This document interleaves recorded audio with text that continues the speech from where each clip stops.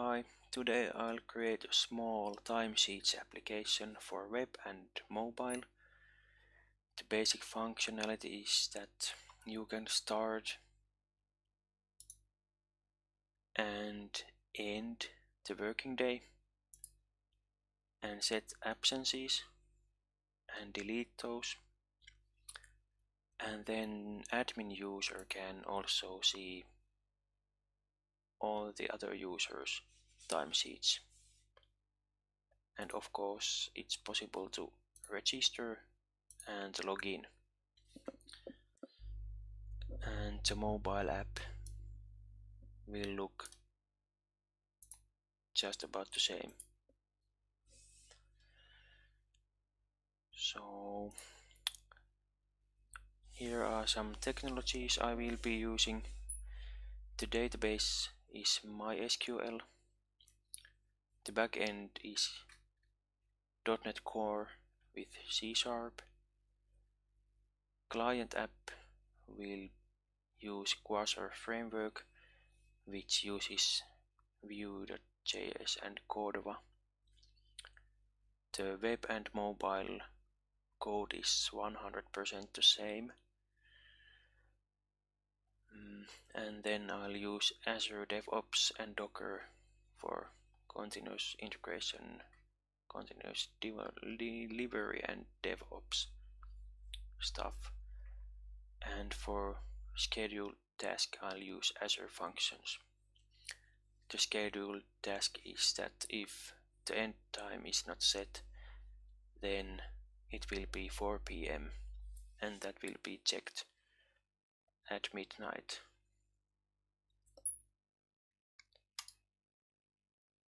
I'll start by creating a new project in my Azure DevOps account.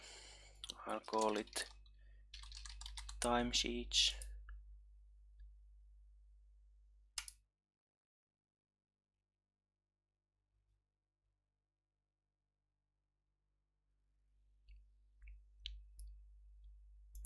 And then I'll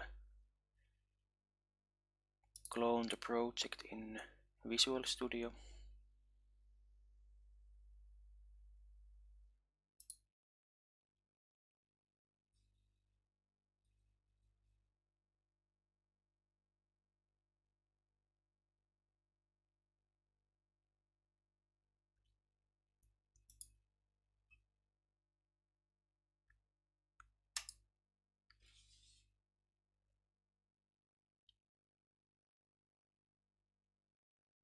Then I'll create a new project.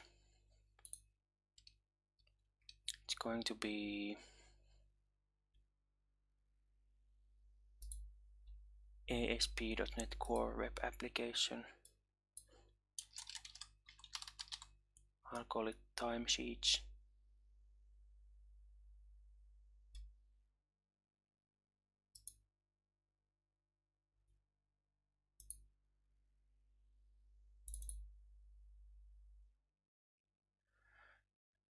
And I'll choose API template and ASP.NET Core 2.2. No authentication. I'll make it myself.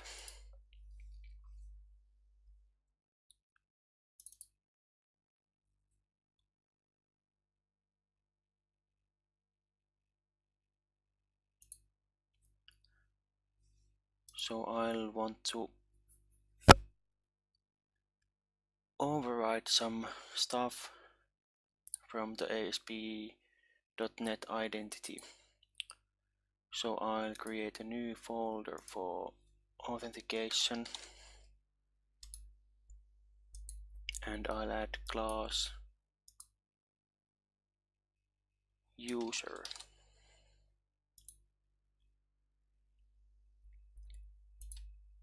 And I will inherit the identity user. And I'll give the ID type. So I'll use int.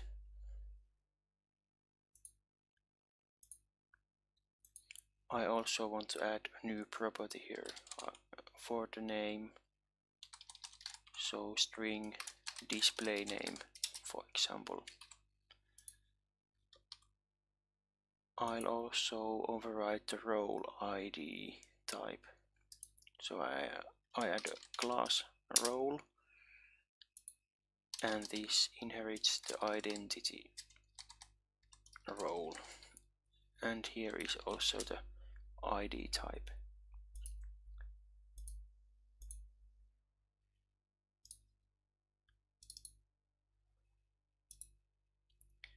And then I'll add the DB context. I'll call it user context. And it inherits the identity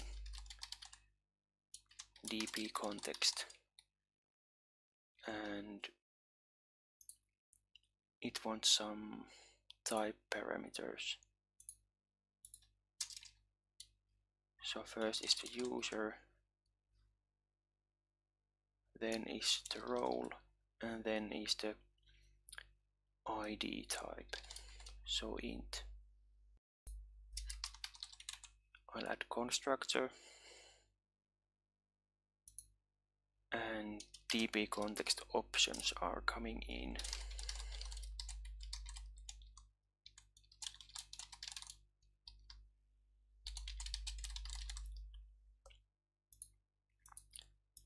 And I'll just pass them to the base class.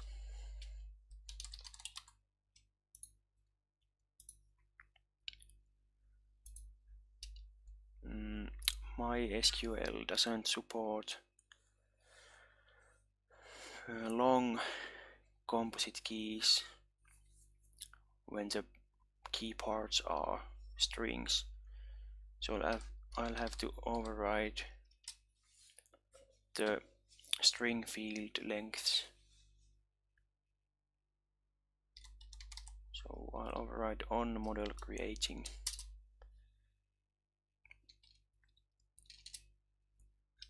And the composite keys are in the identity user login.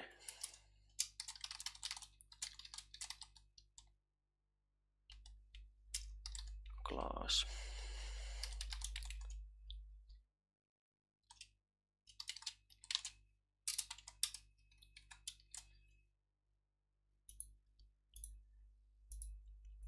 And there is property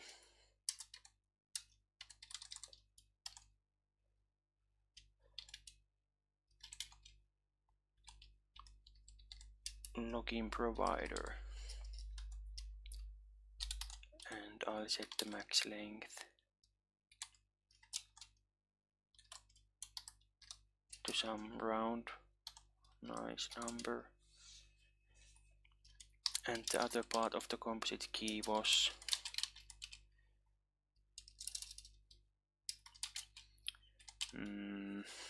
provider key. So I'll use the same 128 characters for that also. And there was another composite key, identity user token. Where was a composite key? And there was the property login provider, and the other one was name.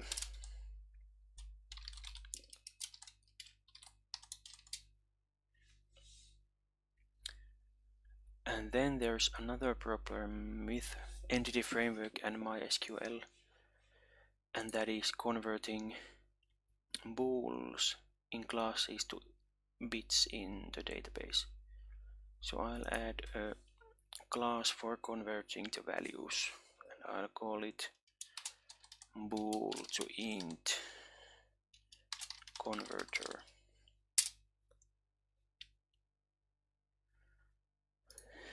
And the base class for that is value converter.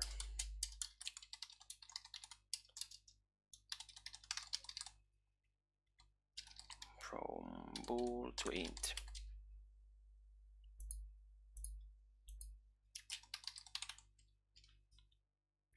And the base class wants the converter functions.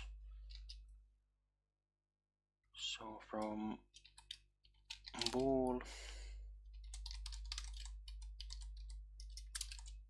to int, and from int to bool.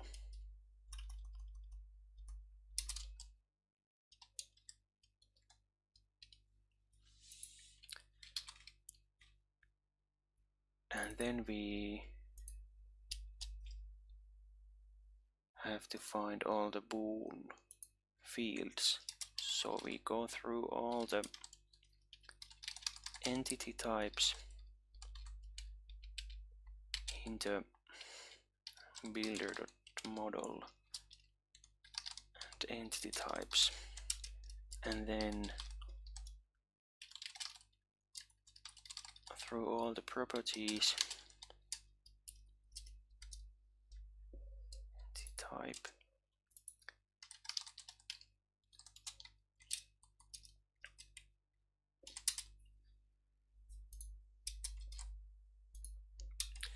and if the property type is bool, then we set the converter for the property, set value converter.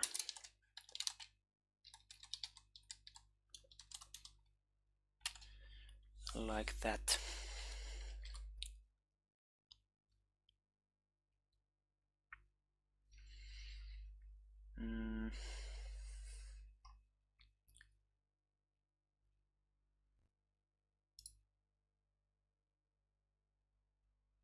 Next, I'll create a new database in MySQL.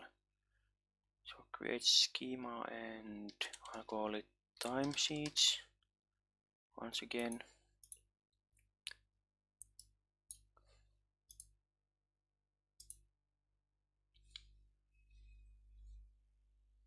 And then I'll open app settings and add the connection string. So new element here, connection strings, and the name will be timesheets, and the value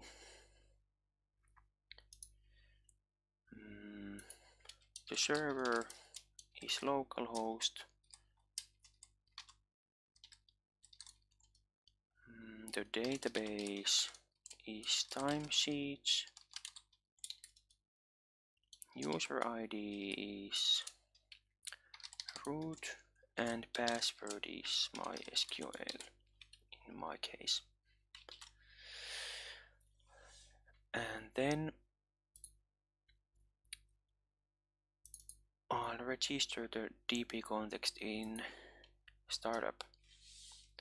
So services, and add DB context,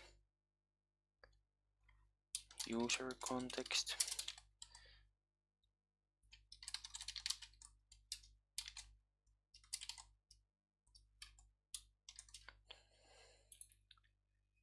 and here is options, use MySQL, and first the NuGet has to be added. So MySQL.data.entityFramework core.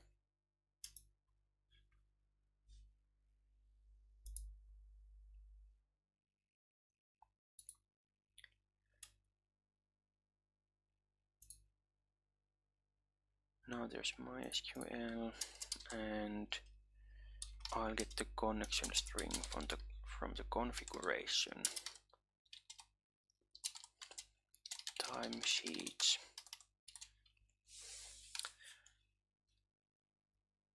Then I'll open the package manager console and add migration. I'll call it auth.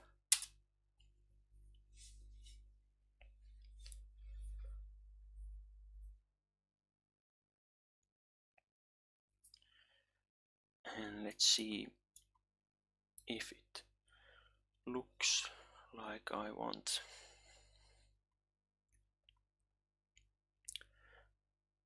So first, those long strings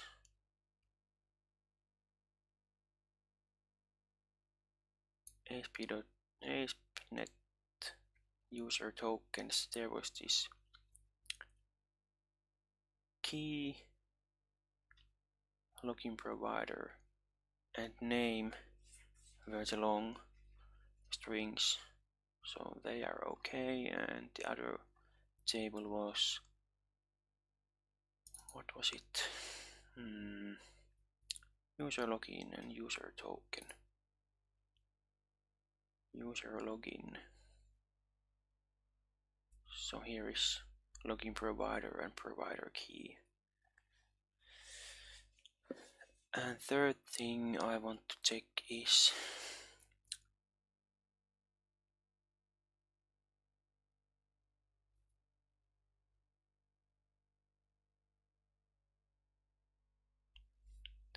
that users table doesn't require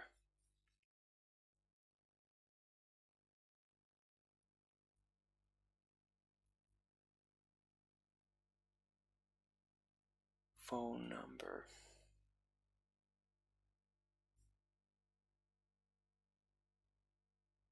I guess that's okay. So now I'll create a script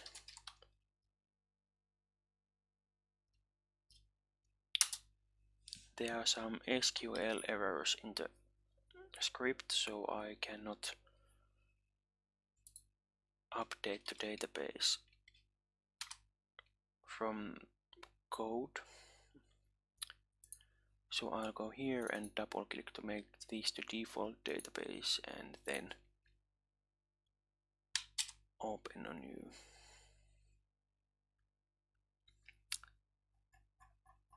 query, and I'll create the migration table, and then I can create the rest.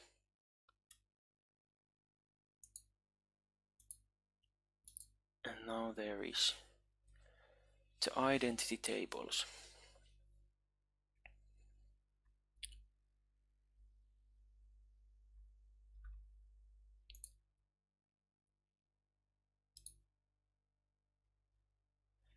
Next, I'll configure the identity or authentication. So I'll go to startup and I'll add authentication.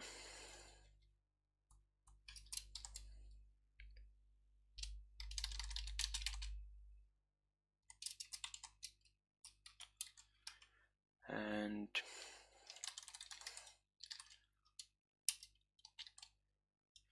I'll add default authenticate scheme from JWT.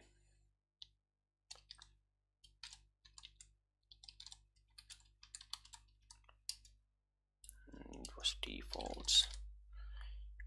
JWT bearer defaults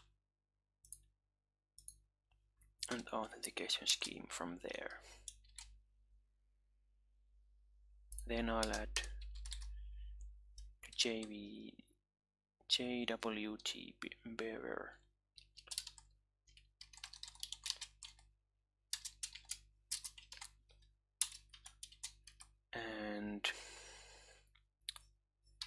I'll need a key to sign the token. So I'll read it from configuration.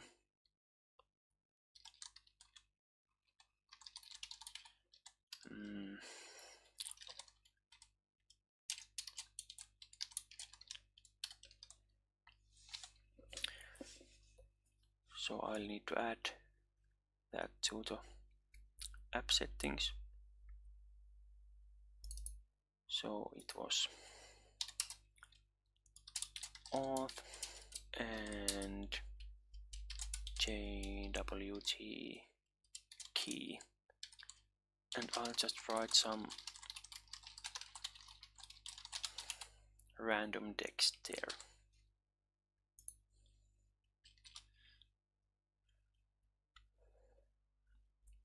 And I'll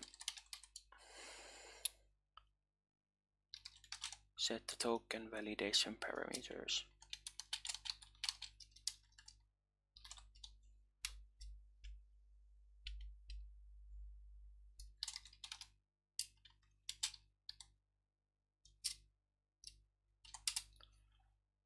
And I'll set the Azure sign-in key, and it's new.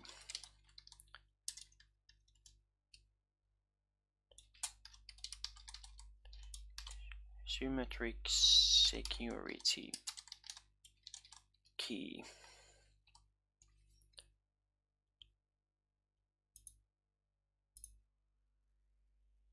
And I'll need to get the bytes from the key.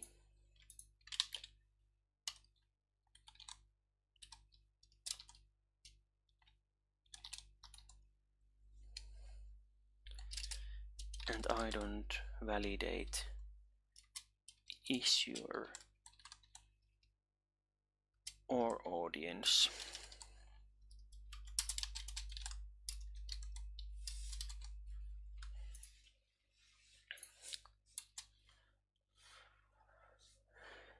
We have the DB context, and then I have to register the identity.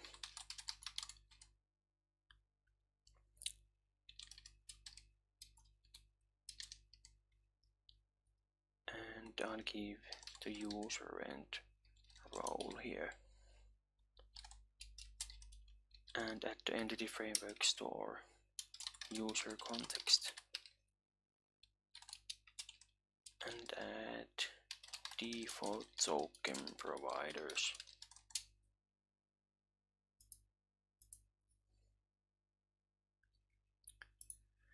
And then I'll configure the identity options.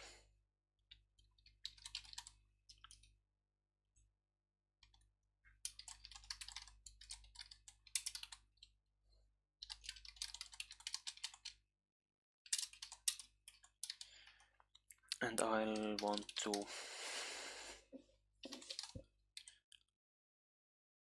I'm finished, so I'll want to add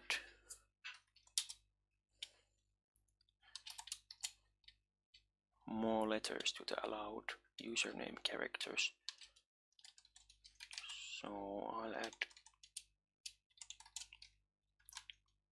those, and I can set password requirements.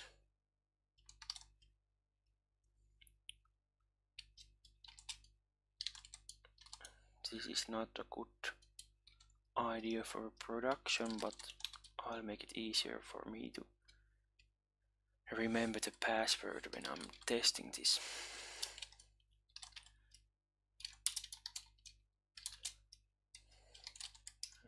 And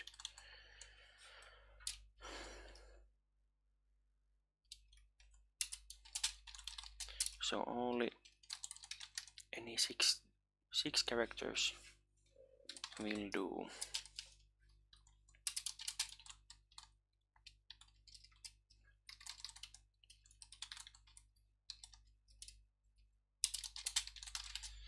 like that.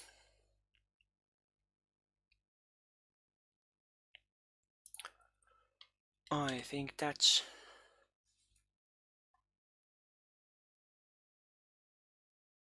about configuring the identity.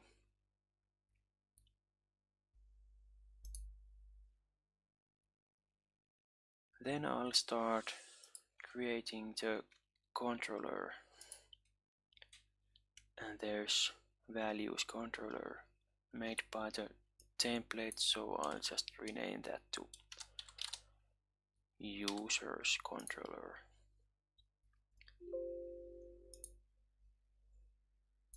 And remove everything. So there will be register and login endpoints at least.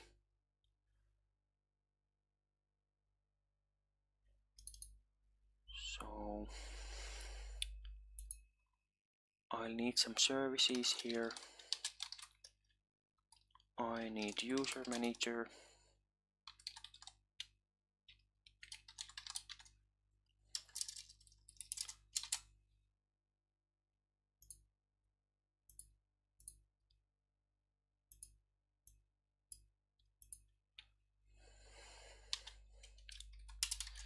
Then I'll need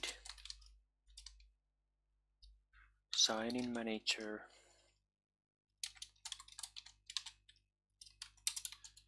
And then I'll need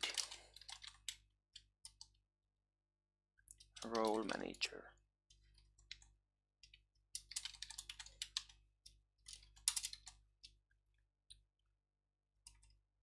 So then I'll create constructor and just get those same services.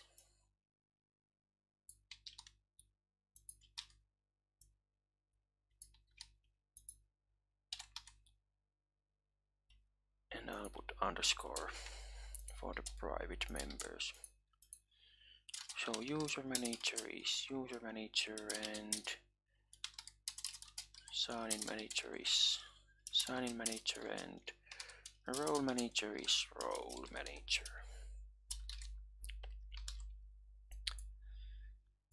Then I'll create endpoint for post and register.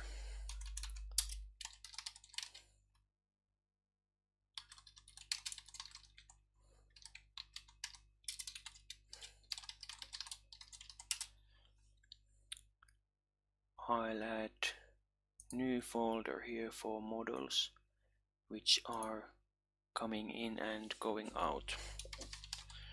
So models, I'll add a class register request,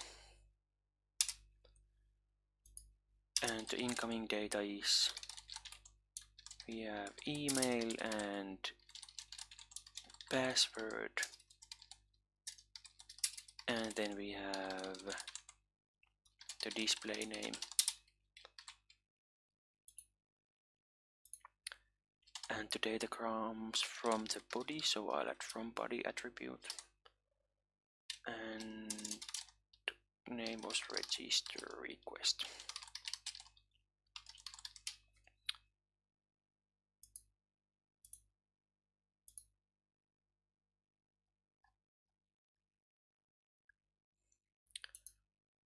And here I'll create a new user.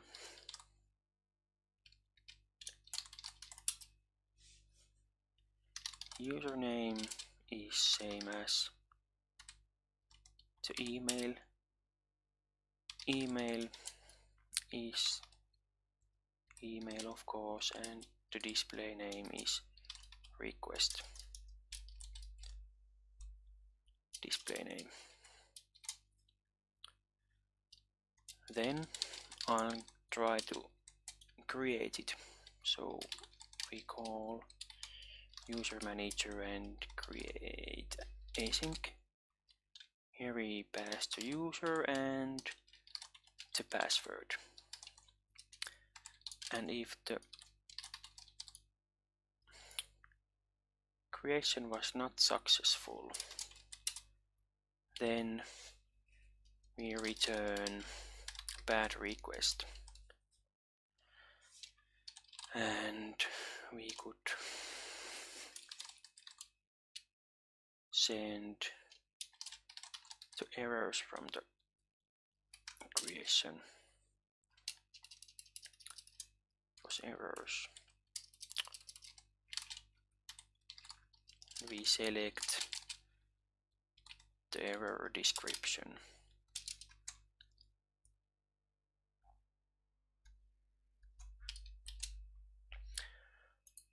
But if it was successful, then we return the access token and other information needed in the client. So I'll create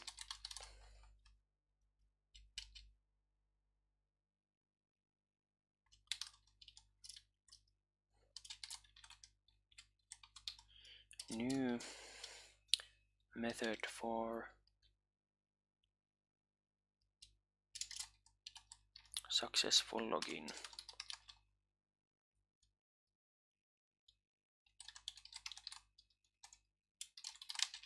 For the user.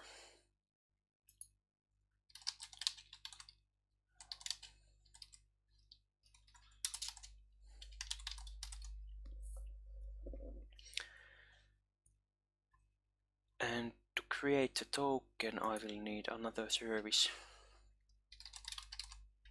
or I need a key from the configuration. So I'll just inject the configuration here.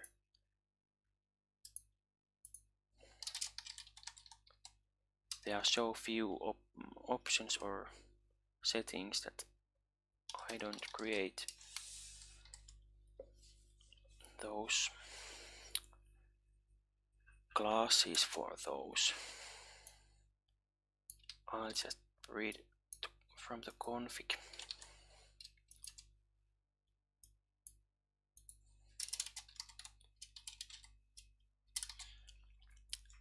And now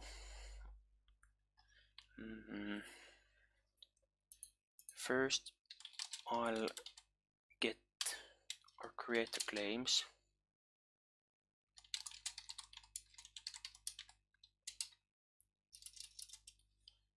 Claim.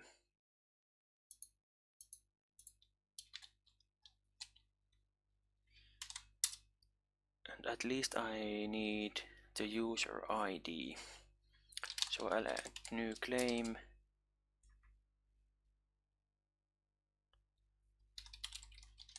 I'll put the ID to name identifier. And the value is user ID.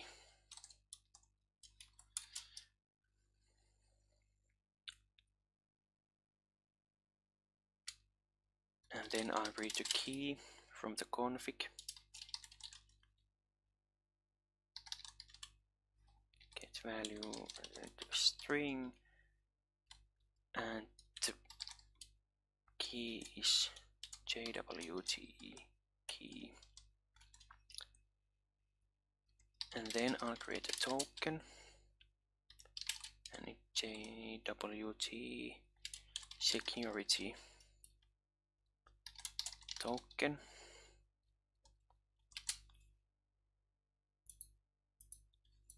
And here I'll set the claims, and it is the claims. Then I'll set the expires to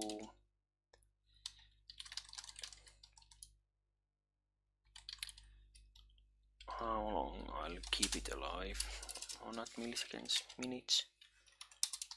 Let's say it's 30 minutes, and then I'll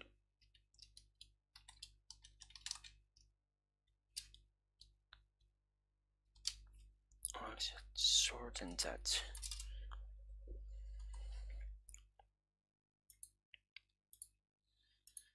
and here I give the same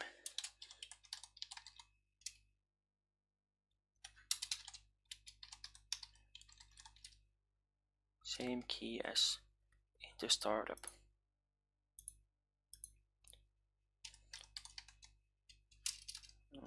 It's 8 and get bytes from the key.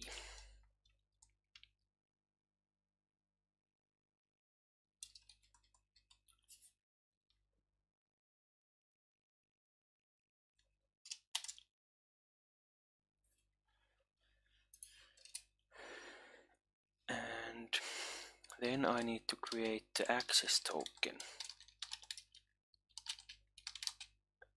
And I'll use the token handler to write the token from the token. And then I just return OK. And I'll create another module. For the response, I'll call it login success response. And there will be access token at least.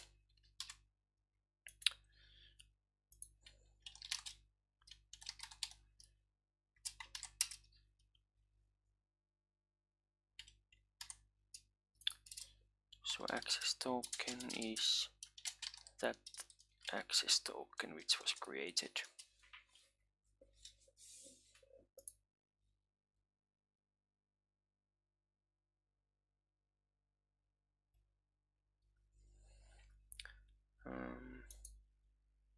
I forgot something. From here I'll need security algorithm.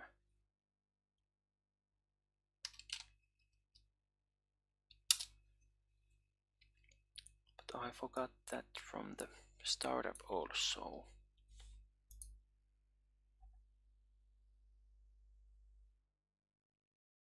No, it's not needed there.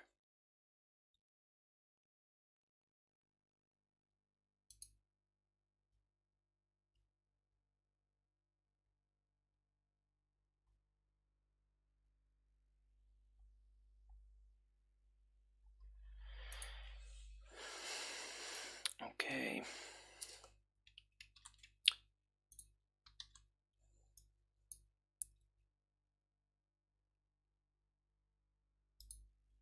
What else? Oh yeah, I'll want to get the roles.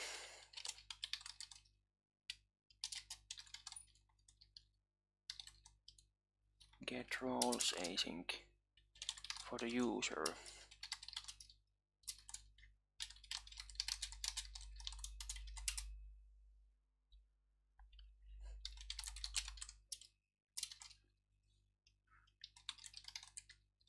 Is there role and role?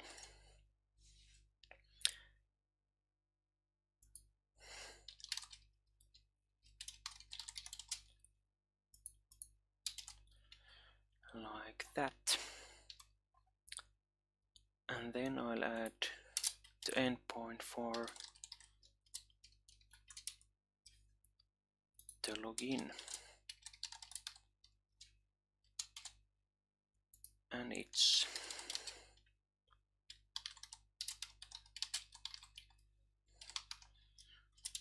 like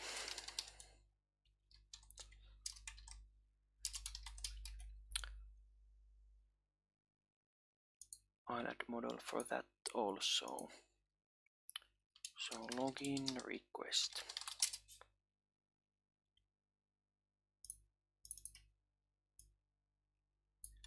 Email and password are there. So that comes from the body also. Login request.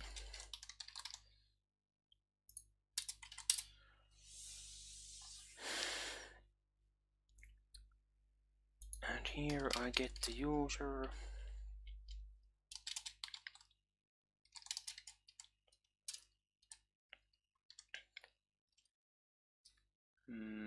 Find by email.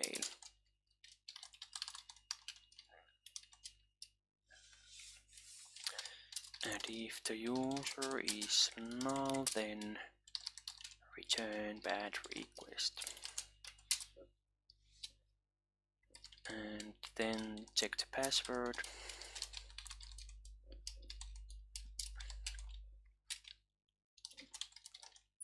Sign in manager and check password to sign in as user and request password. And don't log out. So false. And if the result was not successful, then just return bad request.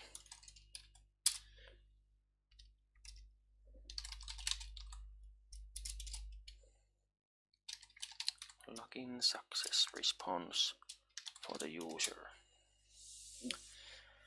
Okay, that's the login.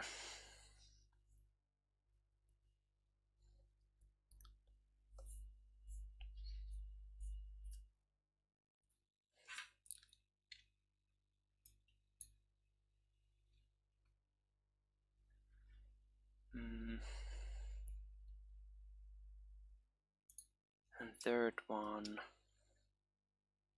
I'll create endpoint that refreshes the token.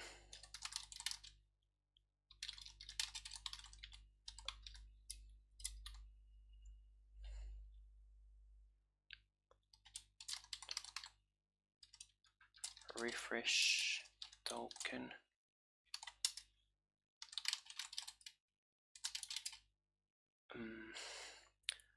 I need to get the user ID, so I'll add a new base controller here, because I will need that in the timesheets controller.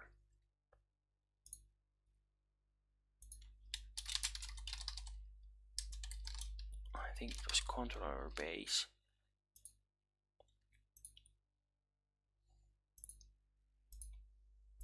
And this is abstract and protected. Int get user ID,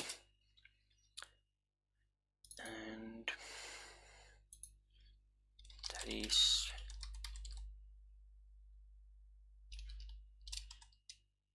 int, so I'll find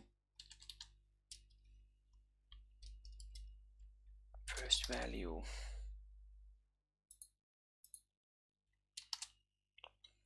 for the name identifier. And then I'll just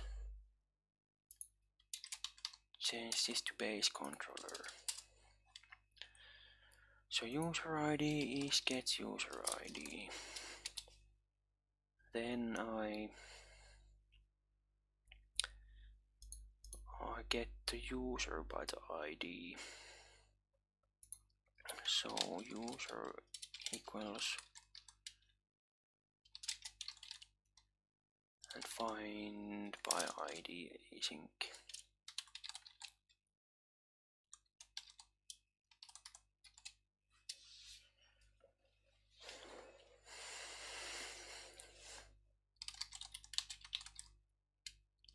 Login success response for the user. Oh yeah, I have to. This is allowed to anonymous.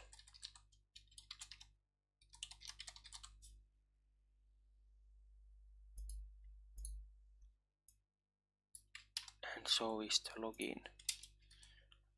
But refresh is not.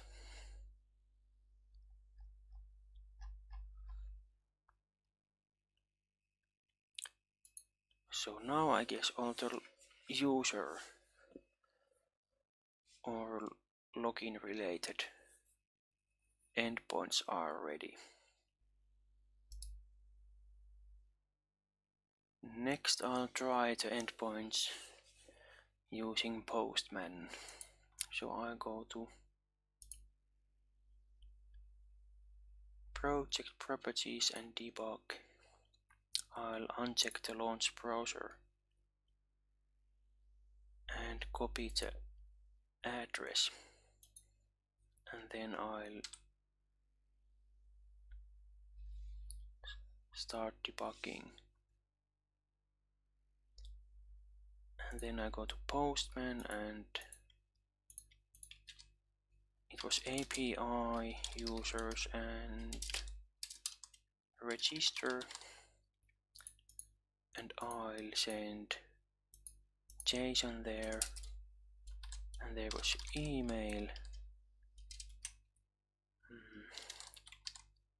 I'll just put something here and password,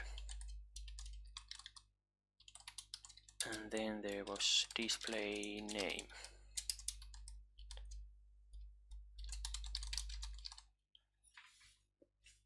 And then I can try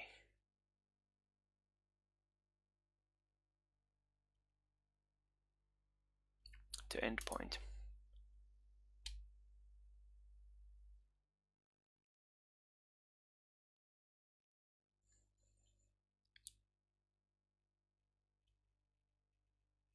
So we get the access token.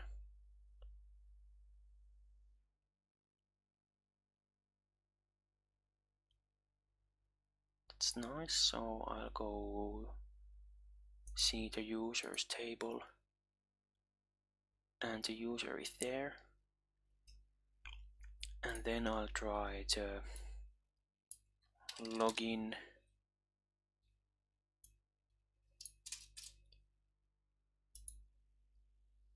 and it's also working. And the third one was,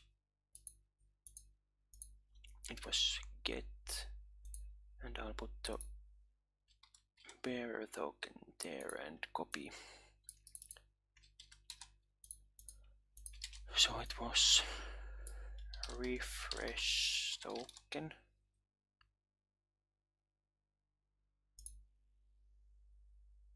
Not found. How did I? Oh, so there wasn't the address part. So refresh token. I'll start that again and try it.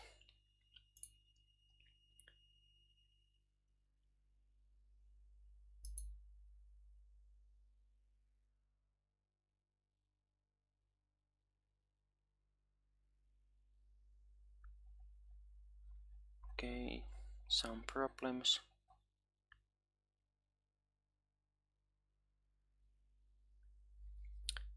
Let's put a breakpoint there and see what happens.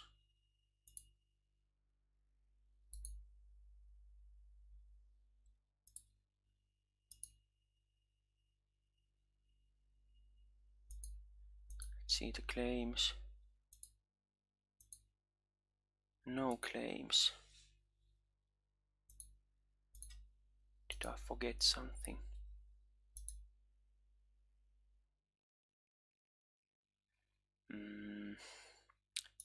Let's go see that.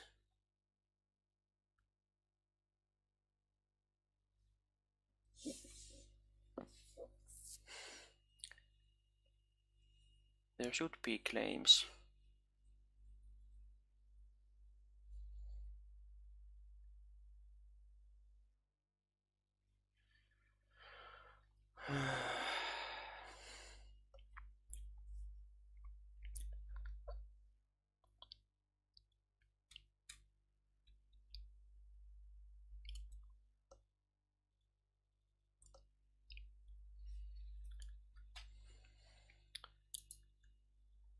Let's let's try the login part.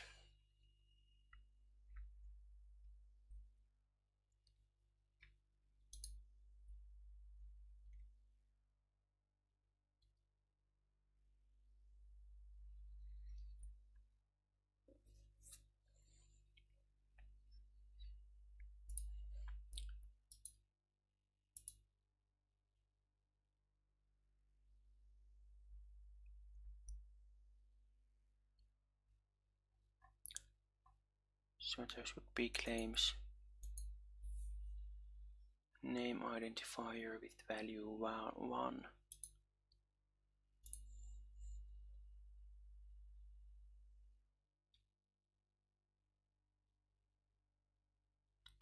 And it's here.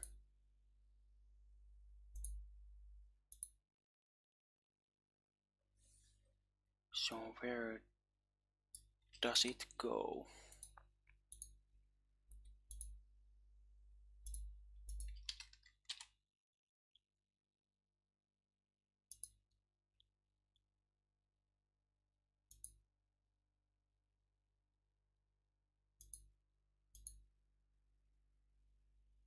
The claims is, oh, I guess I need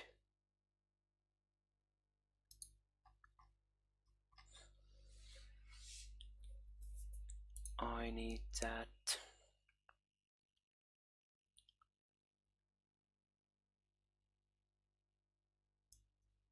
Authorize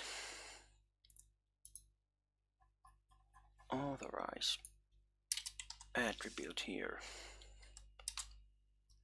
So authorize, and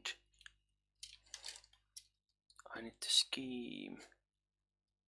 Authentication schemes equals JWT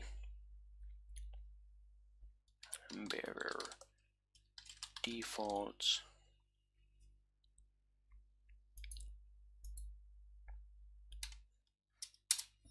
Yeah.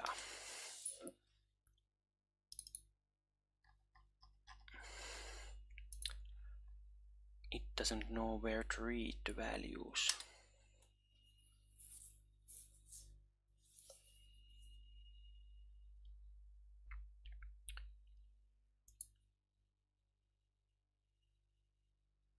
So now, hopefully it works.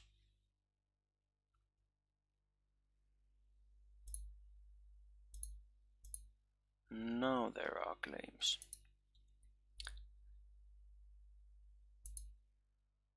And we get the new token.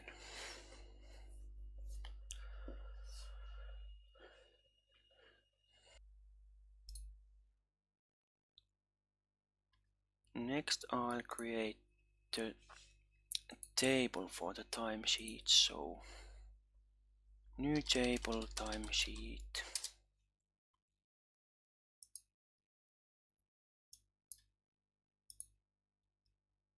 Oh, what did I? Oh, yeah, I forgot to define the column. So ID int primary key not null and auto increment, and then there's user ID also int not null,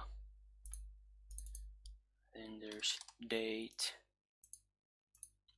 which is date not null, and start time is time not null, end time is time, but it can be null. Then there can be some comment. I'll just use text. I don't care about the length now, and absence for absences.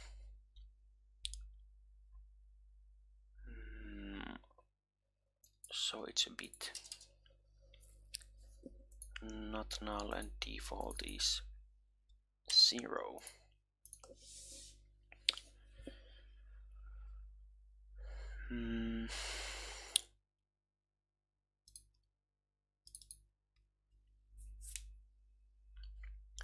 I guess that's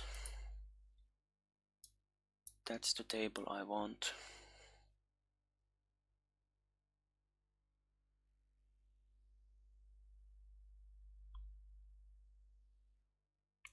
So I'll create that. And I'll also want to index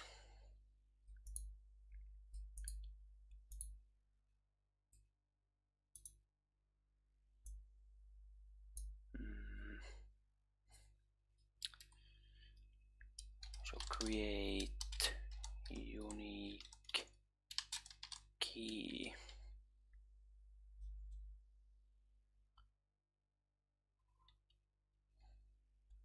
No, unique index.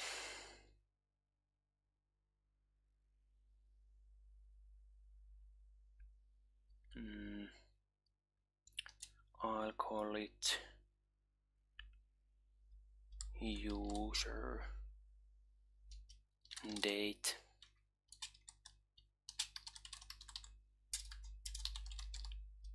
Timesheet, and there will be user ID and the date are the fields which should be unique.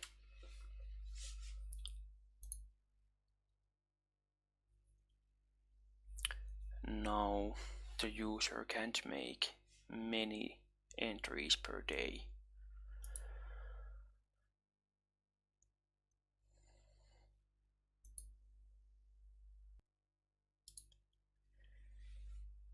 Next I'll create a folder for the data.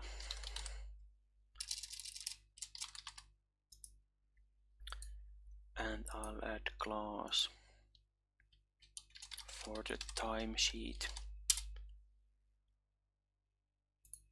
And I'll just put the same fields here that are in the database. So ID, user ID, then there's date and time span, start time and time span, end time, and then some comment, and then there's that absence flag.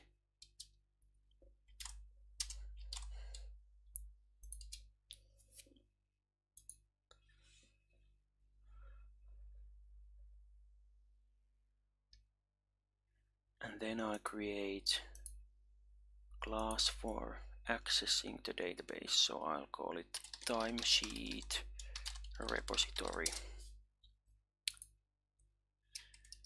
And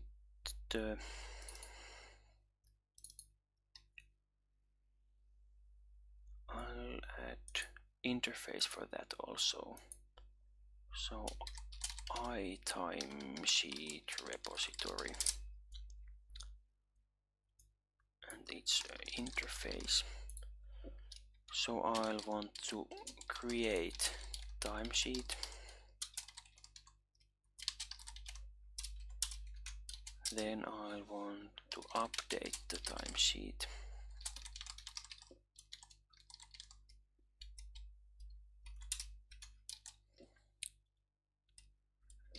then I want to get the timesheet by ID.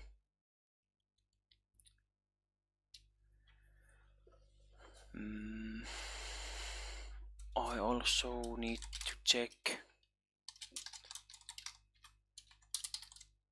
that if user has already created a timesheet for a day. So I'll add getting the timesheet by user ID and date. And then I need a list of timesheets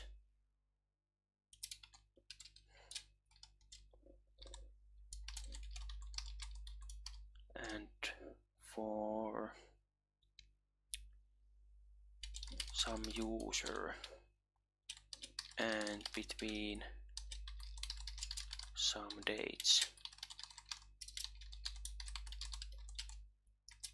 And then also for the supervisor I need the same but for all users. And then I want to delete a timesheet, just giving the ID.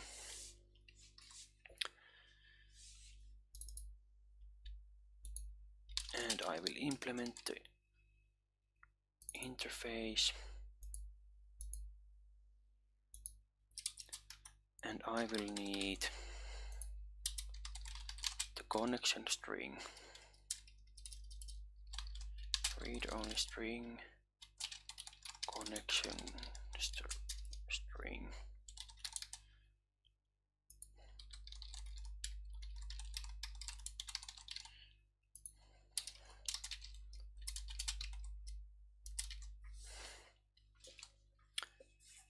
Then I'll add a method to open the database connection. And I'll create a new MySql connection. Was it like that? And I'll give the connection string there. Then I open the connection and then I just return it.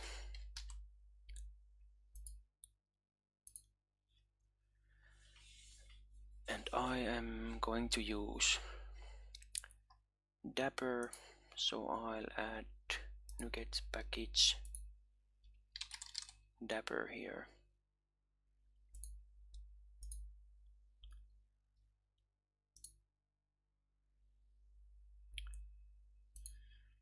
And then I just start implementing these. So using the connection, I'll execute a command, execute scalar to get the value back to ID, and it was int. So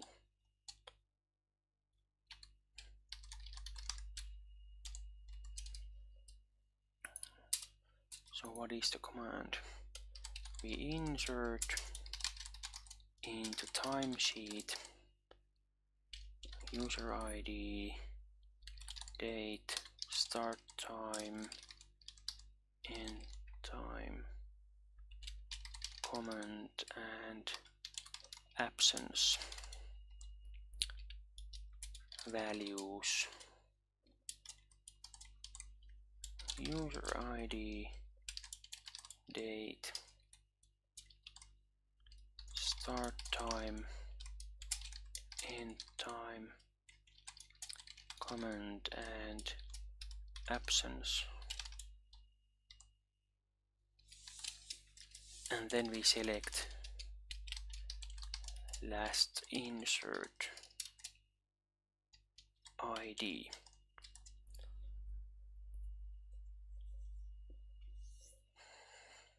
And then I just say that the timesheet ID equals to ID.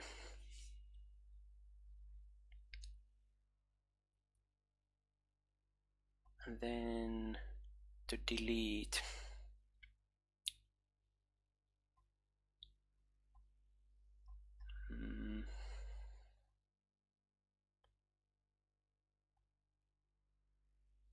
so I'll just use the connection again and just execute. I need to add a Dapper there. So execute delete from timesheet where id equals id and I pass the id.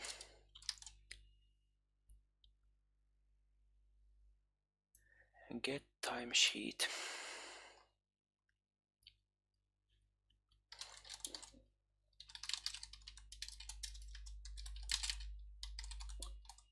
Open connection once again,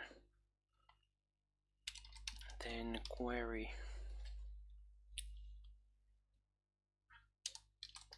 single or default timesheet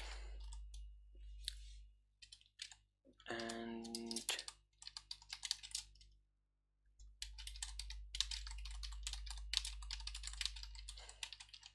select everything where the ID is this ID and return the value. Get timesheets user ID and date.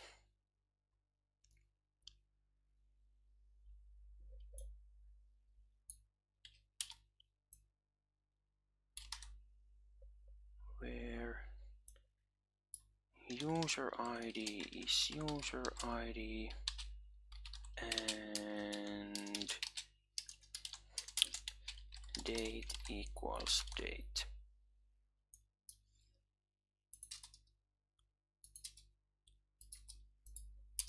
User ID and date. And put date here to remove the time. Then get the timesheets for between the dates. We query timesheets and we return an array of them.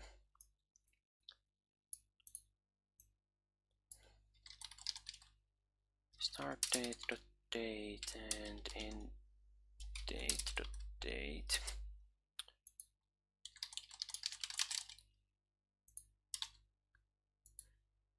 And date equals user ID equals user ID and date.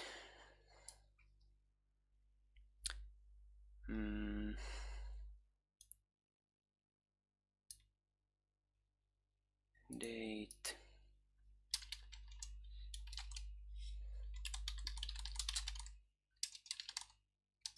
and date is less or equal than end date. And the last one, no, second last, is the same except we remove the user ID.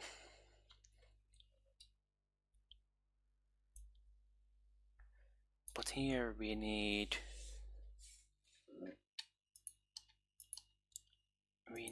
the username.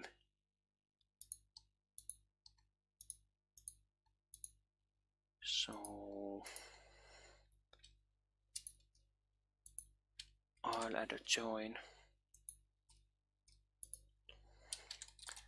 and the table name for the user was ASP.NET users. So ASP.NET users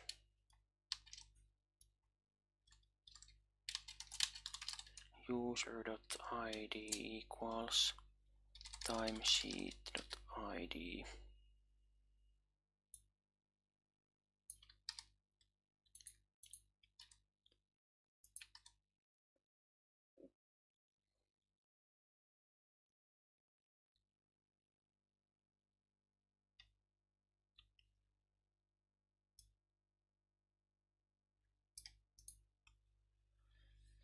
And everything from the timesheet and user display name.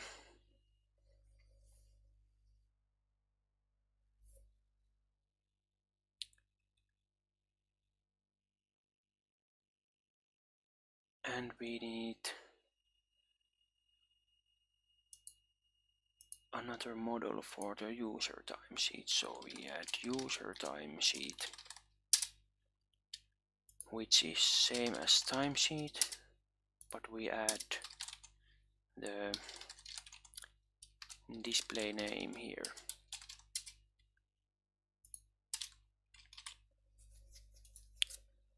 And we of course need to change that also. So this get timesheets, which doesn't have the user ID, we need to get the display name. And the last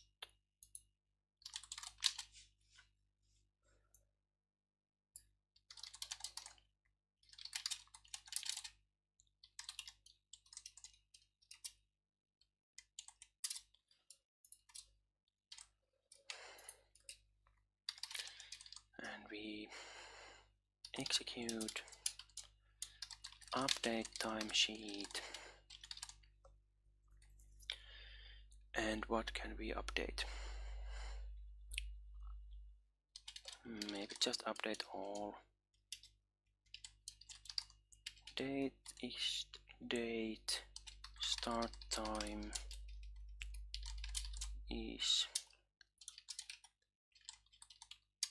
start time, and end time is end time, and what else?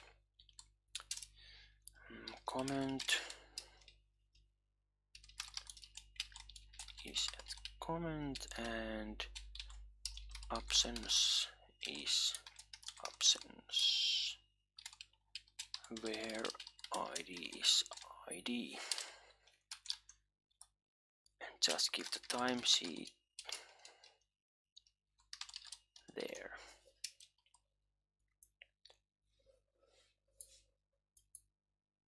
Maybe I'll format that.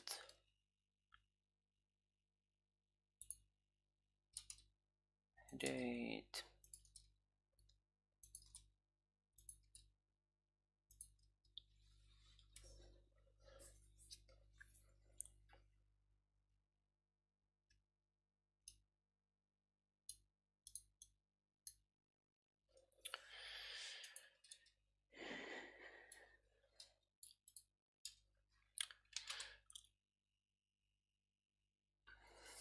I guess that's the repository. Now I'll create a timesheet endpoint, so I add new controller, timesheets controller, and this inherits the base controller, and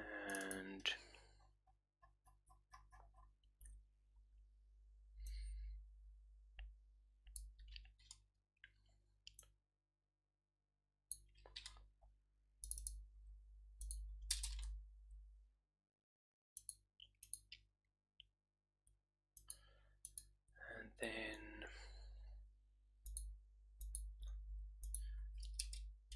I of course need that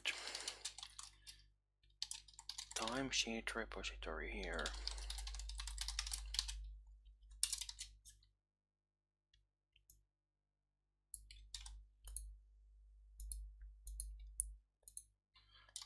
And a constructor.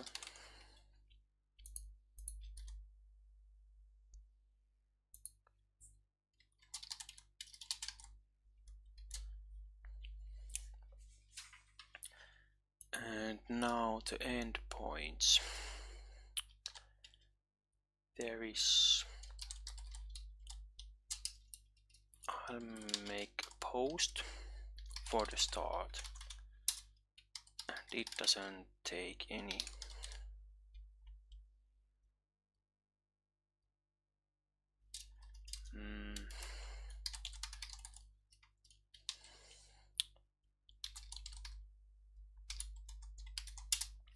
doesn't take any parameters. So the start time is the current moment, and then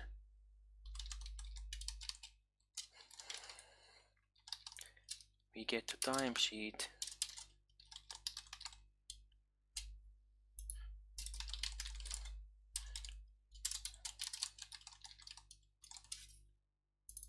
for the user and user ID and start time date. And if the timesheet is not null,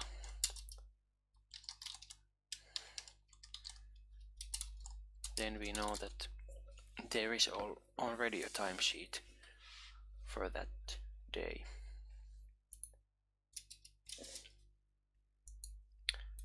I'll rename that to existing timesheet. And then I create a new timesheet.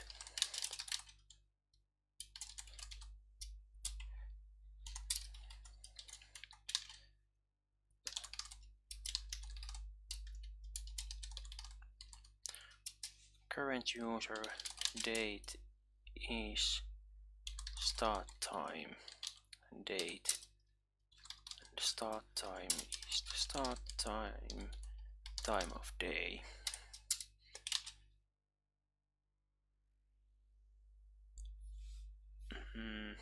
No end time comment or absence. And then just create timesheet,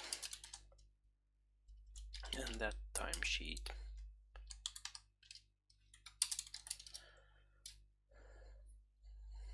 and then return some response. So I'll add class timesheet response, and basically that is the same as the timesheet.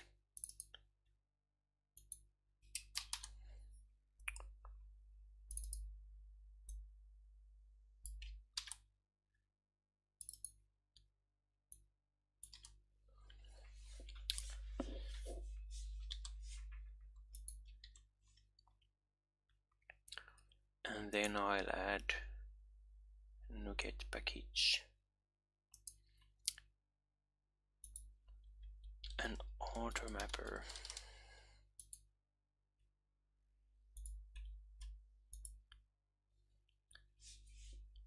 because I don't want to copy the values by hand.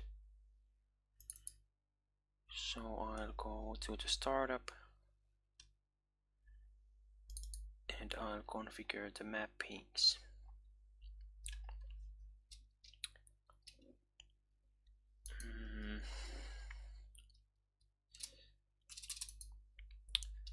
Okay, first I'll add the repository here, the timesheet repository, since I haven't done that yet.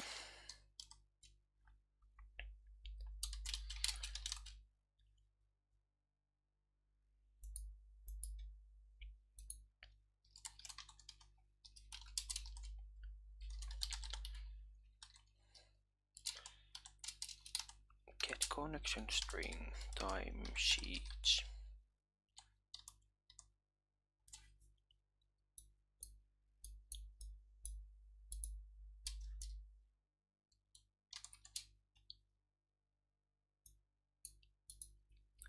Then I'll create a mapper, so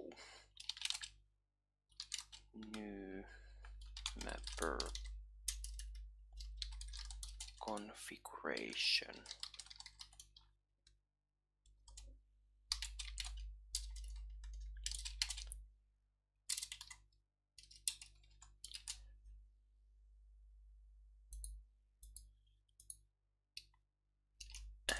create a mapper and services. Then I add the mapper here.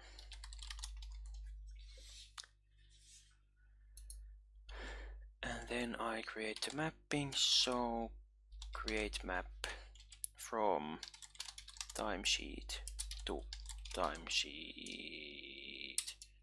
response.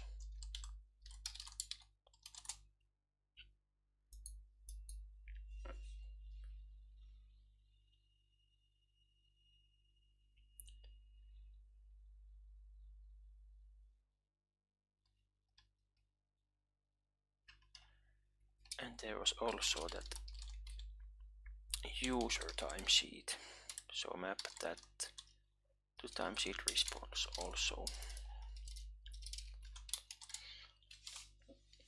Okay, like that. And then here, oh, I didn't have the mapper here yet, so iMapper.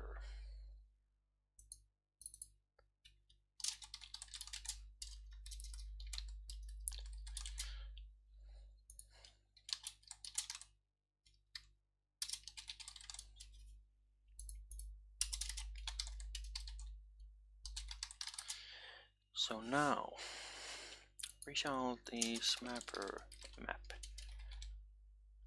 timesheet response that timesheet, and then just return OK and result.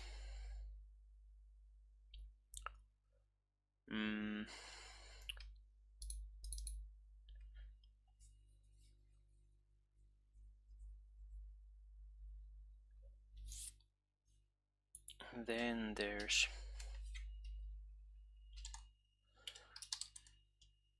the endpoint, so I'll use put, and the address is, or the path is ID and end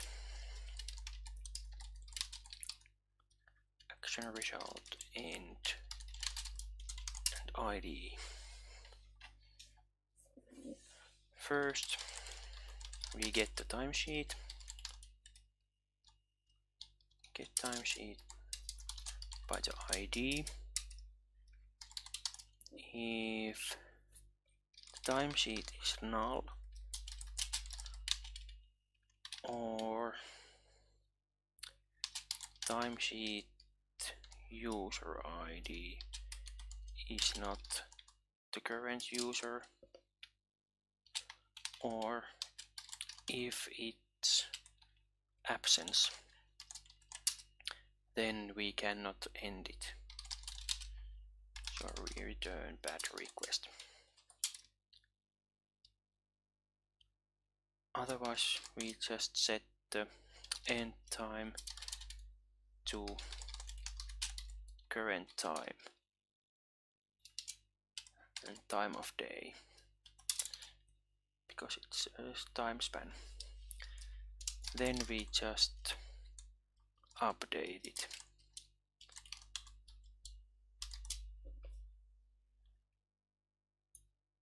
And maybe just return the whole response or the object back.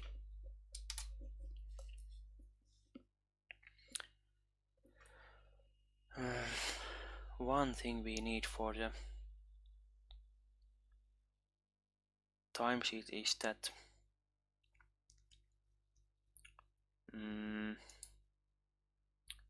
flex time calculation. So I'll add that.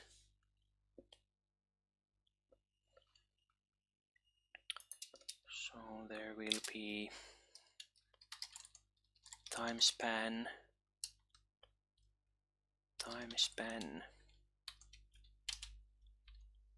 flex time. which needs to be calculated. So I'll add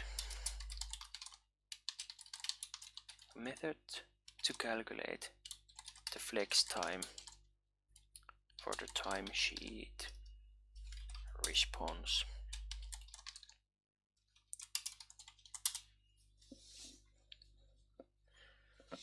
And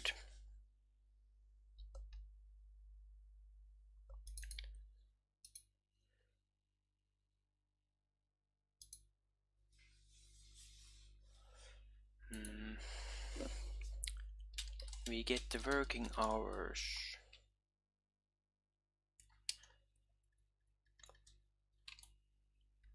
So if the time sheet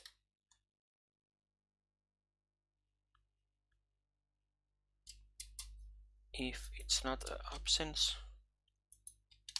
and if the end time has value, then we can calculate the flex time, and we get the working hours by subtracting the start time from the end time.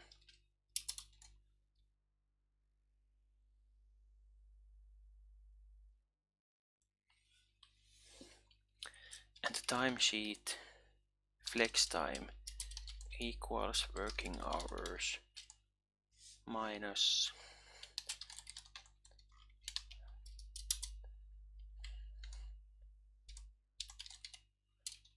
it's 7.5 hours, and we can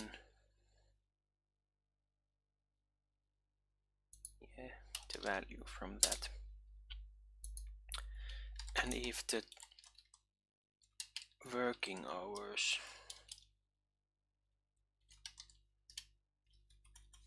is more than 6, then we can subtract the lunch from the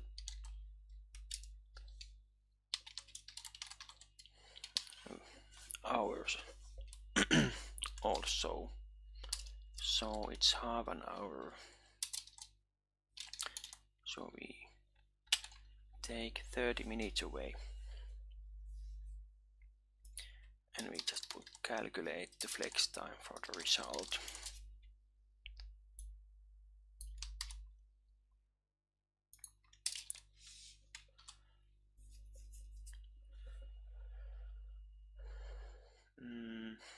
And then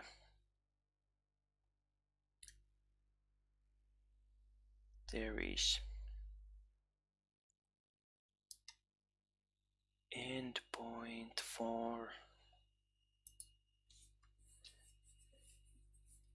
listing the timesheets. So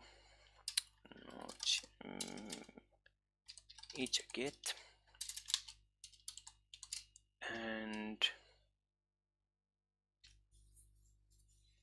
just get.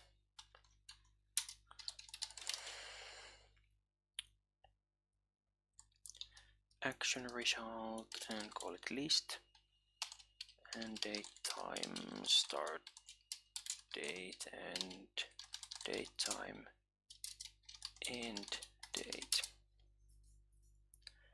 We get the timesheets, and that is timesheets repository get timesheets, and get user ID, start date, date, end date, date, and we map the result again.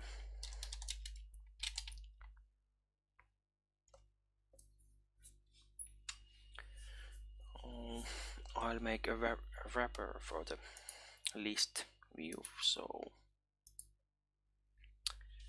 it's user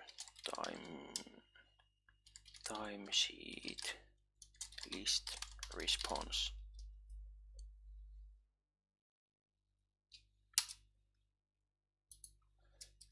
And it has timesheet response timesheets.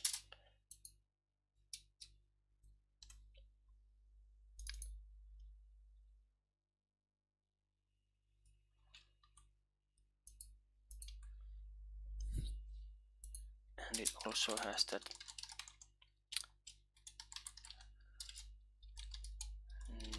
username there.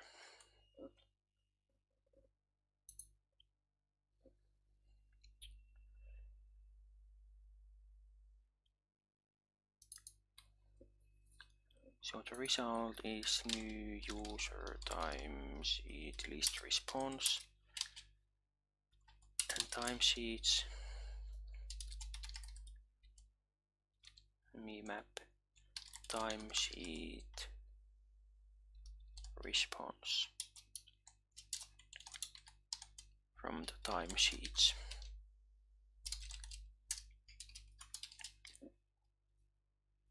And we calculate flex time for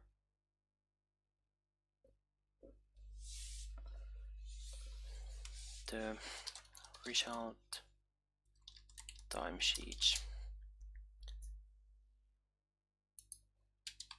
We change this to array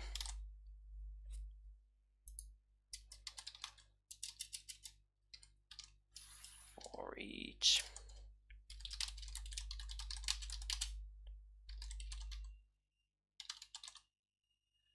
timesheets.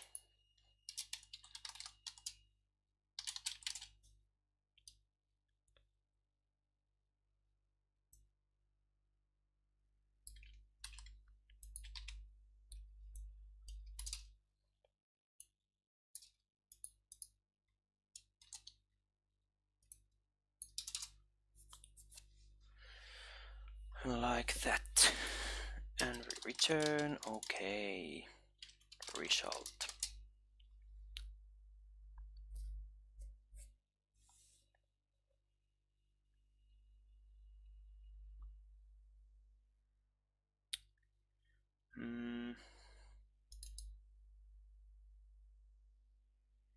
Yeah, we need to calculate the flex time for the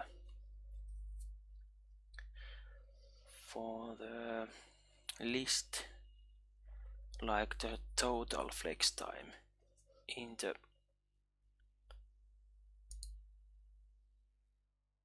time span.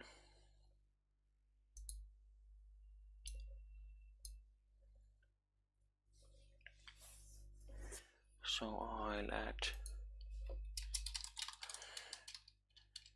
another calculate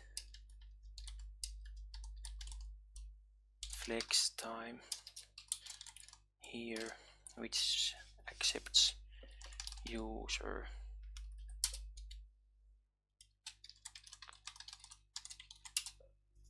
like that. And first we calculate the flex time for the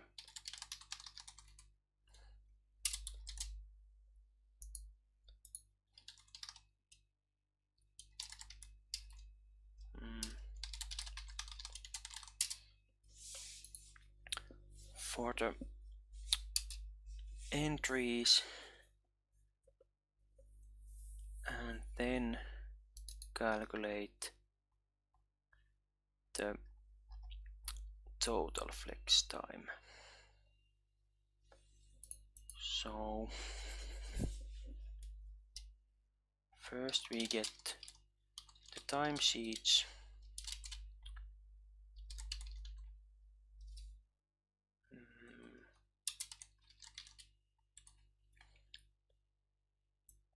where it's not absence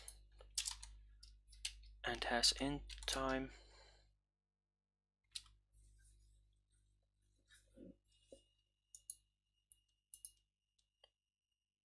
Or maybe I just change it to time span, nullable time span, I mean.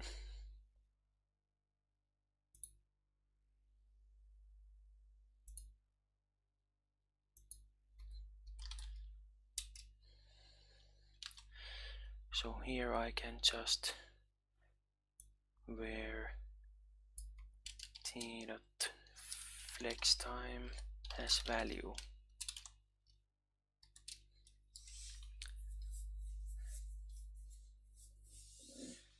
and timesheet list flex time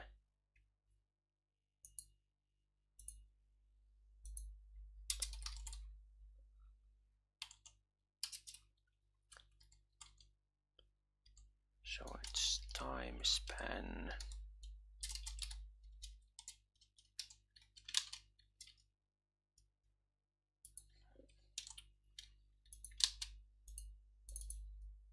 flex time.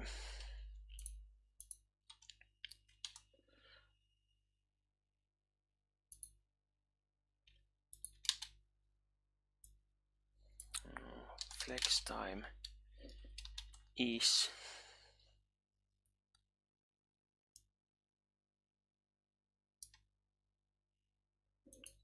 its time span from seconds, for example, and then we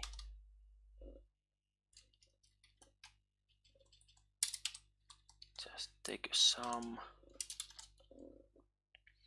from the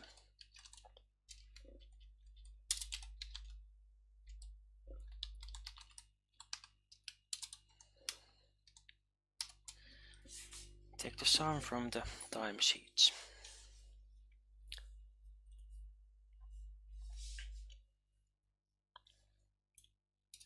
And now we can just change that.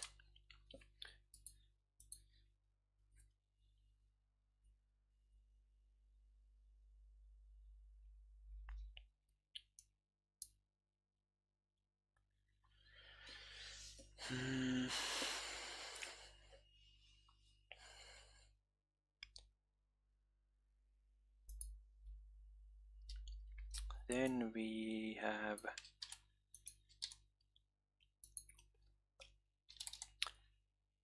the supervisor or manager view.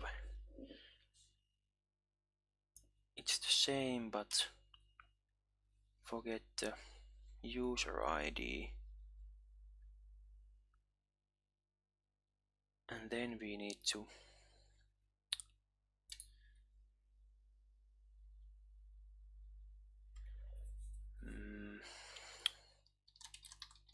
group the timesheets by user ID and display name, and then we order them by display name, and then we select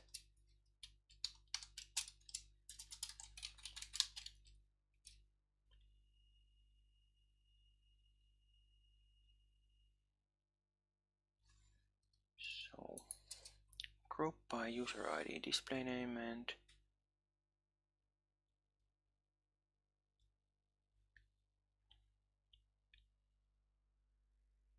what is wrong with this?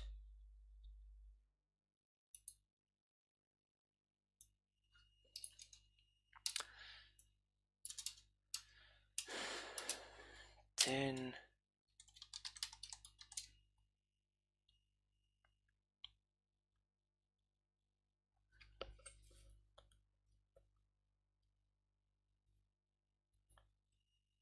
why doesn't it like that?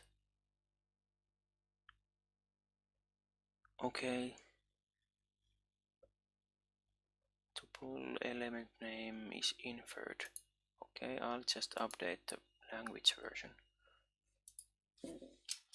And I select so group and new user timesheet list response.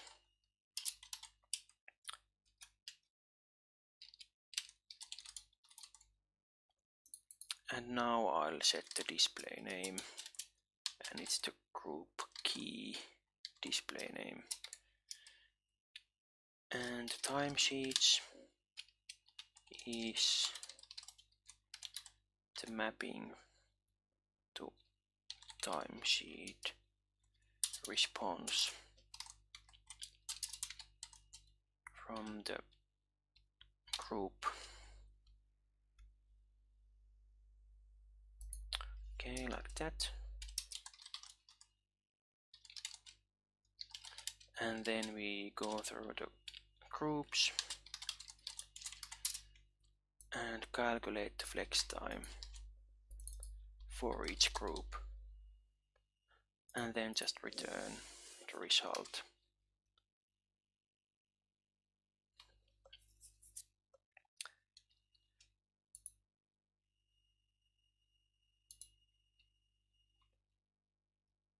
Then there's the endpoint to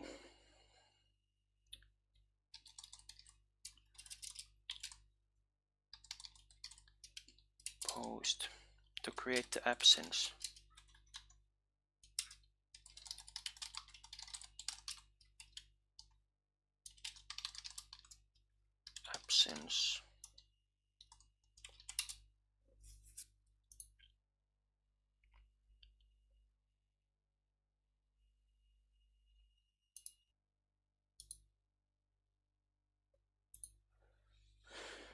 So first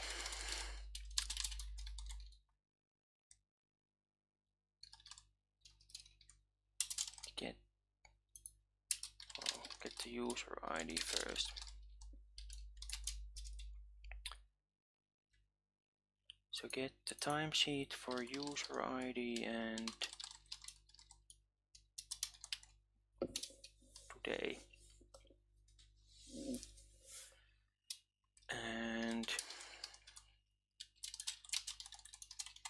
And if there is a timesheet, just return batch request.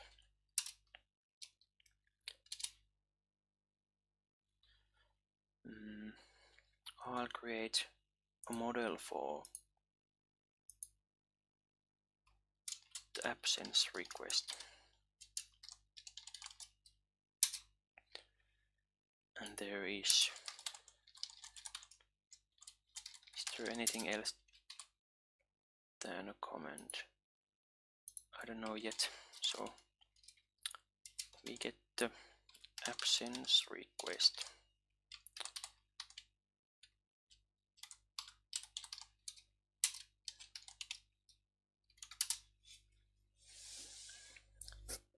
From the request body and create absence,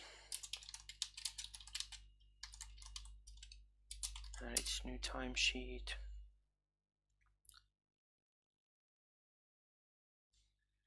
So user ID is user ID, date equals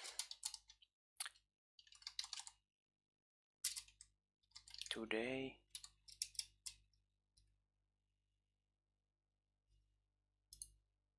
no, actually you can set the absence for other days.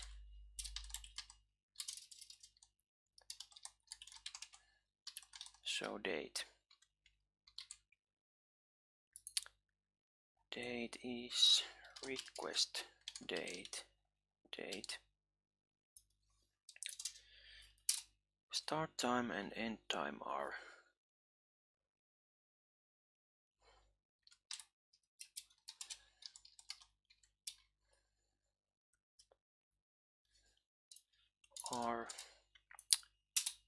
zeros, or they don't matter. And the comment is request comment. Okay, that's the absence. And then just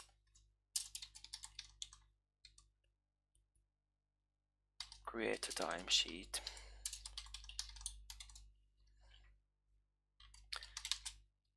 And then just map to the same model as before. No need to calculate the flex time.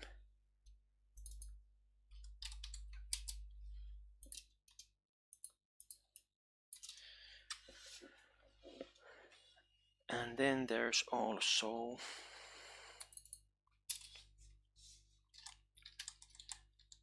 possibility to delete the absence. So I'll just put a row to absence and then the ID. And action result delete absence.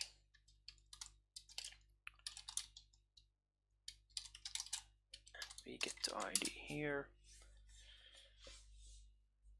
And we get the timesheet from the repository. Get timesheet and we use the ID here. And if the timesheet is null or timesheet user ID is not current user, or if it's not absence, then it's a bad request. Otherwise just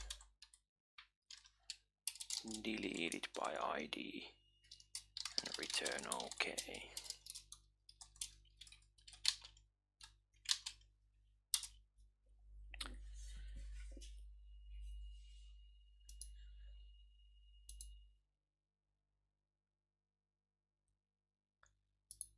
I think that's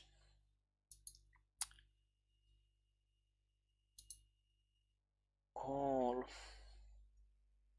endpoints we need.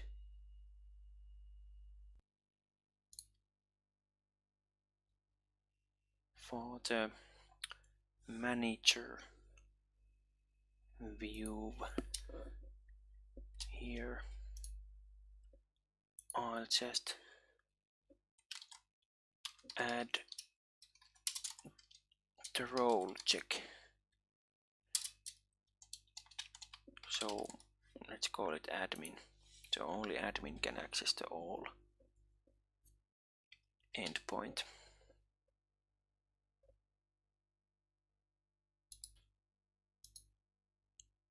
Now I'll create the client application. I'll open PowerShell window here. And I'm using Quasar framework. So I'll use the CLI to create the application. Quasar create directory name and then B and dev for beta version.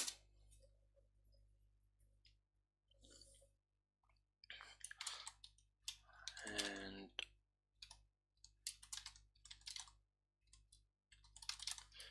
I'll give some information about the application.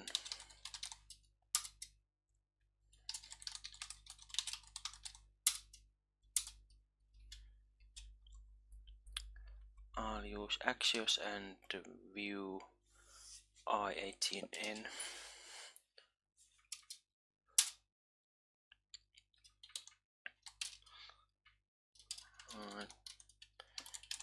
And then the mobile application name. And use npm.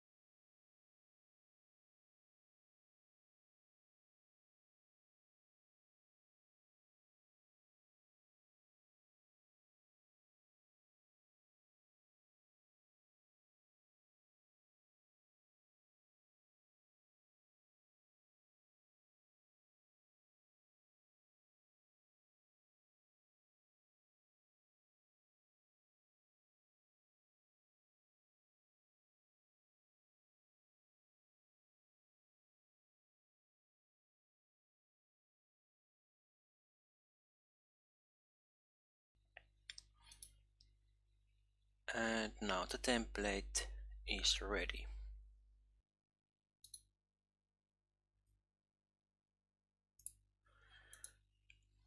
Now I'll start the dev server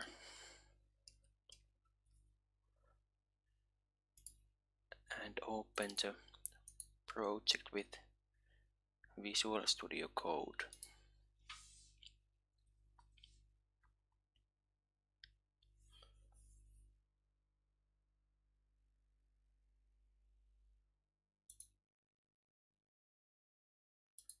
And first I'll create a register page.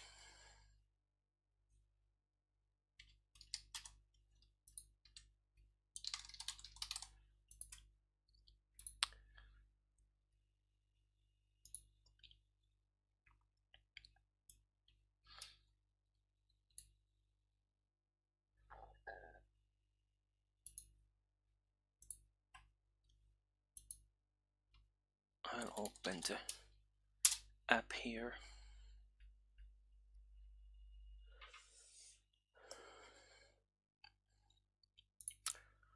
So register.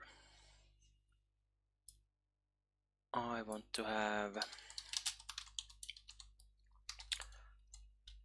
just some fields there.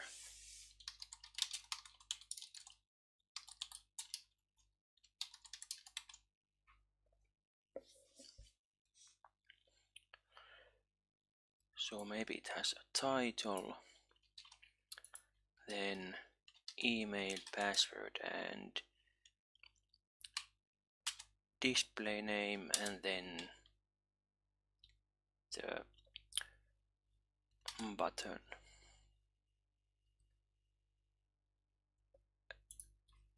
First title, I'll just put register.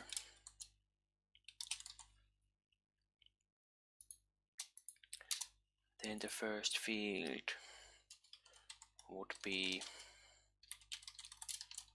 the email, and it has a label.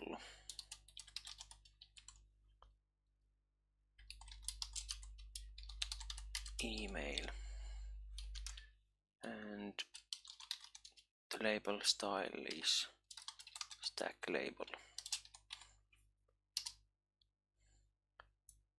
And the next one could be the password.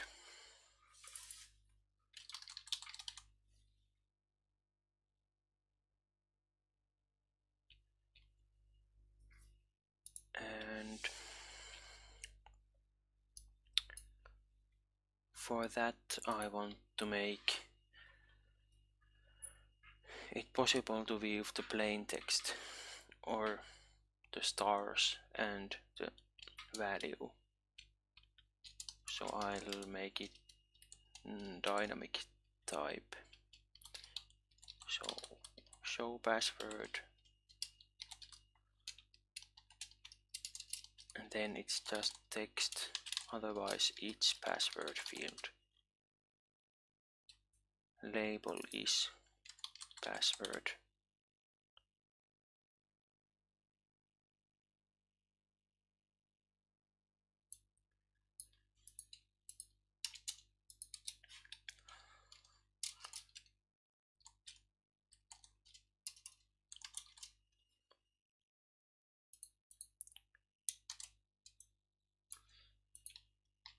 And I want to add the icon to change between the states. So I'll add icon there.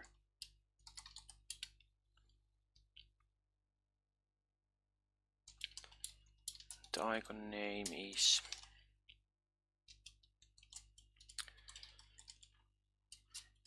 if we are showing the password, then it's visibility, otherwise the icon is visibility. off. That is the icon name.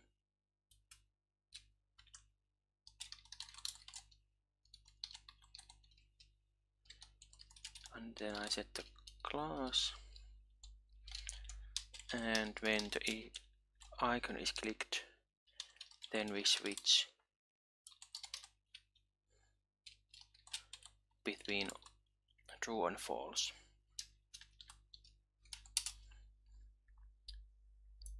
And we want to put that at the end of the input field. Then we add the third field, and it's going to be display name.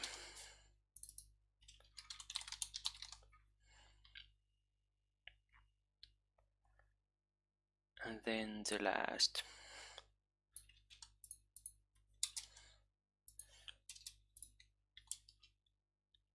I put the save or register button here.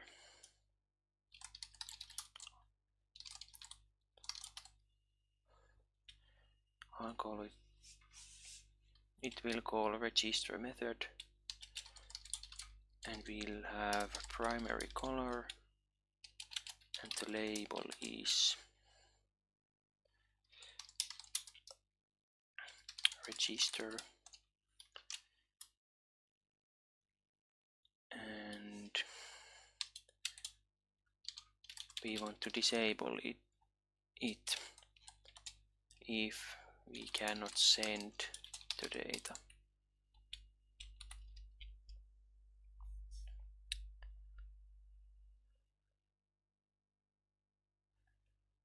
And then I'll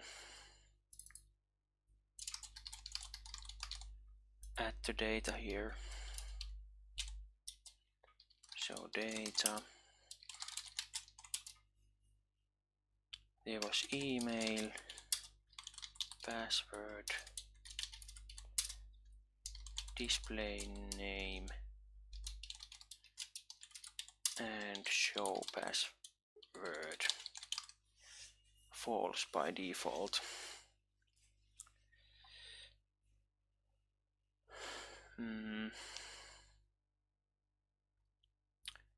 Then I'll add computed fields,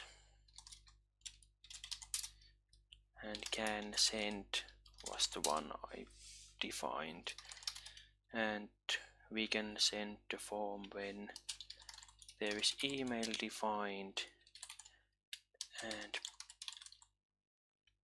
password and the display name. It's not formatting this, so is there some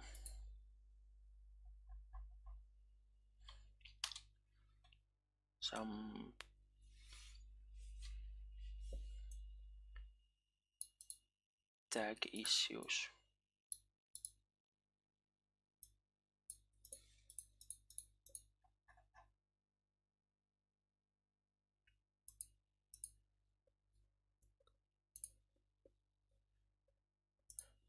Well, I'll create a route and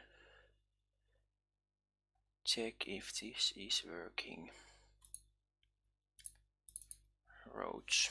So I'll create route for register. Name for that route is register, and component is register.view.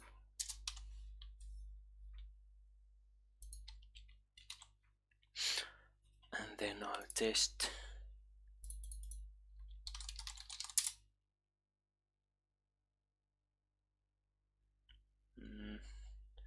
Oh yeah, I have to go to quasar.conf.js and add the components. So I added queue input, button is there, and icon is there.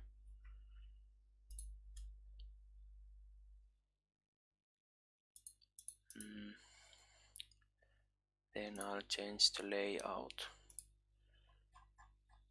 So this file.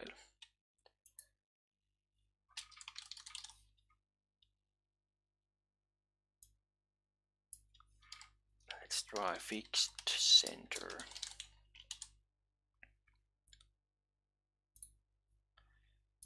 Yeah, now it's better.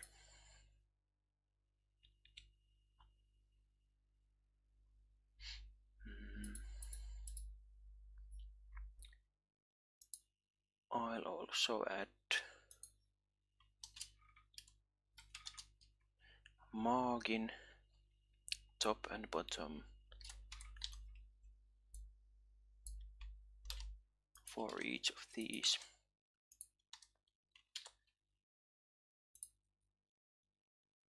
Like that, and I guess that the fields could be a little bit wider.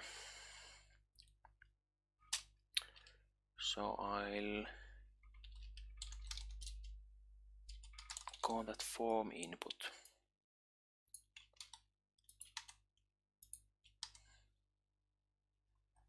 And then add a style which is scoped to this component. And I'll put some width here, like 300.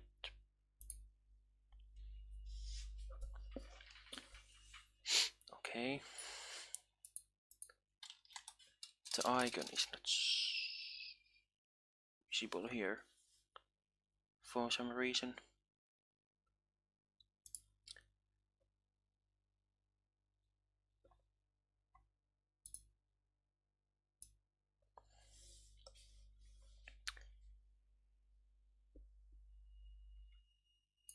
I think there's some issue because this is light blue. Oh yeah, the icon element is not closed. Now I can switch between the states, and now I'll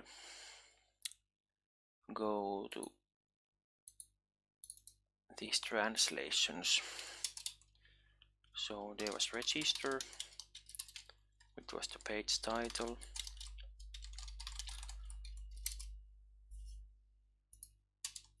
and then were email and password, display name.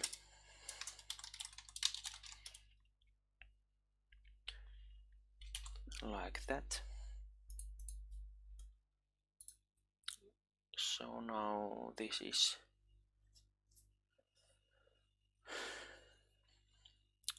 okay, this UI, and then I have to add, of course, the method which is called when clicking the button. So methods and register. Okay, now I need the API, so I'll add new file, api.js.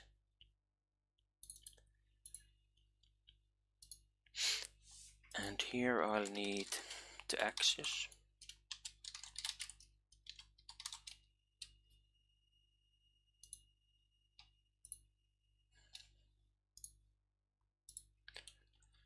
And then I will need session storage.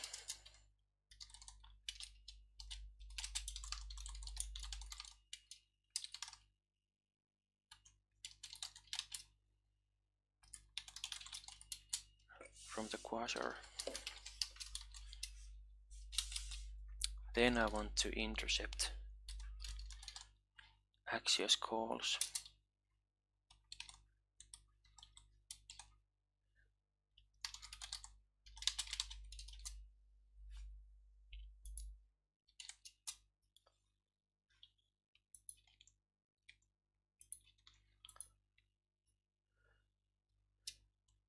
and I'll want to take the access token from the session storage. So get item, and I'll call it access token. And then I'll put the token to the config and headers, and it will go to authorization. And this will be bearer, and then the token.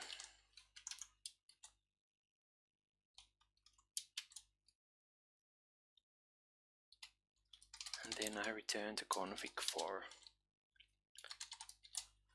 other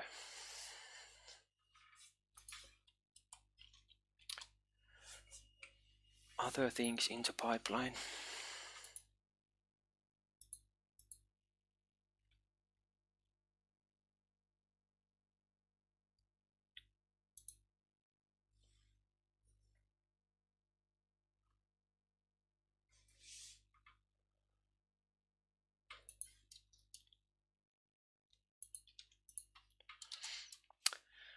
Okay, so now the API.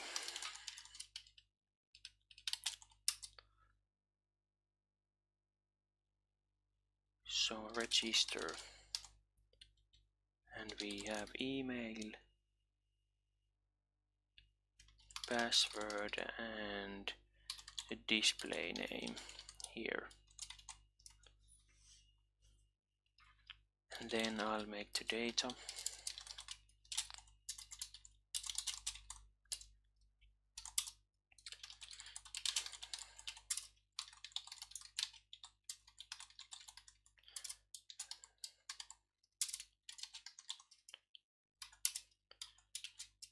And then I'll just make a post to users and register with the data. Yeah, I also need to put the base address for the API. So if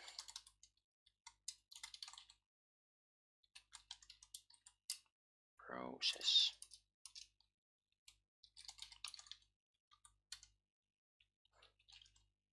environment, if we have production environment, then the base URL is something which is not yet known. Else we put the local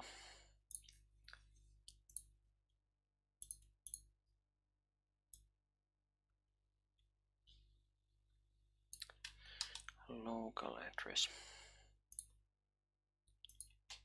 there. So now we have the register API.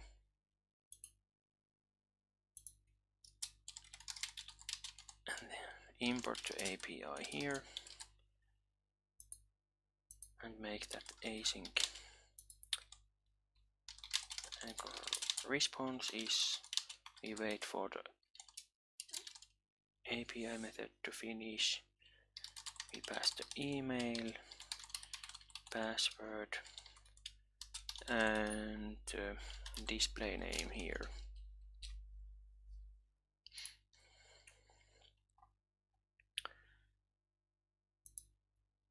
And if the response status equals 200, then we'll emit a message that the registration was successful. So emit, and I'll just call login success because that's the result. And the response data, access token will be the data for the event. And in the index view or no, not the layout, actually was the page. So in the layout I want to catch the event. So here is the router view, and the page which matches the route will be placed here. So I'll just catch the event here.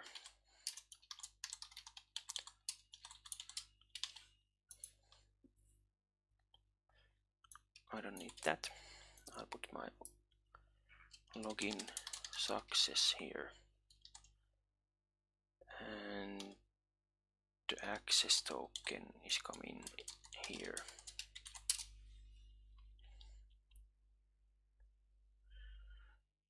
And then I want to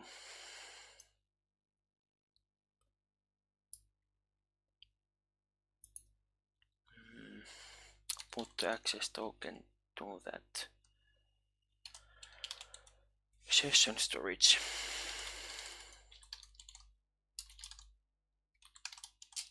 So access token was the key, and access token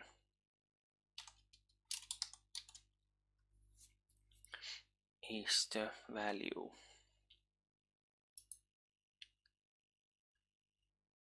And here I put a flag is authenticated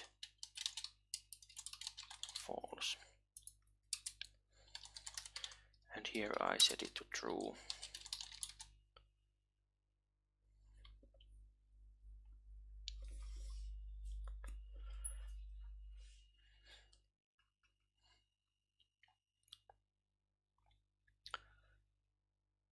Now I guess this is ready to be tested. So I'll start the API.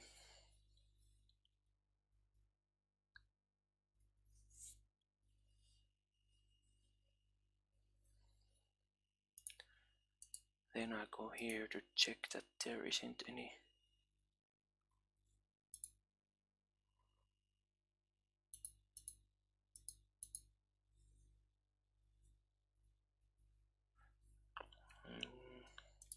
yeah, I have to add that.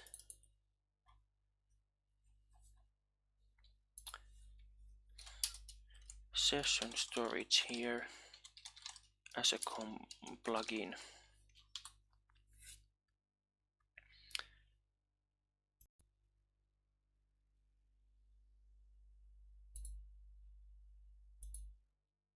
So there is nothing, and I'll add a second user.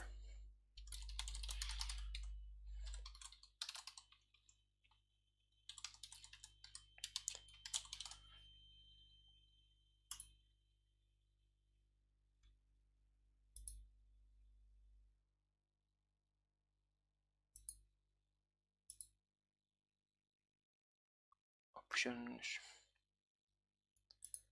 There was a problem.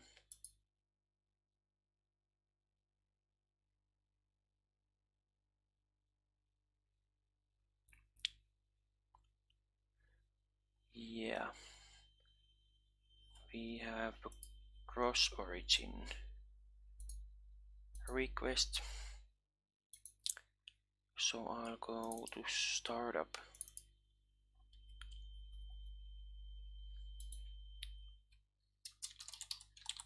and use course.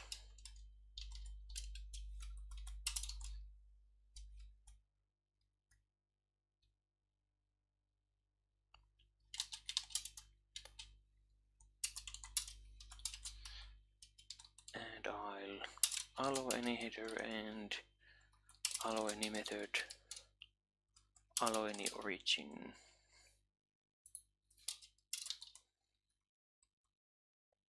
And allow credentials.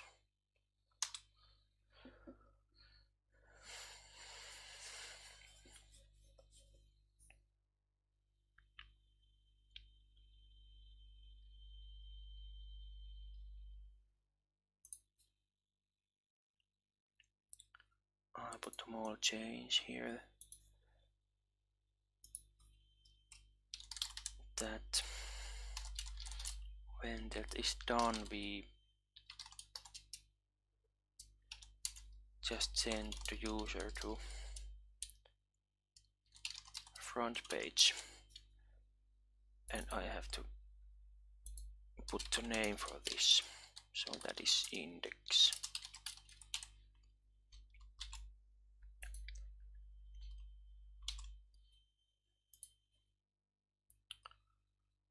Okay.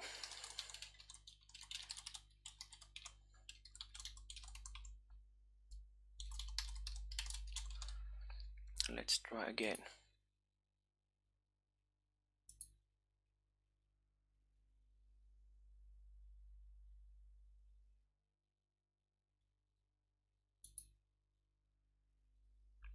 Okay, it went through, and do we have access token in the session storage.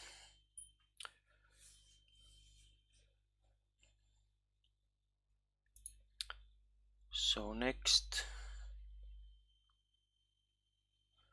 I'll create a login page. Login page will be almost the same as register, so I'll just create a copy.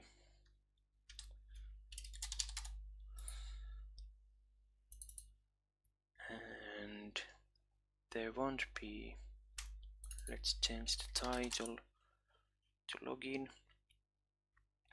remove the display name field,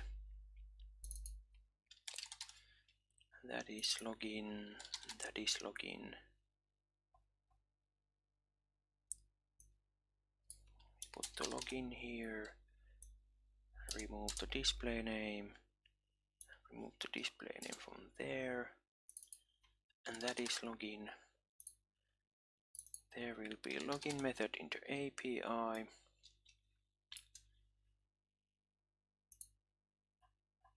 and that's about it. Then there will be a login method in the API without the display name,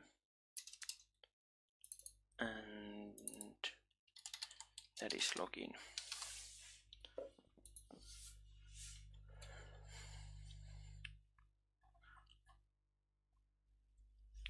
Okay, I'll add another button here for switching between the register and login pages.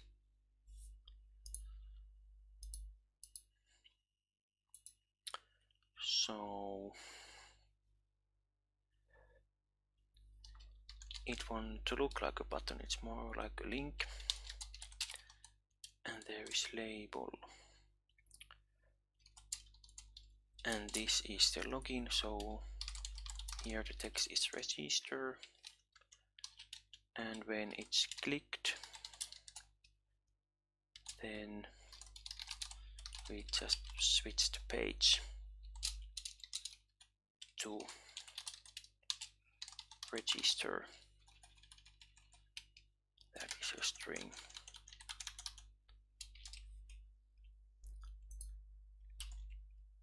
I'll put the same kind of button to the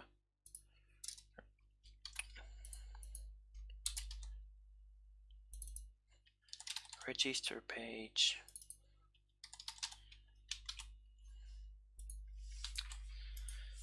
And let's see.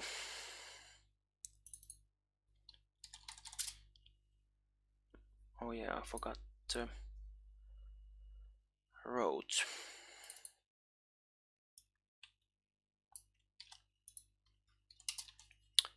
So login, login, and login.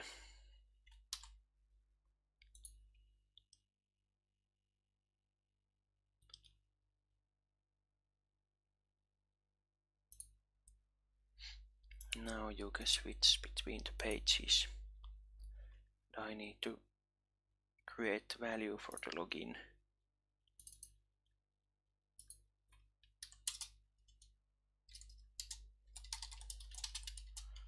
Text.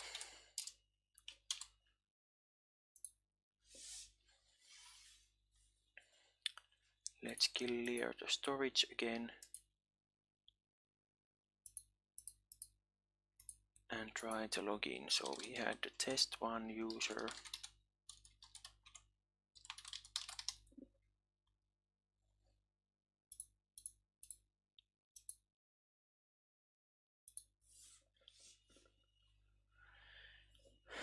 And we have access token. So that seems to be working.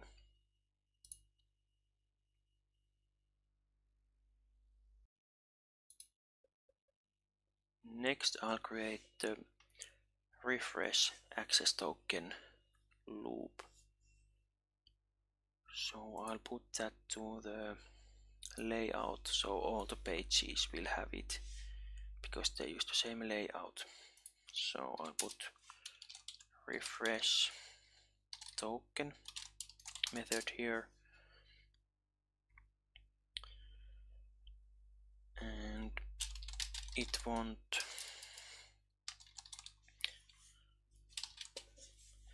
be, well, actually there is only one page where it should be refreshing, and login and register are not. So if the route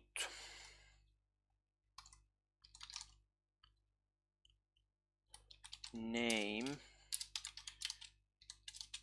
is index, then we want to refresh. We need of course the API, so we put refresh here, and this is just Axios and get users and refresh.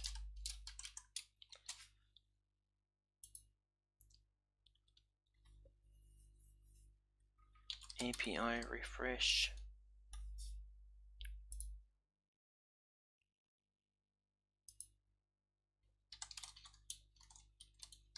Then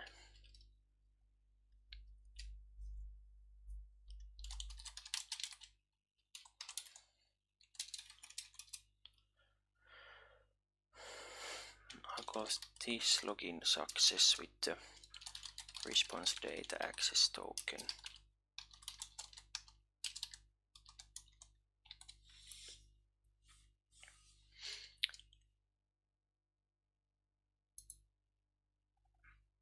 And if there is a problem,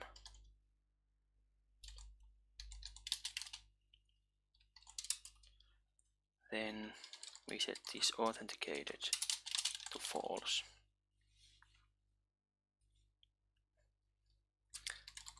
And then we send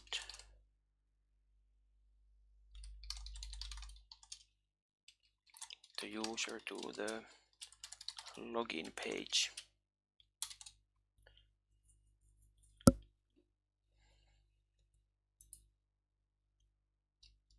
And we want to repeat this.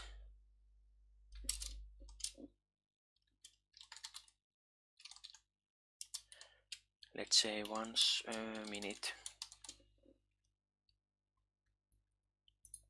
And we will call it first time when the component is created.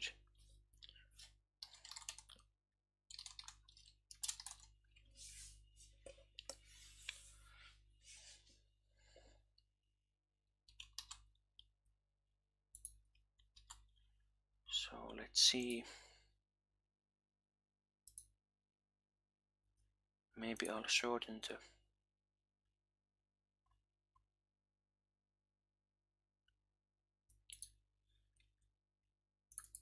say every 10 seconds to see if it's working.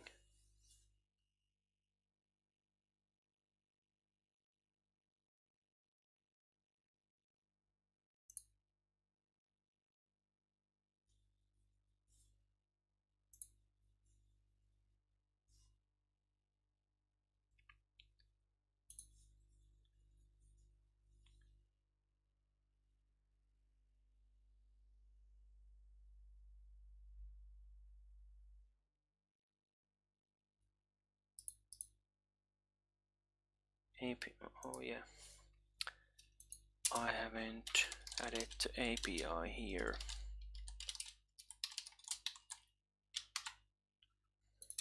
So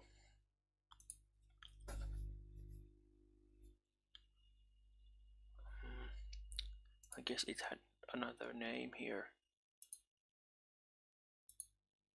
Refresh token. So token. I'll just put the refresh token here. And then of course here.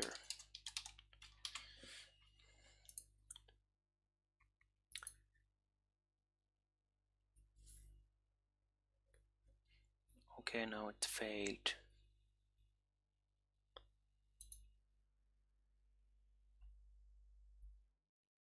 Let's try go to the index page.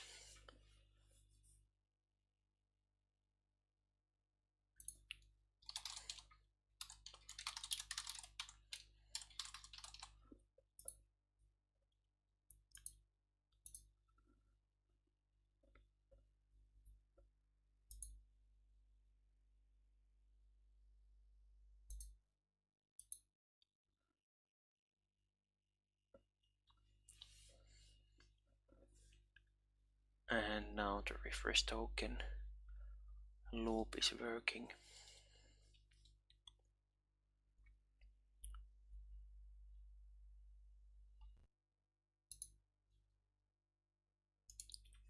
Next I'll change the layout a little.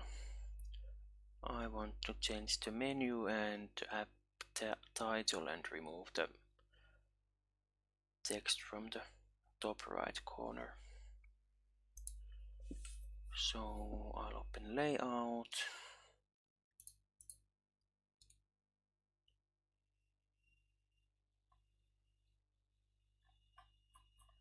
And I'll remove that version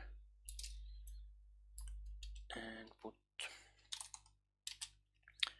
some text here, app title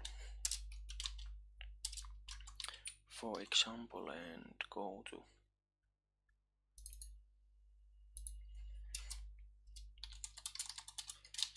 and I'll call this timesheets.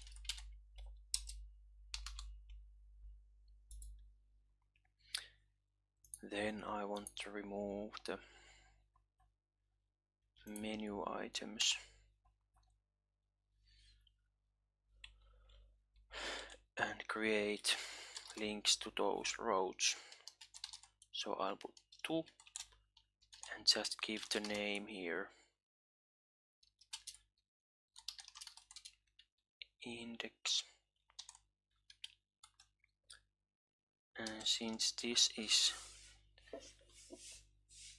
just empty the path, I want to put exact so that it isn't highlighted on every page. And we show this if the user is authenticated. And then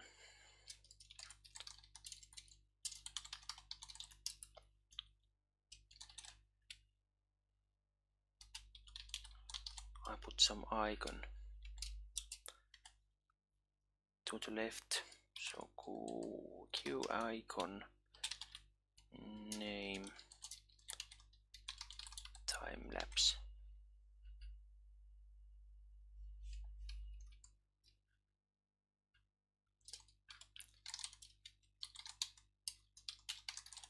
And another section where will be the label,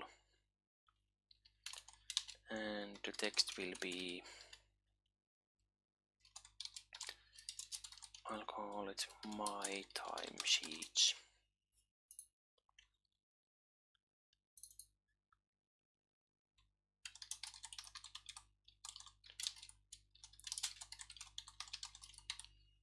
Like that.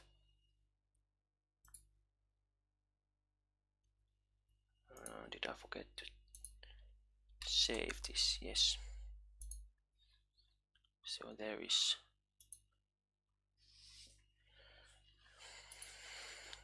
that item. Then I want to add item for register, and it is visible if the user is not authenticated.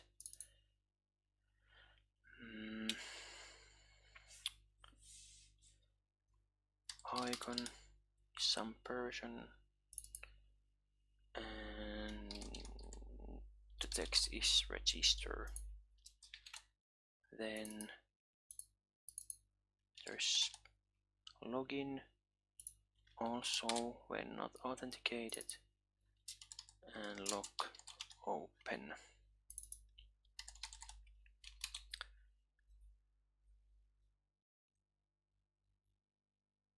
And we want while logout doesn't have a route. Actually, we can remove the exact from these. And if the user is authenticated,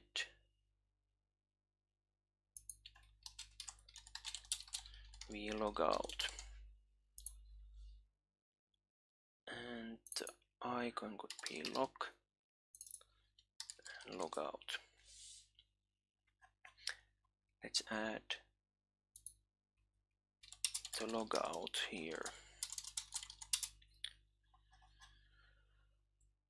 And what is there? We set authenticated to false, and then from the session storage we want to clear everything. And then we can send the user to login page.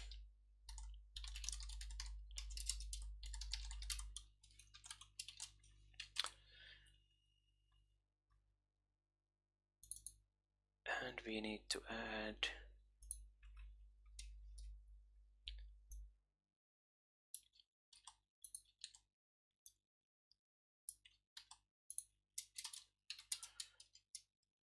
the logout here.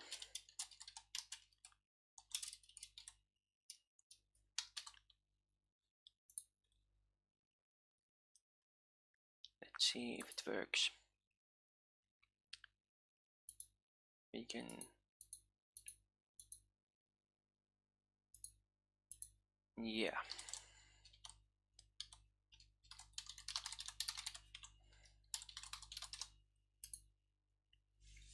Okay, now the menu is ready and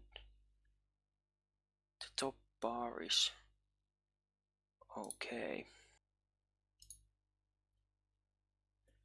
Now we have just the timesheet functionality.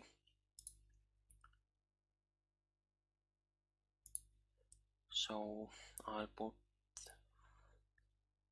it to the index page.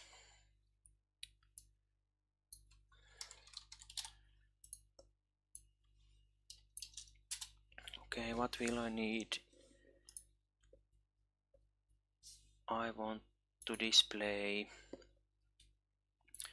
two datetime pickers, so for start date and end date, and some arrows to the left and right to go to previous week or next week.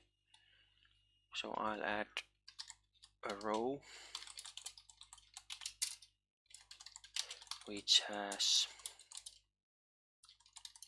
4 columns.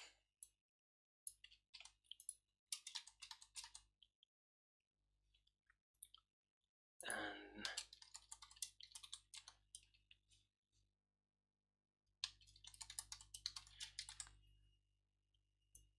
the arrows are going to be small, and the datetime pickers are going to be a little bit bigger.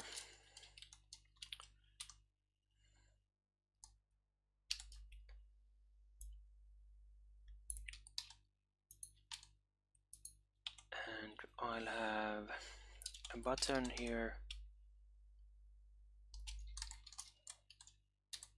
a big button with primary color, and it's going to float in the right, and it doesn't have the button look, it is just the icon, and the icon will be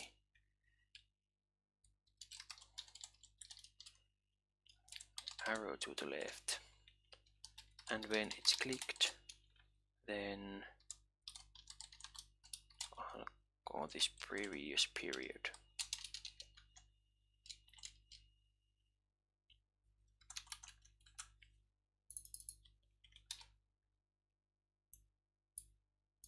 And the other button,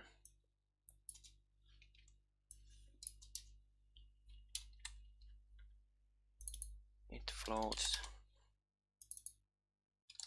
on the left, and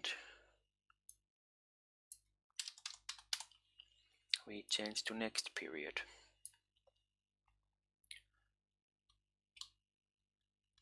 Okay, let's see how it looks.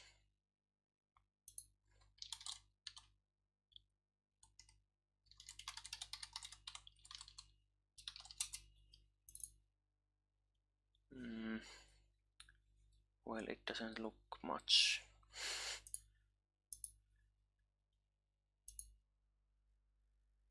Yeah, it doesn't know the methods.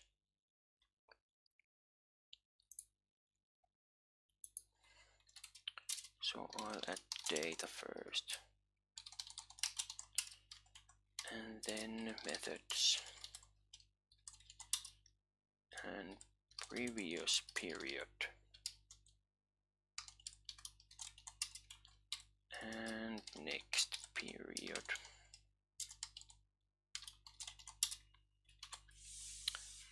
Were there any other issues?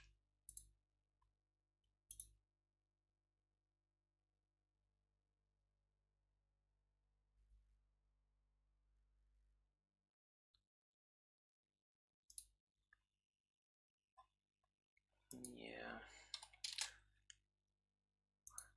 maybe the icons had underscore there. Okay, now we have the arrows, and then the date time pickers.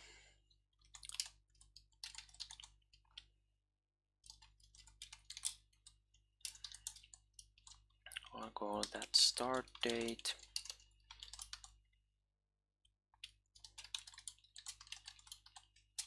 date, and it will have the calendar icon to the right.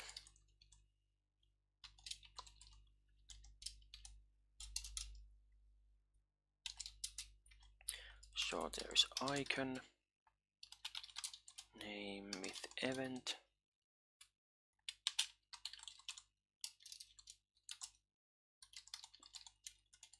cursor pointer class,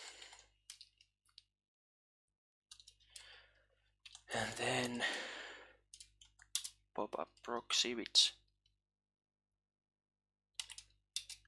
then displays the date picker.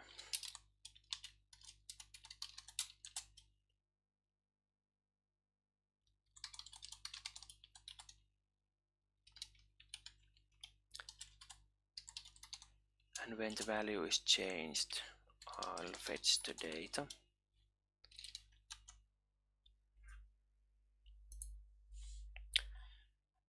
And now I of course need the start date and default value, and end date.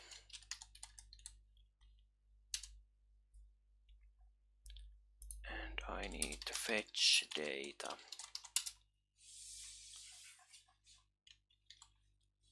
Then I need to add the pop-up proxy and date to the components list.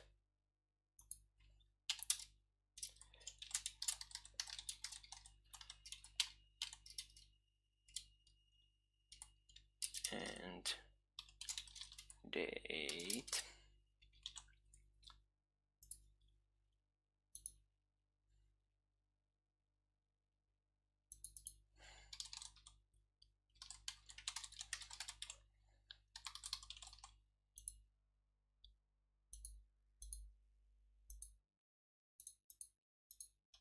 Okay. Then we need another for the end date. So index view.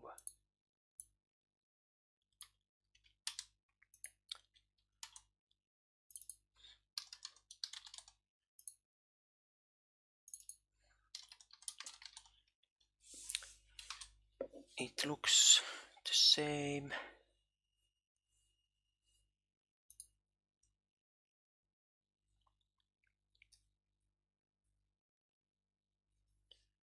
Yeah, maybe I'll put some space between them. So I'll add some padding to the left and to the right for the another small padding.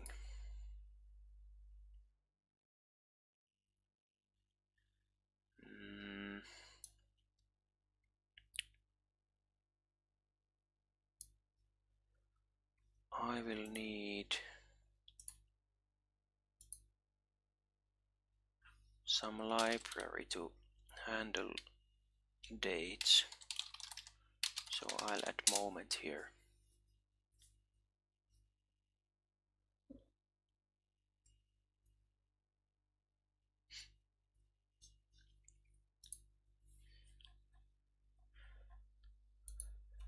And when this is created, I want to set the start date to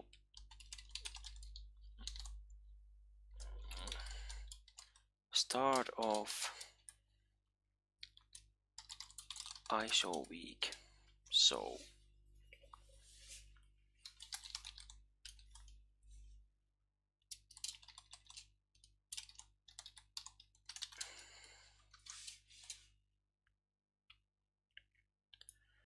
that means starting from Monday, and end date will be end of ISO week.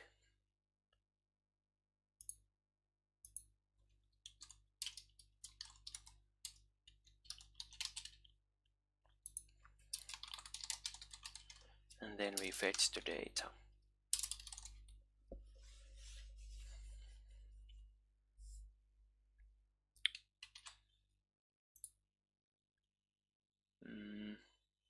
Oh yeah, this needs to be async also. For some reason the login, no, the refresh loop isn't working. It works sometime and then some error.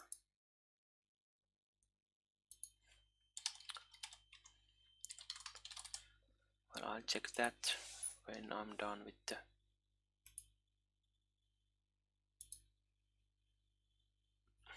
moment is not defined because I haven't imported it.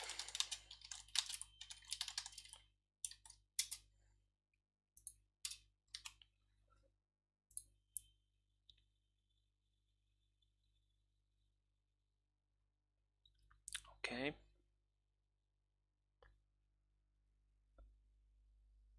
Why is that a little bit bigger?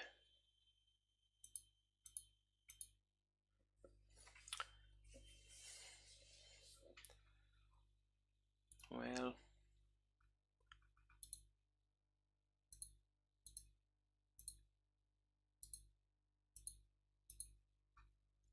those seem to be working.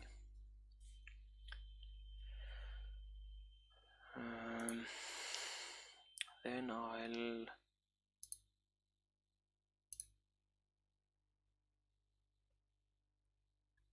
go to API and create that get timesheets start date end date, and I'll need a query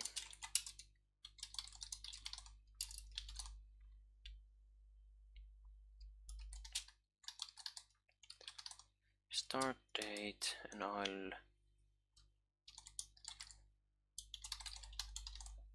convert it to string, and end date is end date, like that, and then just return it's get timesheets. Was it just get timesheets? Or did I put something else there? Just timesheets.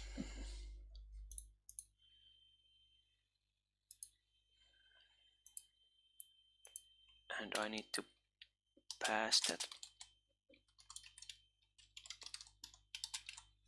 query there. So get timesheets.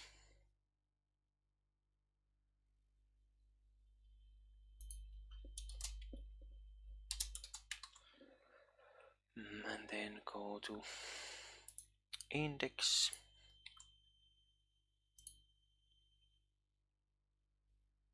and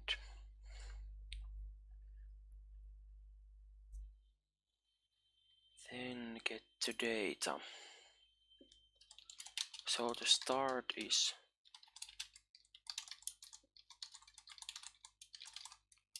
this dot start date, and I need to use this format.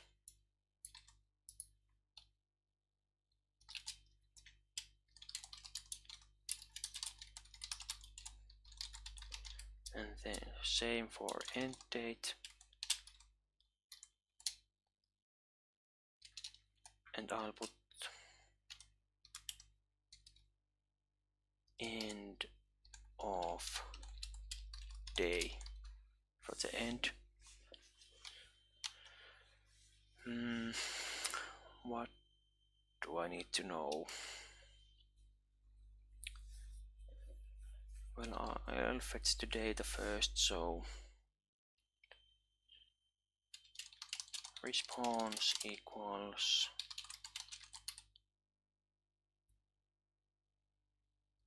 get time. Is the API here? No. So we import API from the API and get timesheets start end. Now we have the data if the response status equals 200.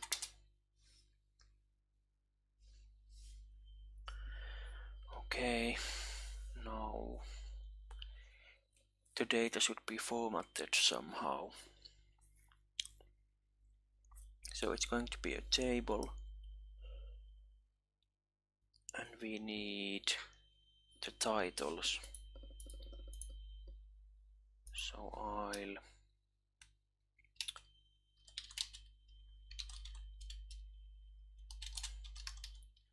calculate how many days there are.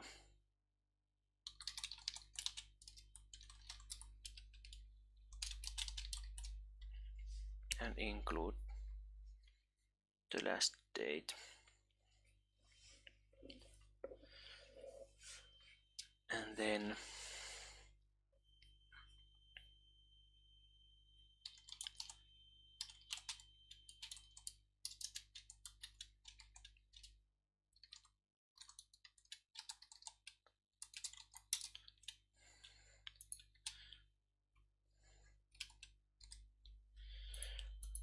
So I want to create some kind of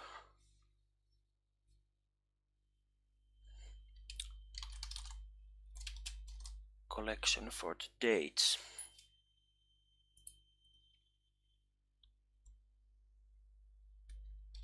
And we calculate the date is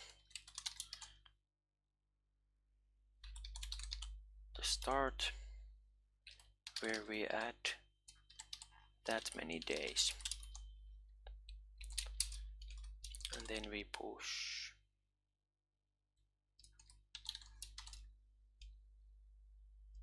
the date there in the format day, month.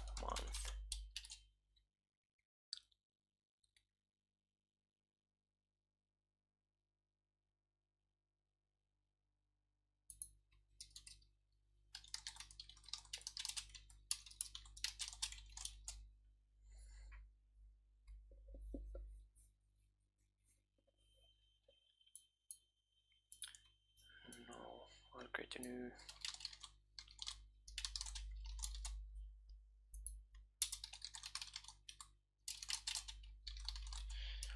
So that is those headers. Then we get to data.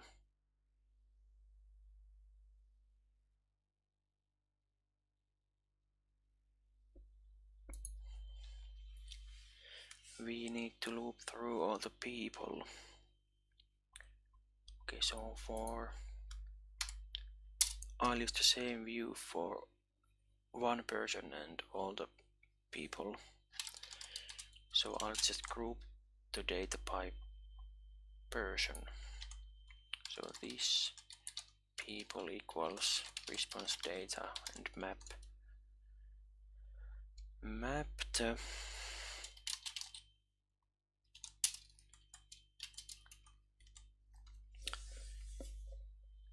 timesheets. So person has multiple entries and I need to loop for each day so that the entry and the title match. We need the date also. So I'm going to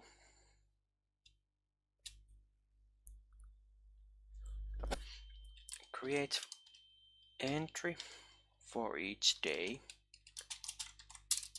whether it exists, the timesheet exists or not.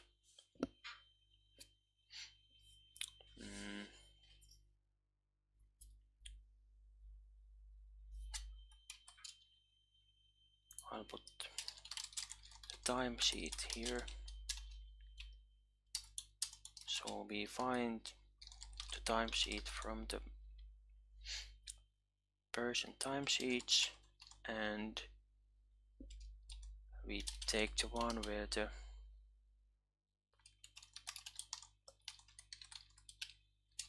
date is the same as the date variable here. And for the entry we need a date for the absence. So I'll put the date here.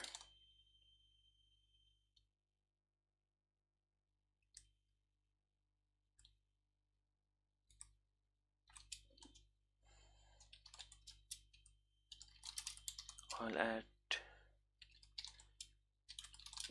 some hours there to prevent time zone issues.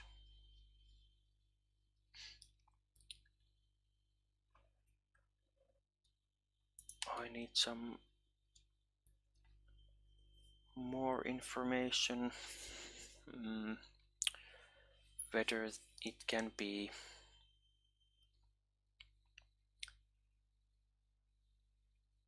absence or working day. So I'll just take that if the date is a weekend,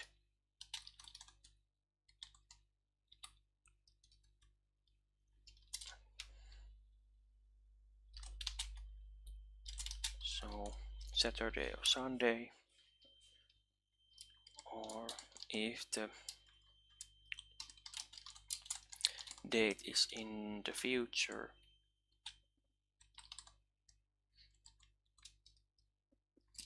date is after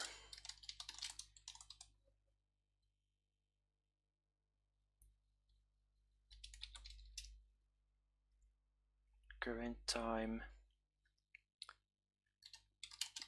or is it today?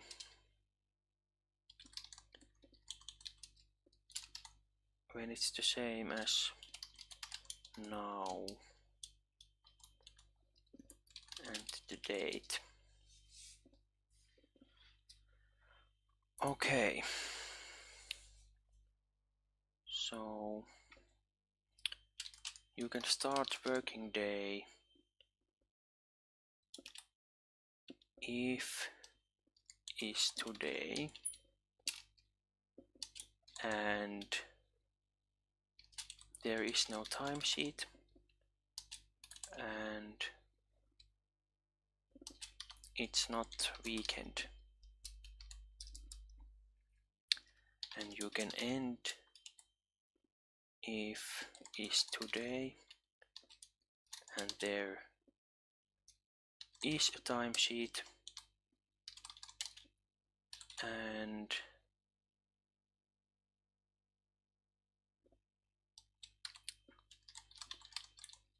it's not absence and there is no end time. And we can set absence if it's today or is future, and there is no timesheet yet and is not weekend. And we can delete absence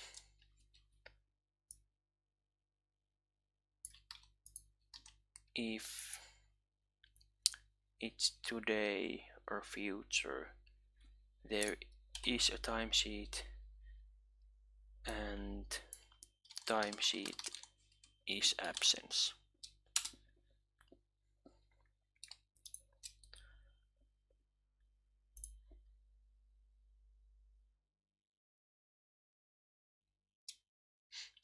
And I'll check that if the timesheet exists, then we put the entry timesheet.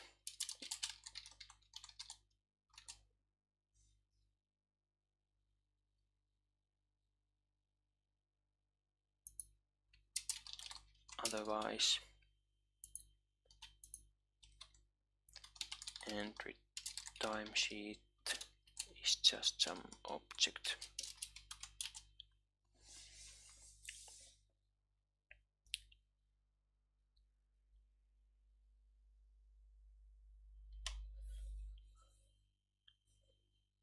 Or maybe I can just put it here.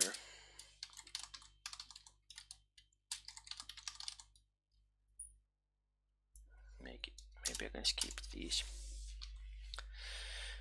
And then I'll just push that to the entries.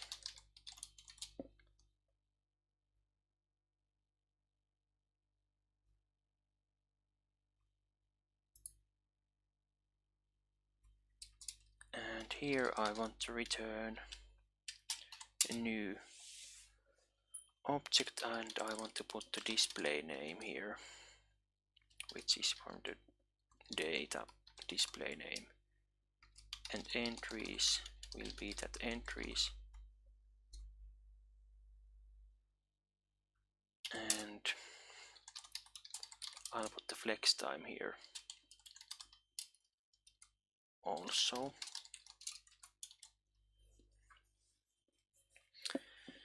Maybe that is enough. And then I have to create, I'll create another row.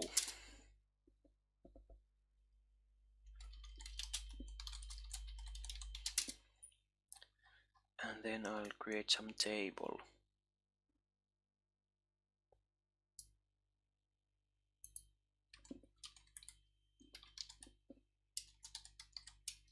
Markup table.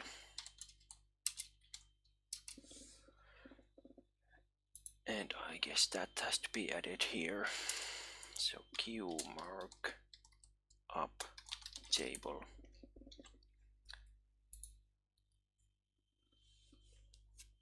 So there will be header,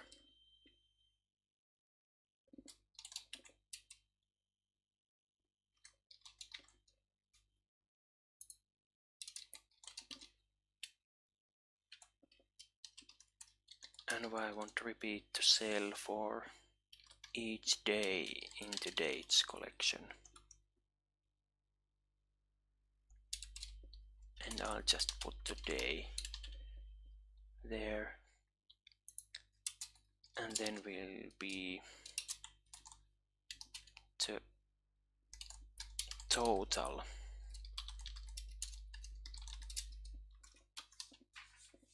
flex time in the last cell. Then I'll create tbody, and I'll create one table body for each person.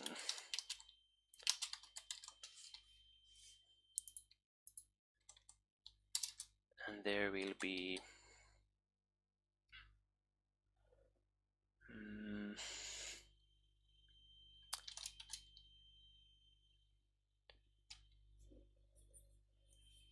first row will have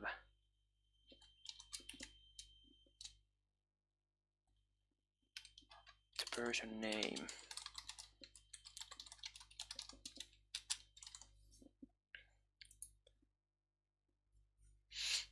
and then there will be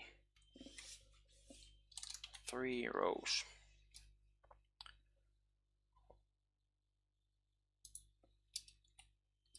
I'll just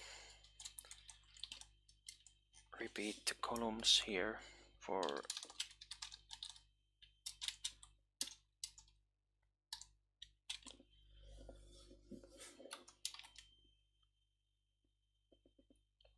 each day, or span the columns. And the second row, in the first cell we have a text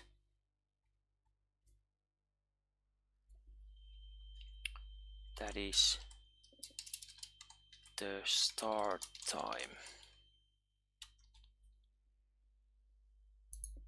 and then we repeat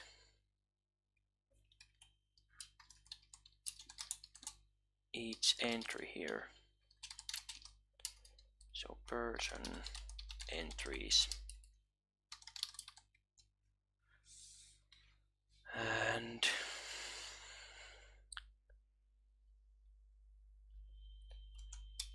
here we put the entry start time.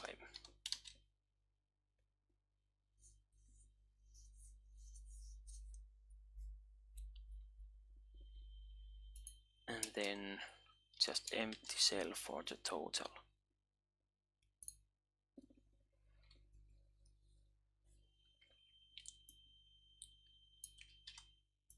Then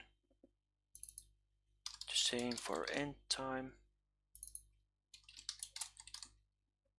and and then third row for the flex time.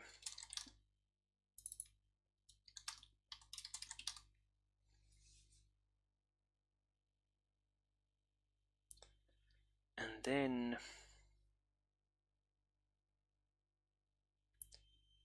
in the last cell of the flex time, we'll put the version flex time, which is the total.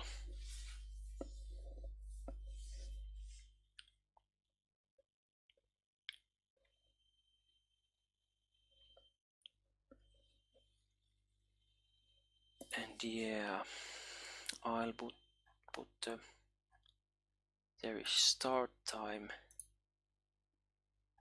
so maybe I'll put the start button here.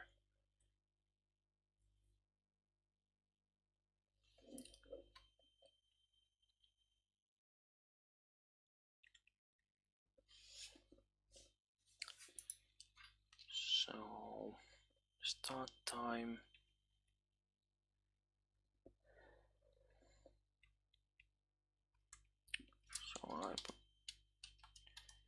so if it's possible to start,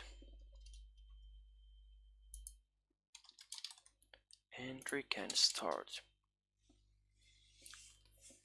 Then we add the button.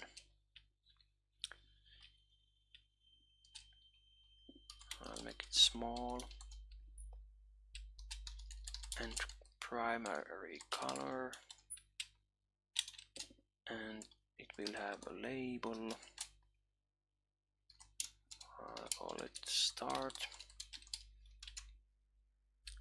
and when it's clicked, then start, and I'll pass the entry there.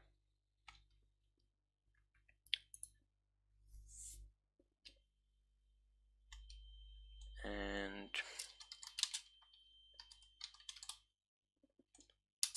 if it's not possible to start,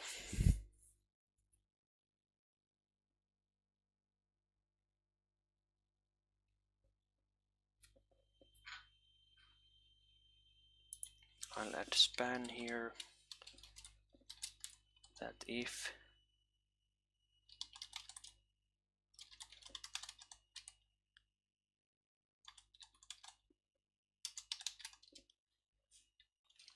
it's absence, then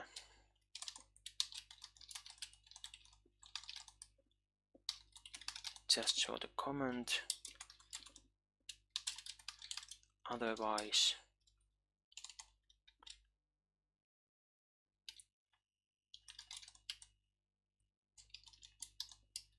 we show the timesheet end time,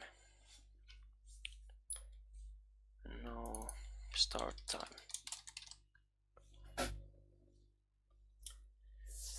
So if we can start working, then show a button, otherwise if it's absence, show the comment, and the last option is showing the start time.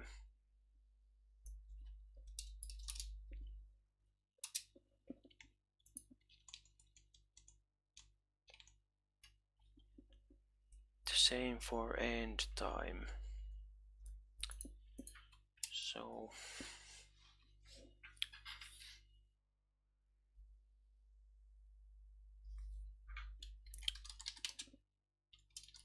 if we can end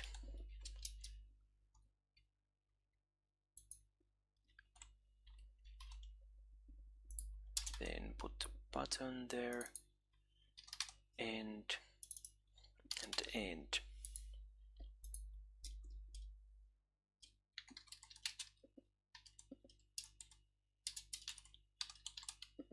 And otherwise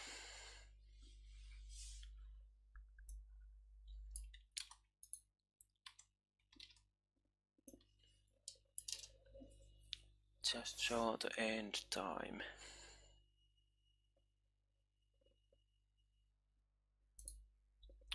Oh, I put it in the wrong.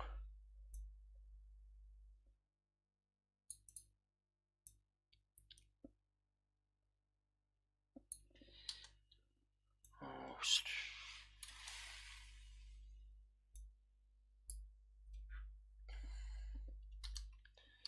entry end time here. And the first cell was just a text.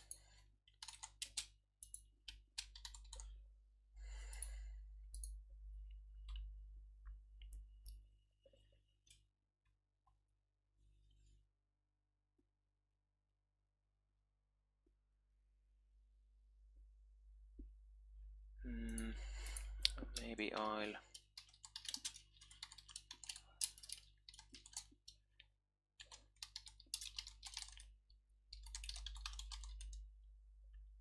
hide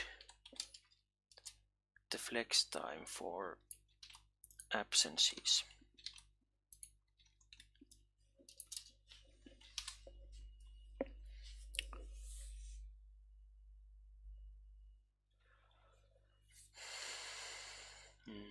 So we need start and end methods.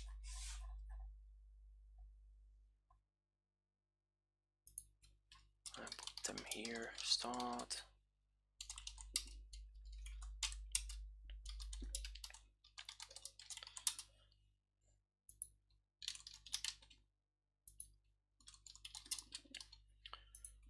What else?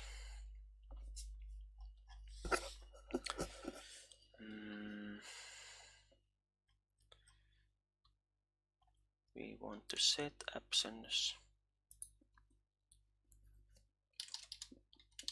Set absence and delete absence, like that.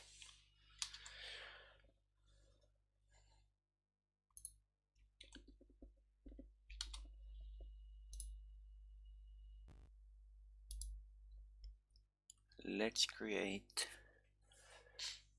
timesheet actions to the API. So there will be start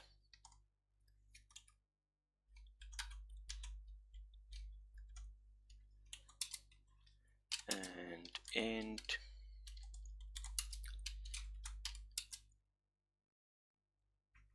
and what else? The absences. So save or create absence and delete absence.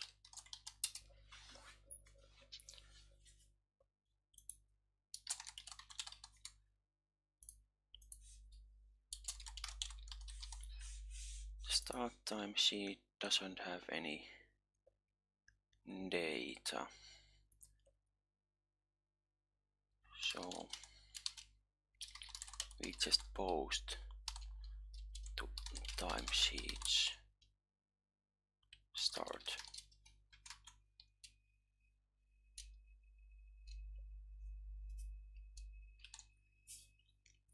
And end timesheet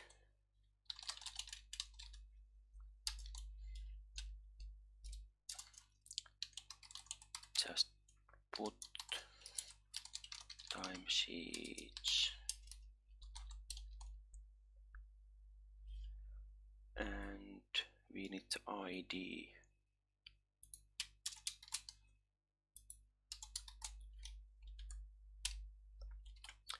So ID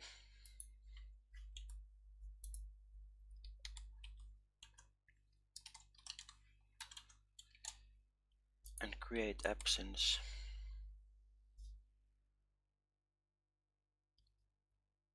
The data will contain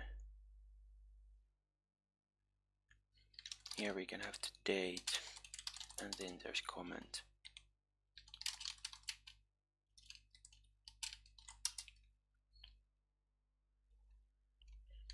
So date equals date to string, and comment is the comment. And then we post the timesheets absence.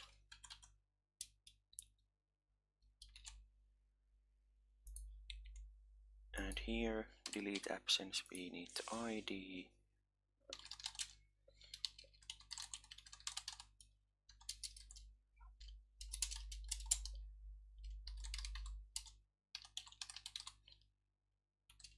Timesheets absence, and then the ID.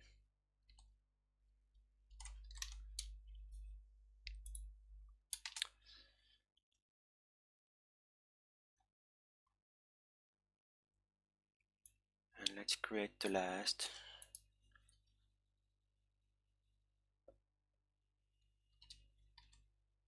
The manager list. So get all timesheets.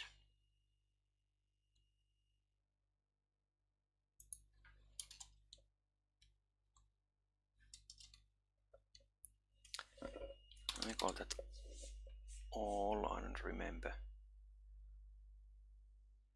The API, let's check that. So list all. Yeah, it was all.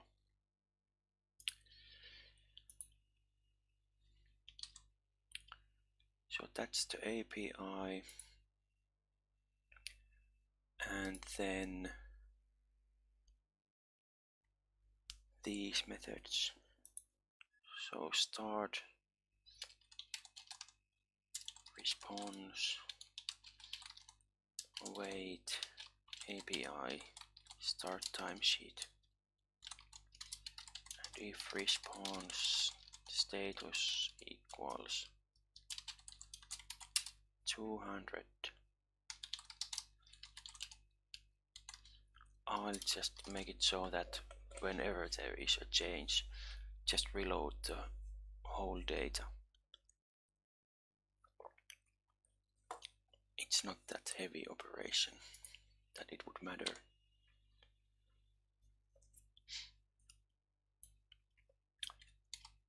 And then the end timesheet, we need the entry, timesheet, and ID. Set absence, we need the reason or the comment for the absence. So I'll open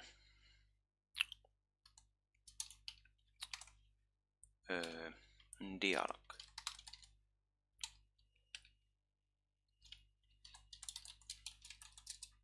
And this has a title, and we get the translation absence, and then there is a message, and we translate. Let's put reason there, or absence reason.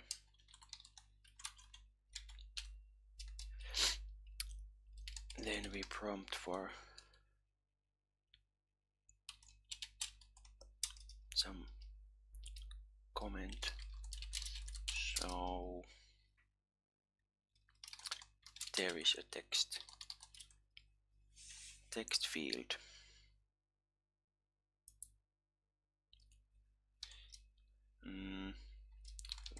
It's possible to cancel it.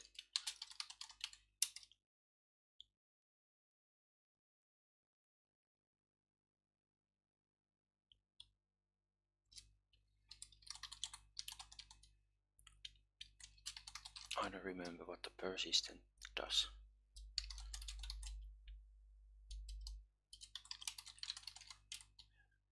I'll set some color there.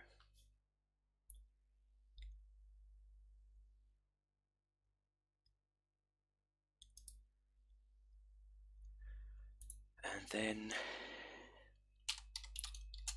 when it's okay,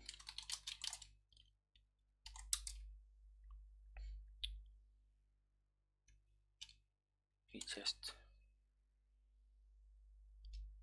call the save absence, or what was it called, create absence.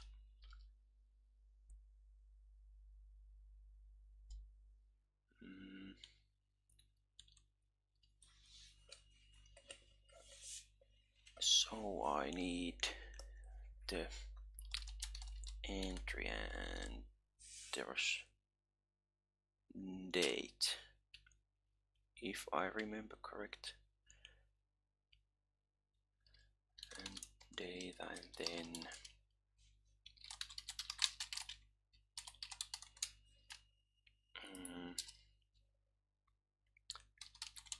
we fetch the data again.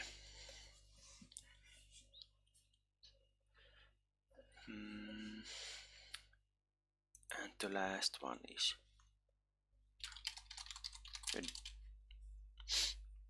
delete absence. So delete absence entry and timesheet ID.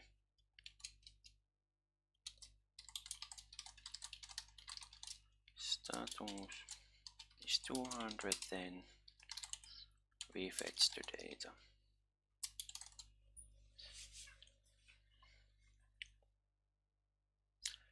And previous and next period.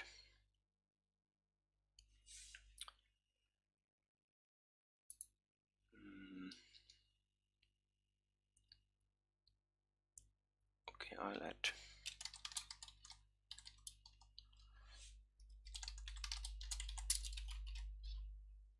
so offset will be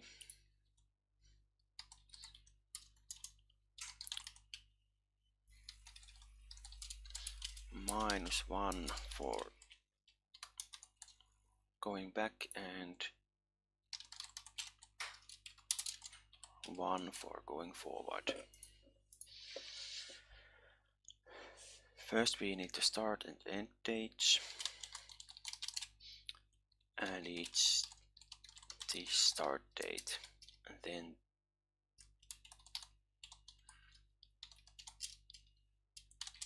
we need to format.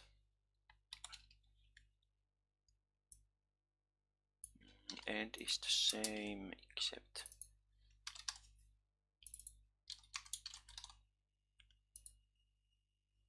I put the end of day here. So there are days.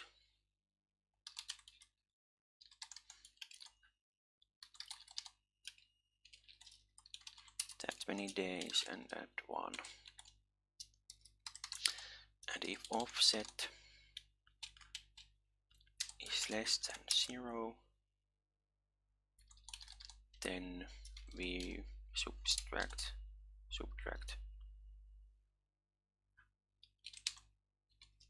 that many days. And the same for the end.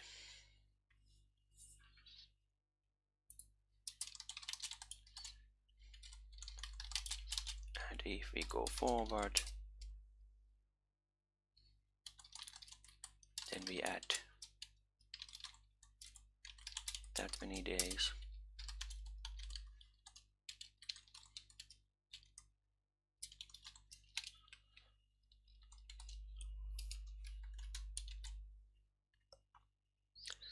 And then we just set the new start and end dates. Start dot format,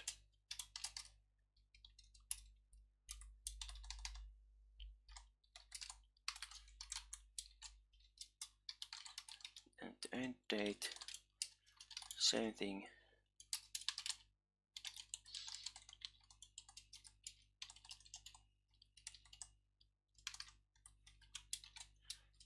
then fetch the data.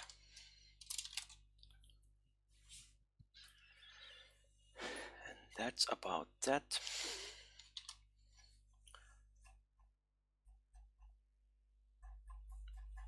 And did I already add those absence buttons there?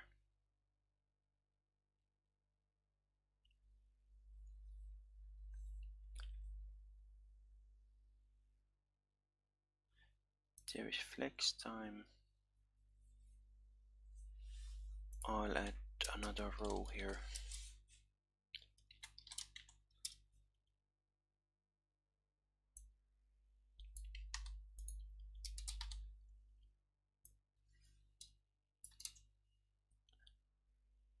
And here we check that if entry can set absence.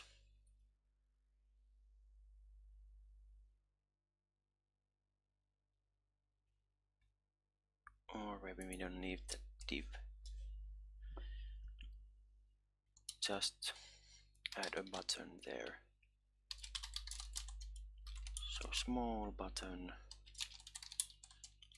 Let's make this secondary color. And label is absence. And when it's clicked, then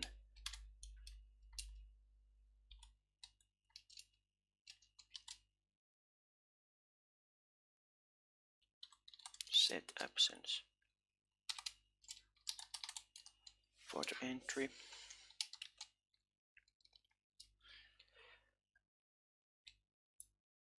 and we only show it if we can set absence.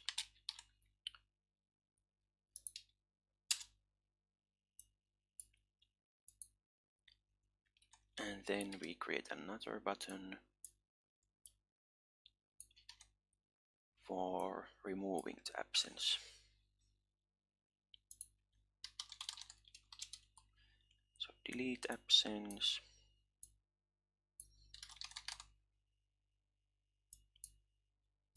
And it's visible when can delete absence.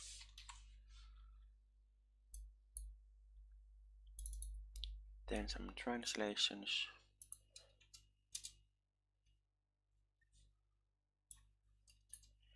So those were the links, and this is register and login, and then we need absence and delete absence.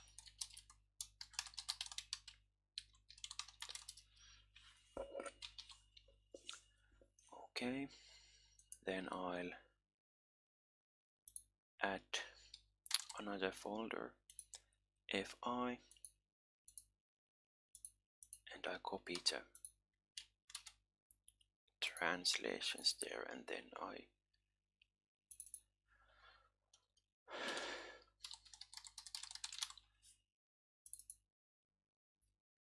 translate these.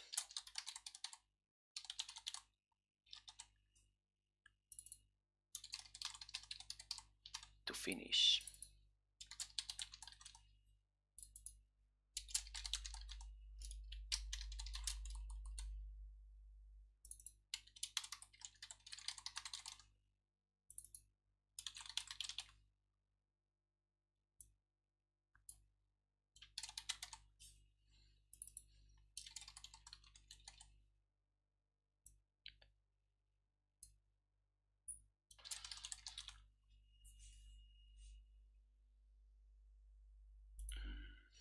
There was this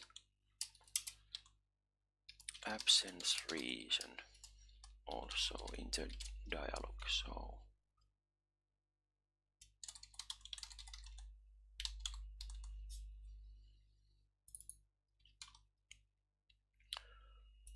I'll add that also.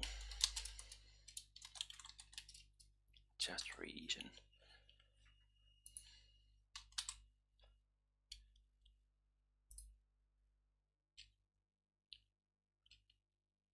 now I think almost everything is ready. I still have to, well, these actions are not available in the manager view.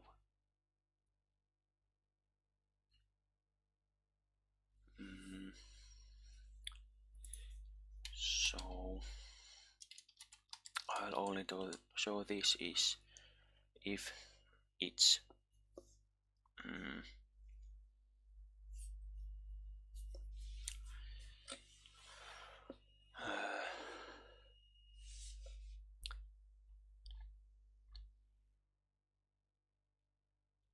is manager view. I'll add that. So is manager view, and it's false.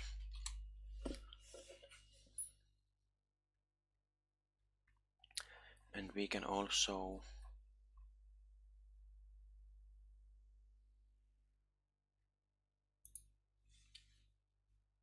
put it here because the person knows. When the person views only own entries, then there's no need for the name.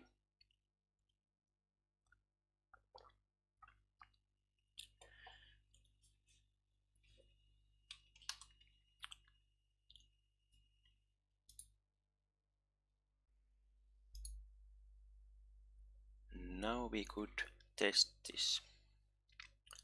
So I'll open browser and let's see what happens.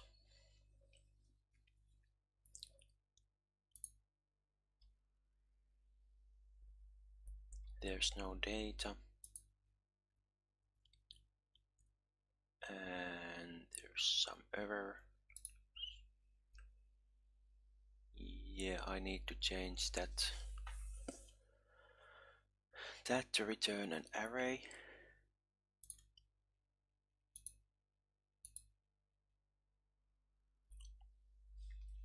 So it was that list.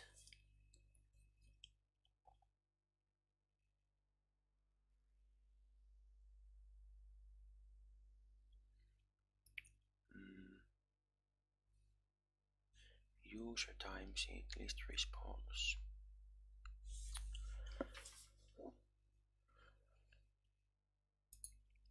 So I'll make that an array of these.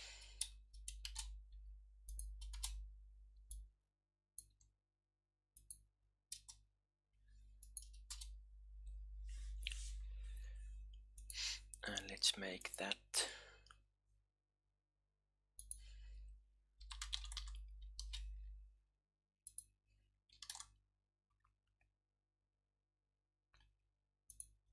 and just loop through all the items.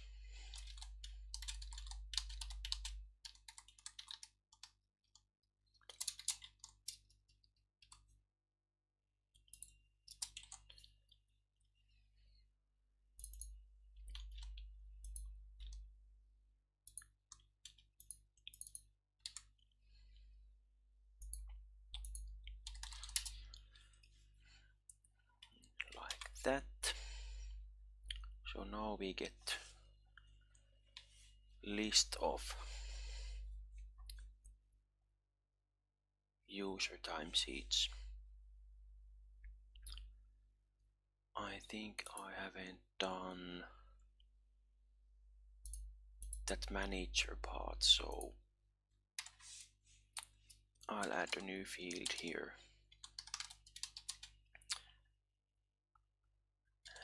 And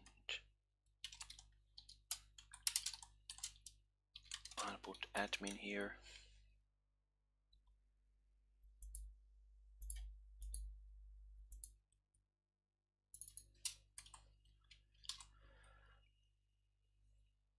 So we get that when we do a login is manager and then we need to handle that in the client. So when we log in, let's put is manager here, and then go to the layout and handle the callback. Is manager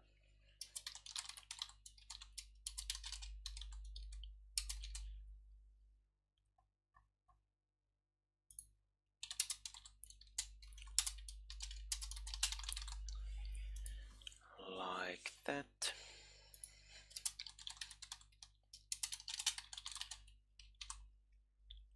And then we need to hide, or actually we don't have it yet, so I'll add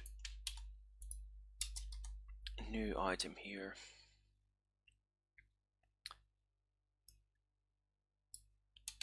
which is only visible to manager.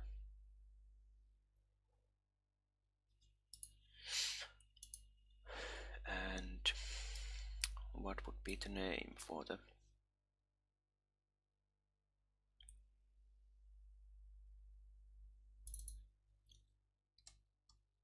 I want to show icon of many people, and I'll call this overview.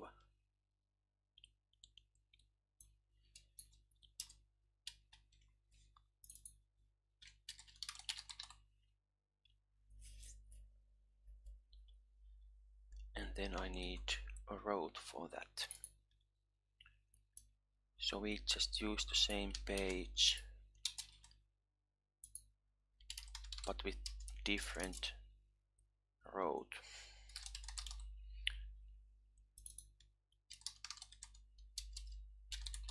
Overview and index page, and in the index page I'll rename this to overview also. So we display the person name when it's overview, and actually this is when it's not overview. Then we display the buttons.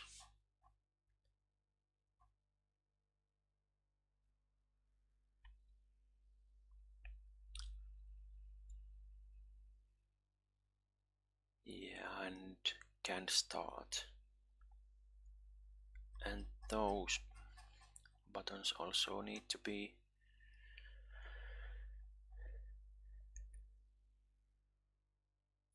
hidden. So can start. I'll add that is overview there.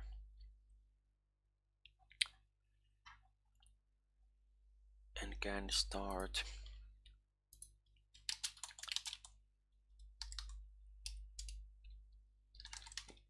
is over.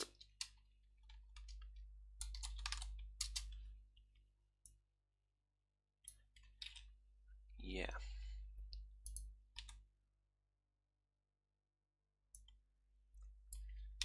We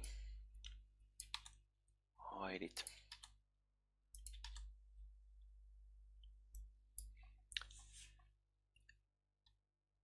And here we need to set the overview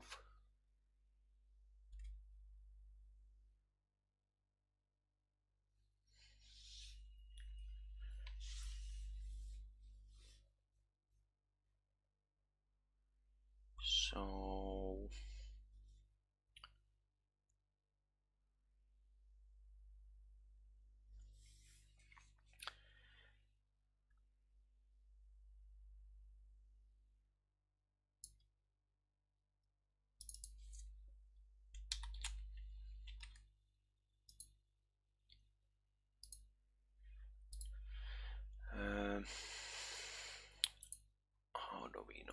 we need to get the route. So I'll add computed value here.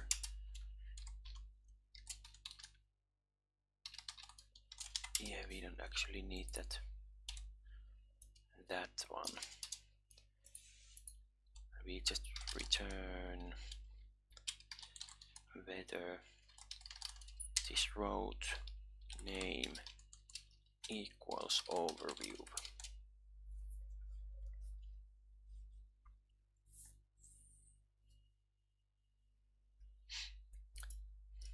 We also need to watch for the route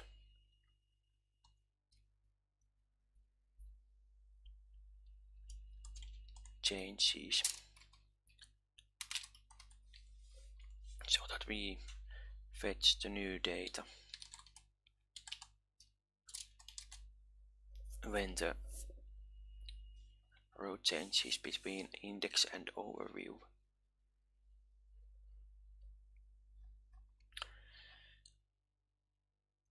And also there is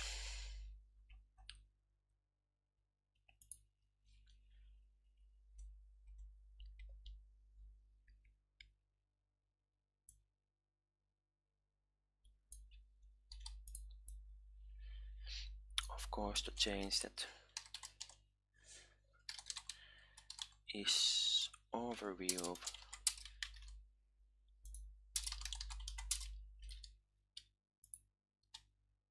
then all timesheets are fetched.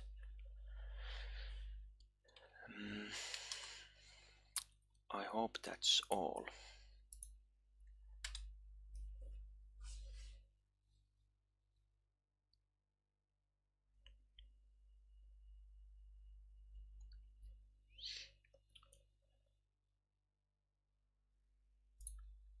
Okay, so now let's test this again.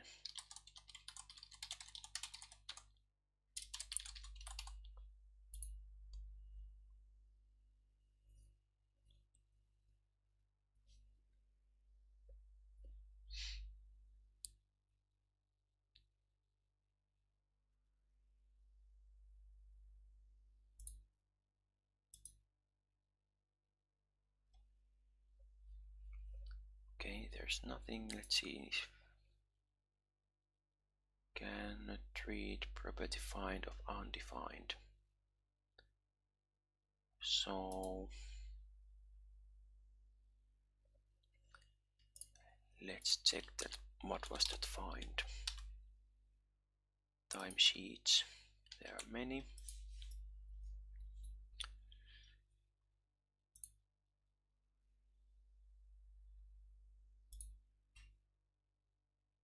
Others. Cannot read property absence of undefined.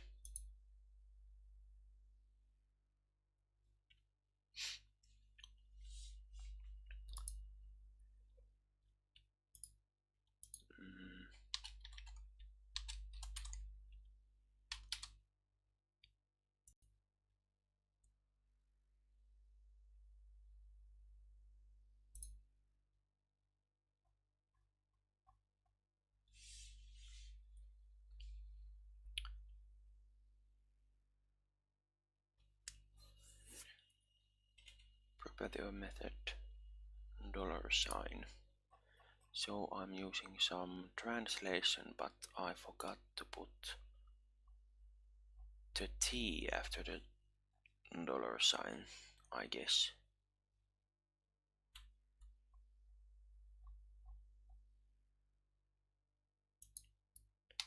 At least in these.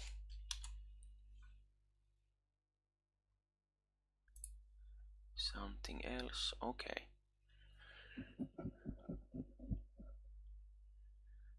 Now we have the buttons.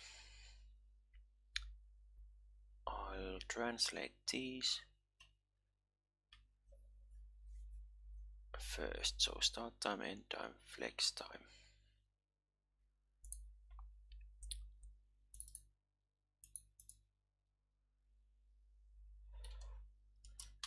start time,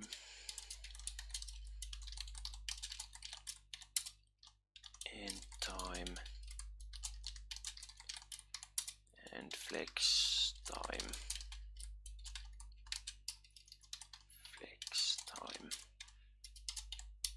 and total was there also.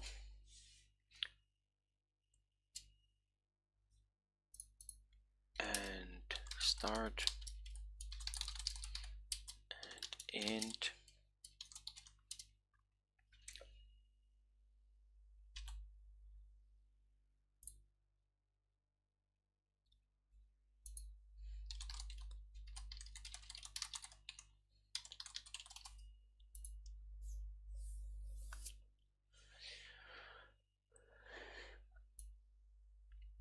Okay, I'll try to make the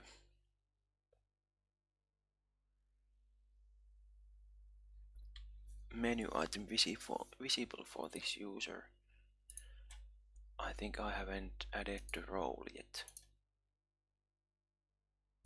There are no roles, so I'll add.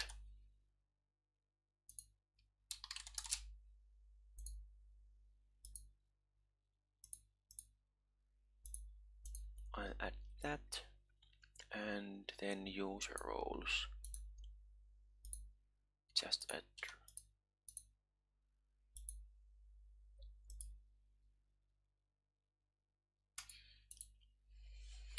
like that.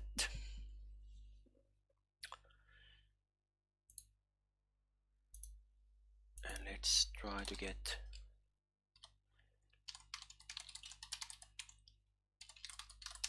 the role here. Okay, now we have the overview.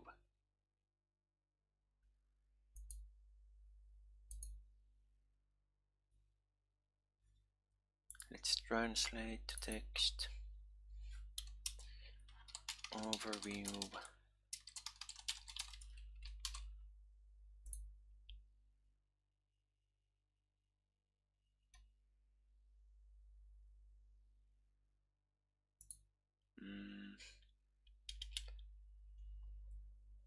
Okay, the menu items disappeared, but this is still at the index page. So I'll check.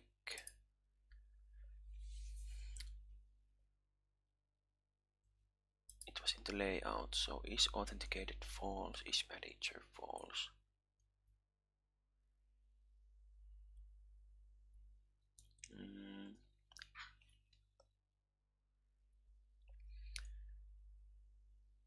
Okay, those are false, but it's not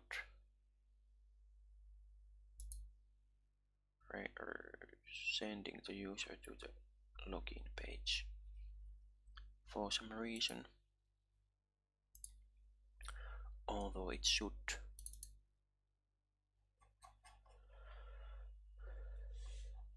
Refresh token.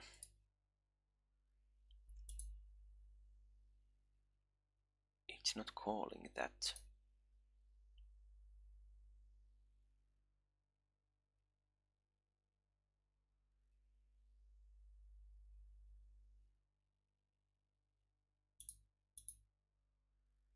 Oh yeah, that is overview page. What did I put?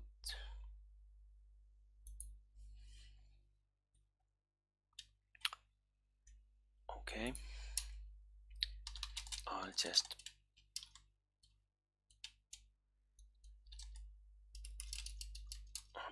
name included roads is index and overview, and if included roads includes the road name, now it should work for the overview page also.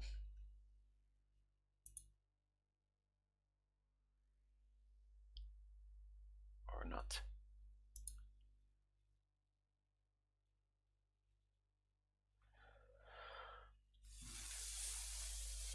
Let's check the route. Name is overview.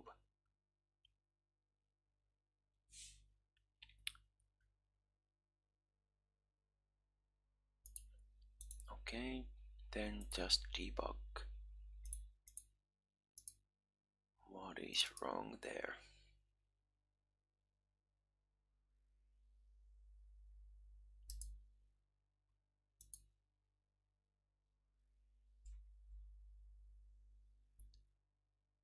Route name is overview.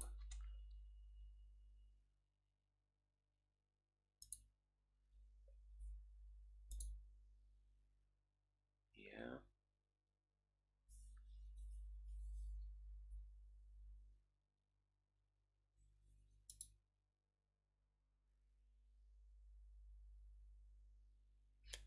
Okay. But I also need to put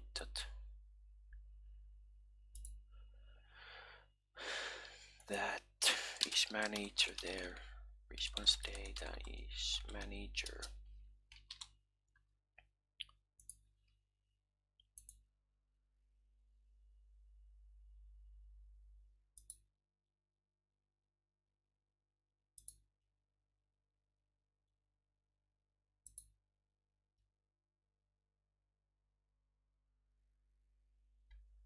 Okay. Now we get that stuff.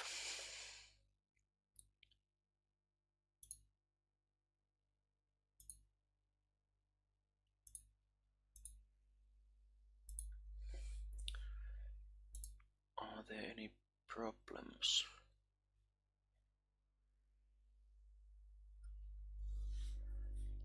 Okay, there aren't any users or timesheets, so maybe just add some data there. So for user 1, and what was the Monday this week? It was 25th, and let's put it like that.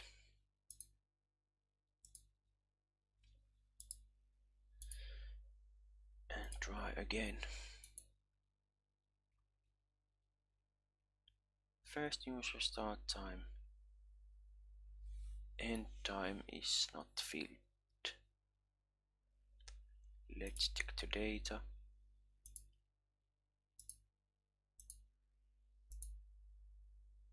End time is there, start time is there, but end time isn't visible. Flex time is there also, but it's not visible. So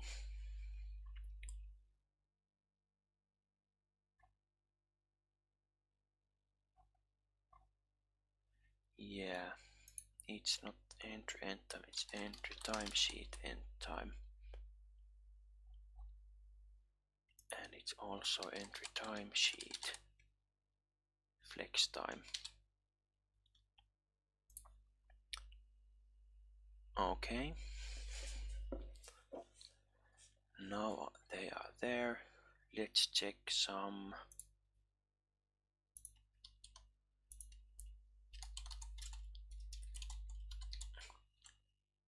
Let's say that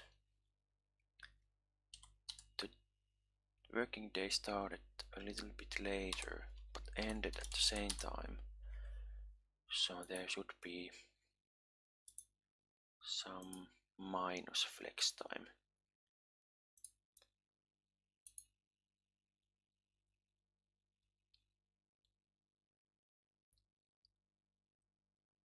Did I put it for the second user? No. Okay, there's some other problem, I guess. Let's check the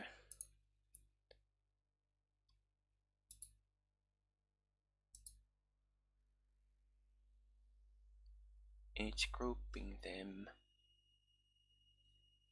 somehow wrong. Let's see the grouping, list all.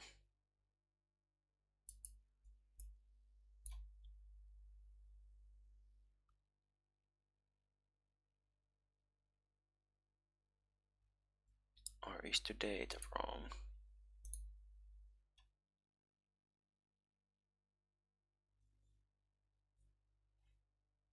Oh yeah, there is problem because it's joined to the timesheet ID, although it should be timesheet user ID, of course.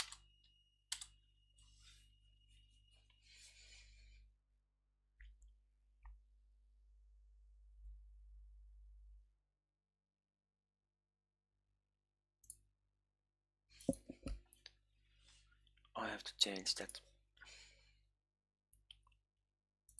interval now because it's always logging out when I stop the debugging. So maybe that 1 minute, I can do small fixes in 1 minute. So test 1 and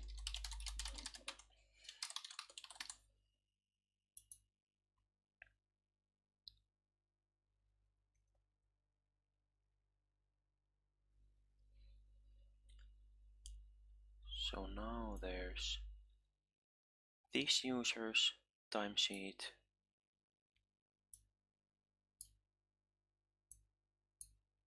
and overview first user.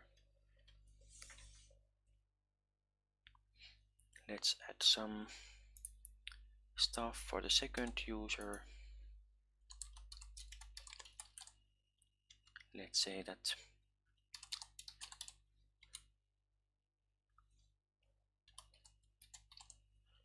it was a shorter day.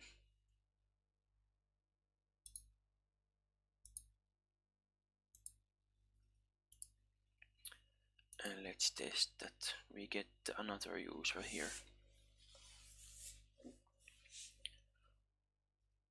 Maybe some styling.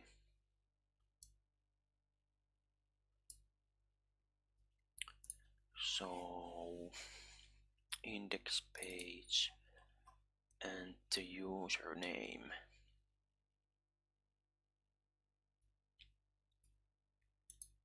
And add some background.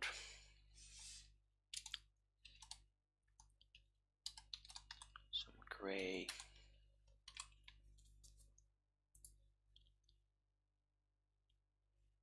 Okay. And maybe bigger text for the name. So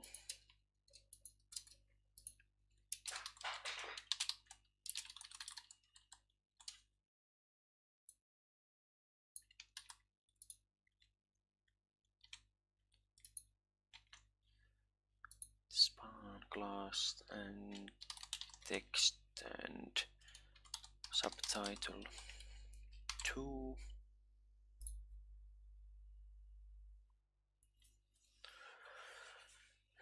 Okay, now it's better.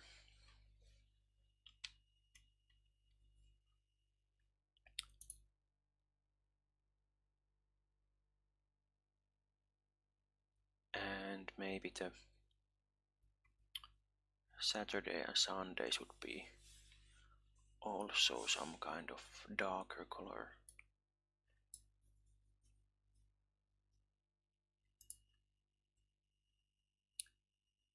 So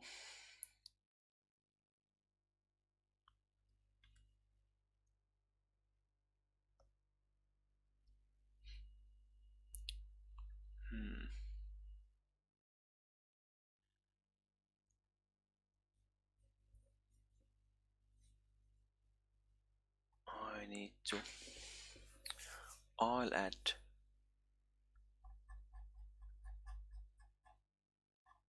something here. So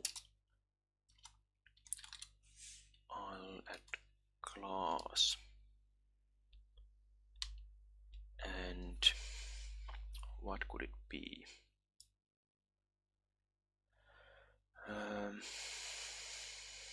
So there are weekends and absences which are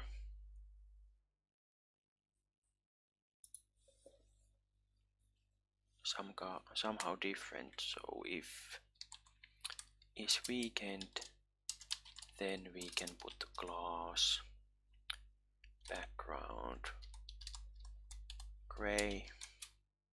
Otherwise, if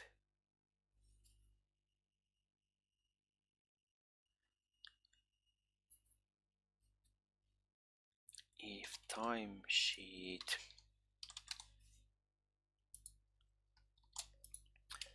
and timesheet absence, then background, let's put it green and kind of light, and otherwise just empty.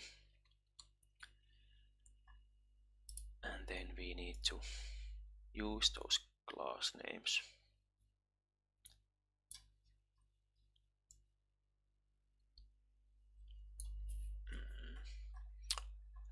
So the entries,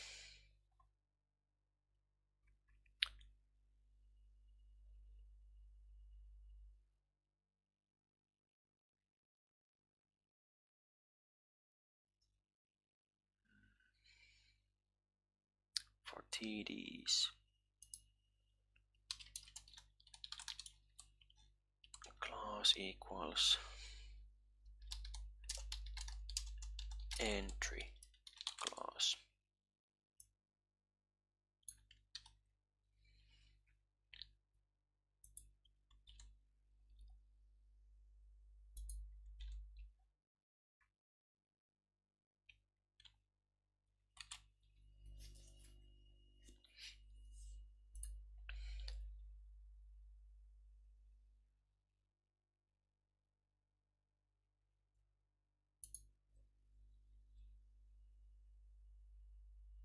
Yeah, now we have gray in the weekend, and let's set absence for tomorrow.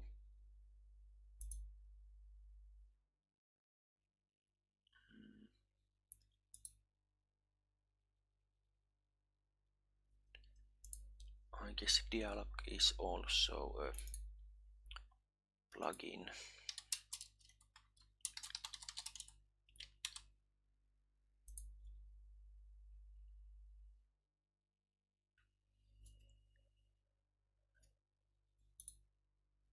Absence, reason, vacation. Okay. Something went wrong.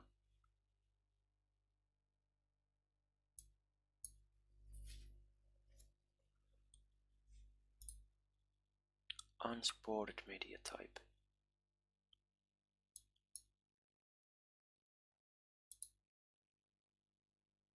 What was the media type?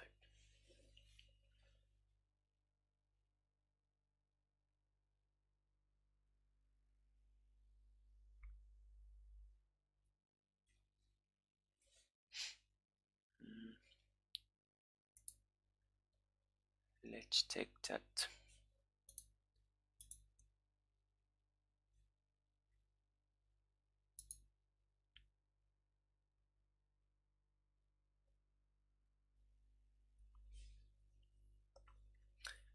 Why is it unsupported media type?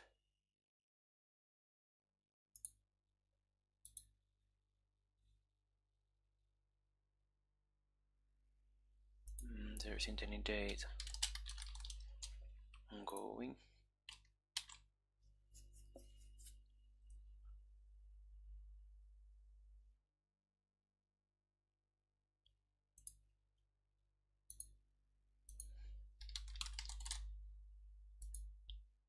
Okay, now it works.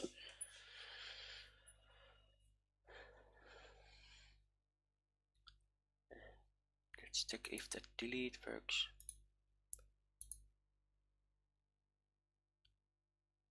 Yeah.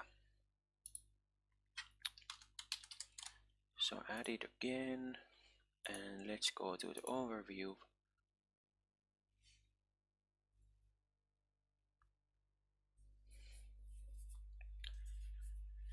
And we see that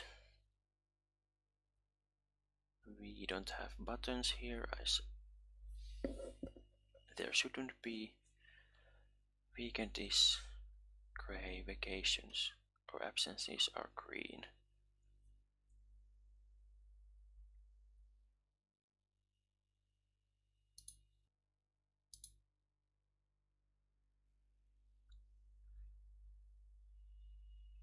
I'll just test that start and end.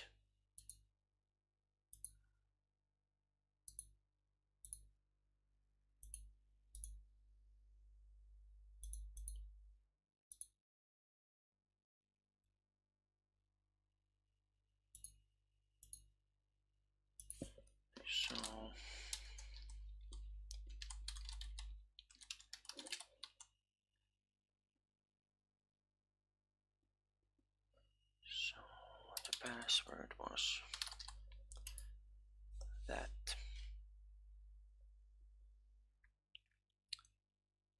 So I'll start the working day. Maybe I'll change it to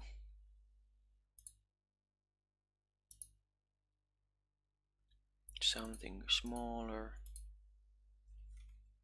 So let's say like that.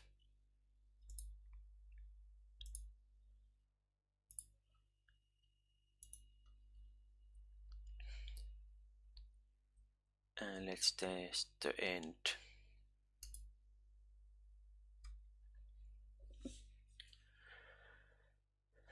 Yeah, so that seems to be working also.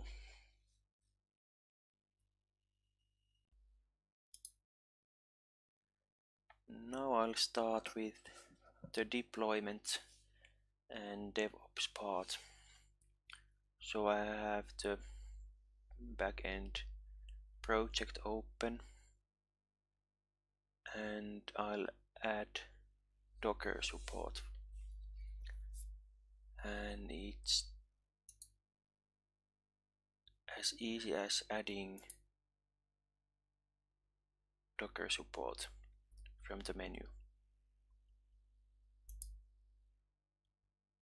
And I'll check the Linux.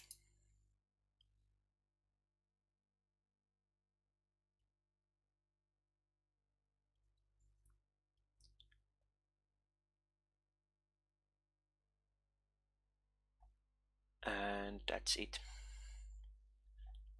There is one problem though. The Docker file is in the same directory as this CS file. So I'll move it one directory up so that the paths are correct.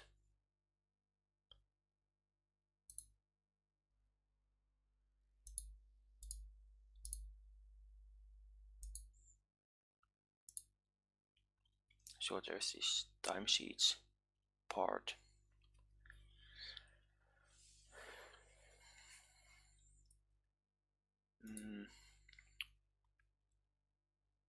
The client code, I'll just go to the client directory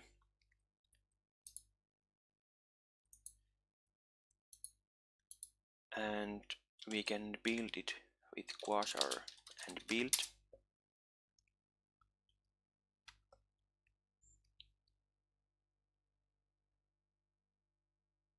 And what it actually does is it just creates some static files which can be delivered without any processing.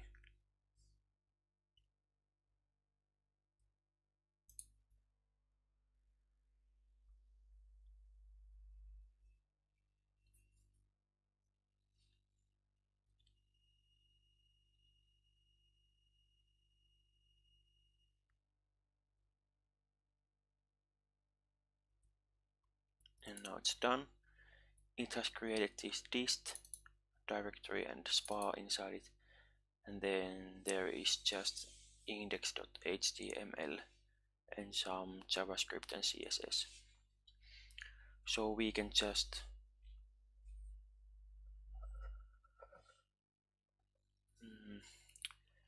provide those files from the backend project. So I'll add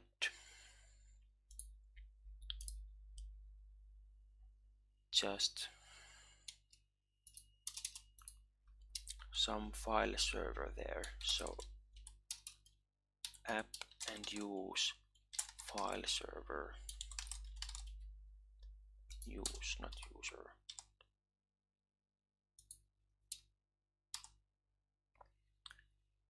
And I'll provide some options.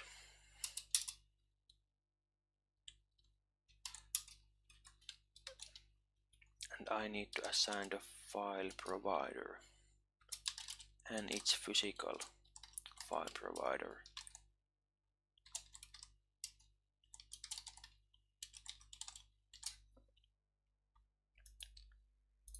And then I just give the path, which is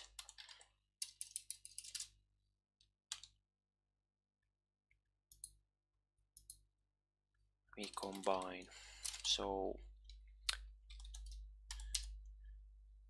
the content root path, and then there's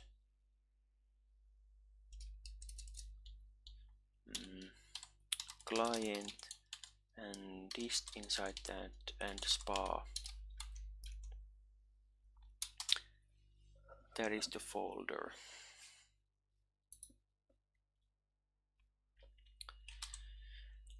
And part of this build process will be running that Quasar build command. So I'll add a target element here, give some name, build client, and it's run before publish.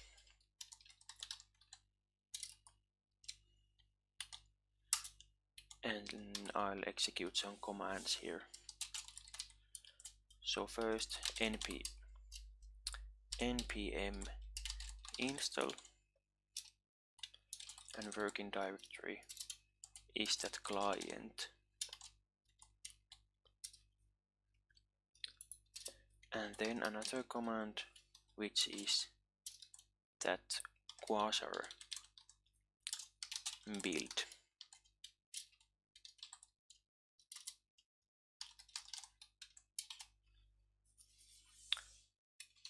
Like that.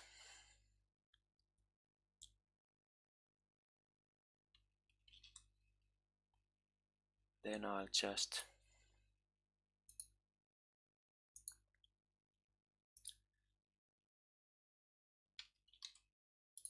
commit all the changes, and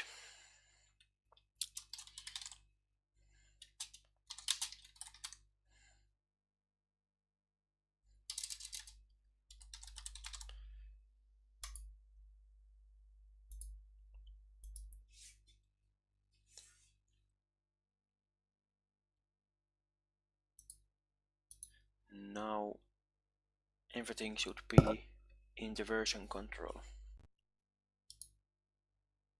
Now I'm in my Azure portal, and I'll create a place to put the Docker image. So I'll create container registry.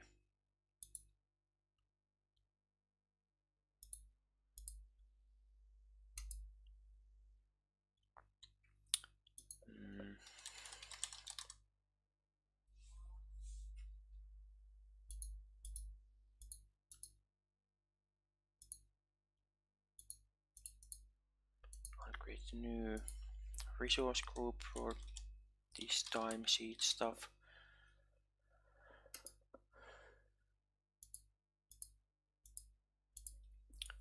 So basic is enough for the demonstration.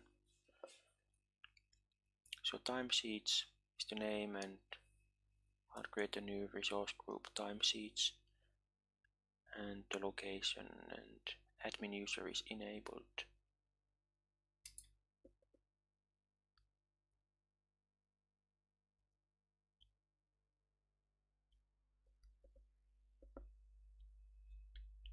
And just wait a little. Okay, it's done. Then I'm in the Azure DevOps portal, and I'll select the timesheets project and pipelines, and then there's builds, and I'll create new pipeline, and I'll select the repository, which is the right one,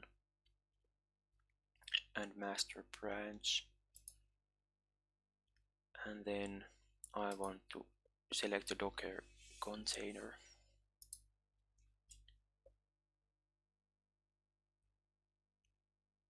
and build an image. So I'll choose my Azure subscription, and it was that Visual Studio, and then I'll authorize the pipeline to that.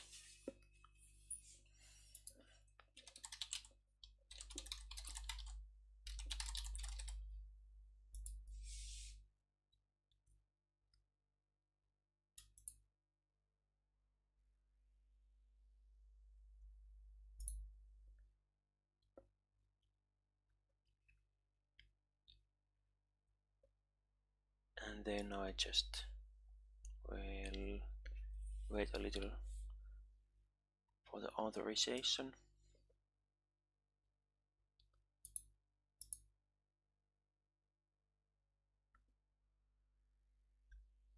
Okay, now it's done. I'll choose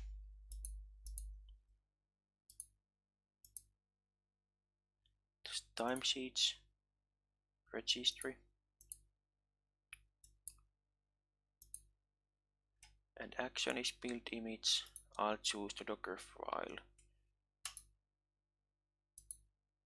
with this dialog. I'll put the latest tag for the image, and then I'll push the image to the registry.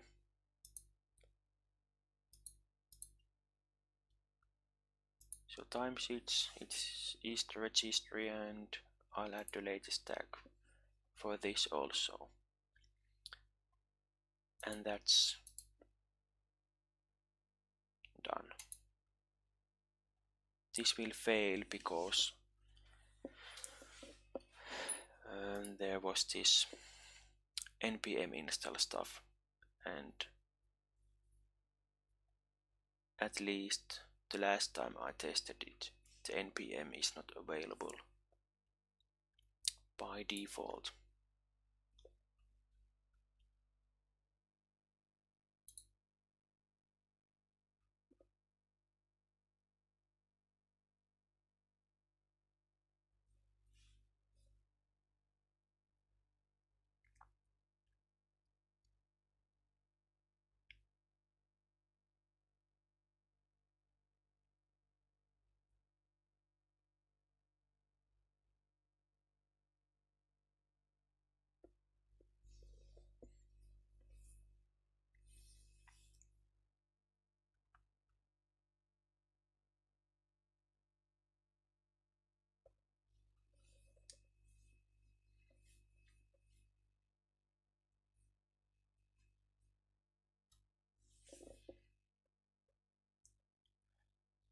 And just wait a little for the build action to finish.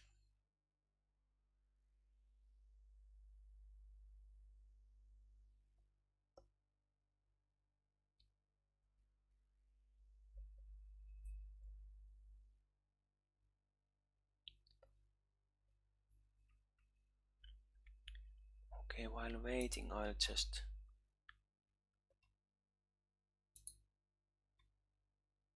edit this pipeline, and there's this triggers tab, and there's checkbox enable continuous integration, and this means that when this is checked, whenever there's change in the master branch or any other branch, if selected something else, then the build will start automatically.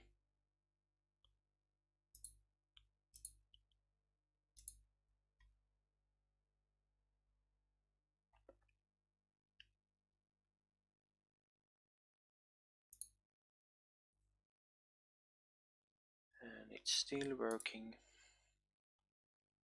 Yeah, now it is finished.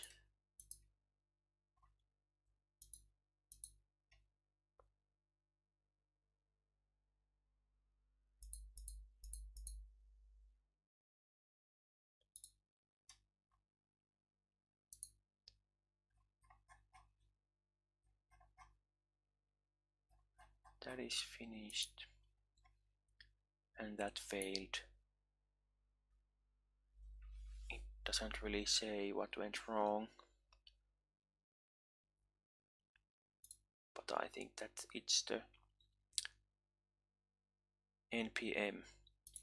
So I'll go to this Docker file and I'll copy just some stuff there because I don't remember exact command. So I'll just update and install curl so I can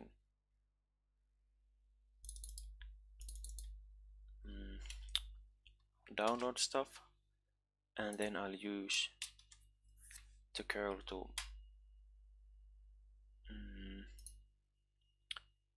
install node, and then I'll just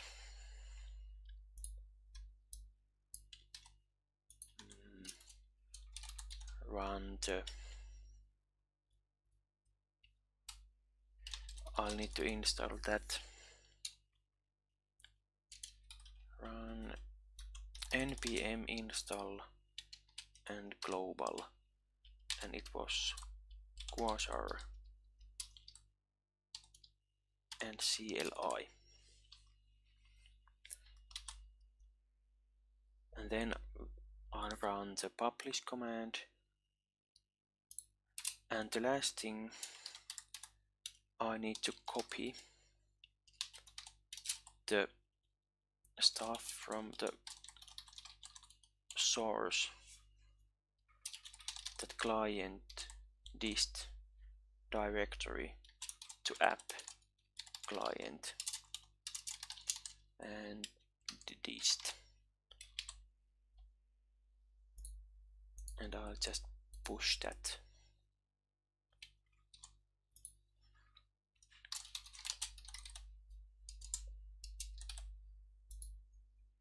And push.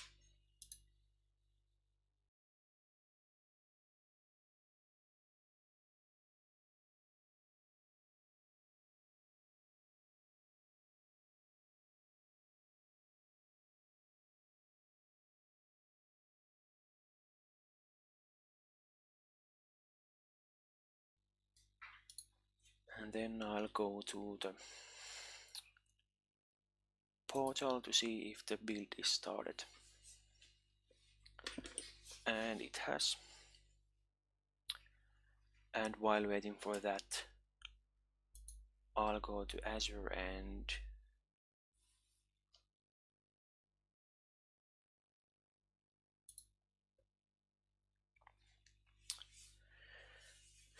create those resources which are needed.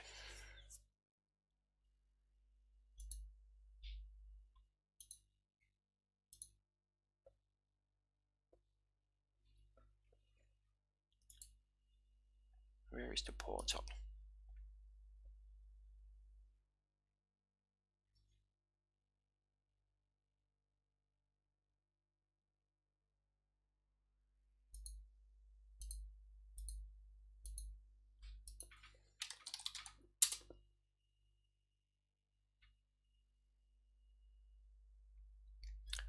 So I'll need the MySQL database.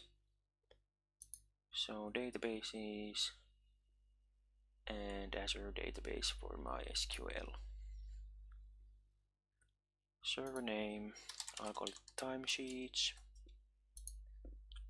Same subscription, same resource group, timesheets, blank database, admin login name. I'll keep it simple, just timesheets, password. That stuff. I'll just write something.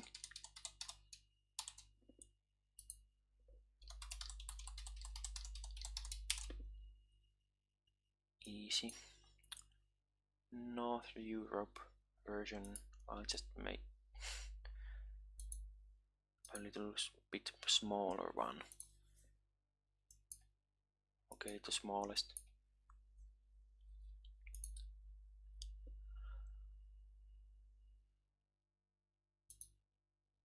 It's already in use. Timesheets test 1, 2, 3. Okay, I'll create that.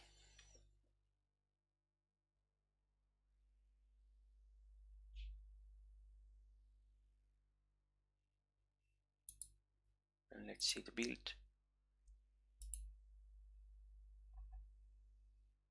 Yeah, it's installing the npm or something.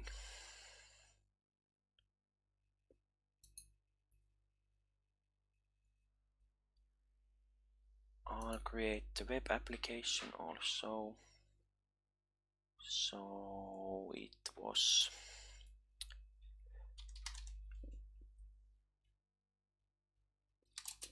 I don't remember the name. It was Web App for Docker or something like that. In the web app for containers. App name, I guess timesheets will be in use. So test 1, 2, 3. Also here. Same subscription, and I'll use the same resource group. And Linux.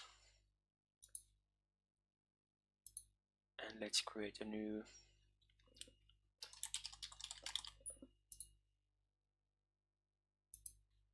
app service plan. I'll put it to North Europe, and I'll choose some smaller instance. This B1 is free for the first 30 days, so it's nice for testing stuff. I'll choose that.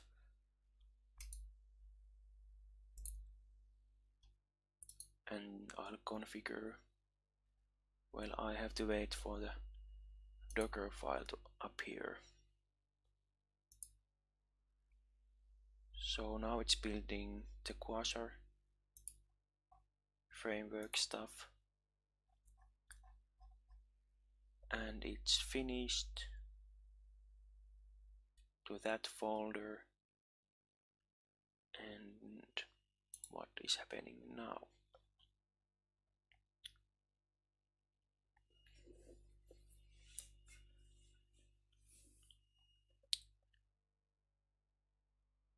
Now it's copying the client output to the app. Okay, so is let's see. Oh yeah, I'll go to another tab and check the MySQL.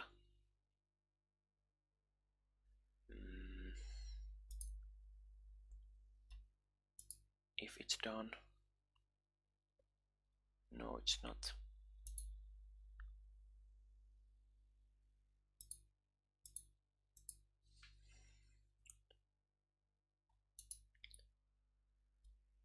Now there's the database. I'll do some small changes here. So connection security, I'll want to allow access from Azure services, so I'll put that on. And then I'm suspicious, so I'll add client IP here, but I'll do it hidden so you don't get my IP. So I save that. That is for the creating the database or the tables.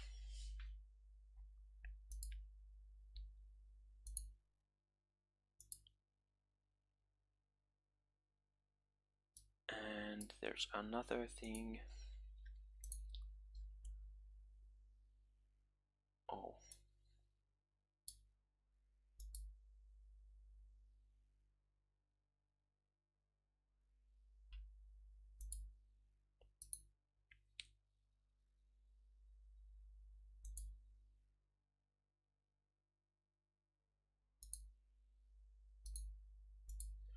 So now we can check that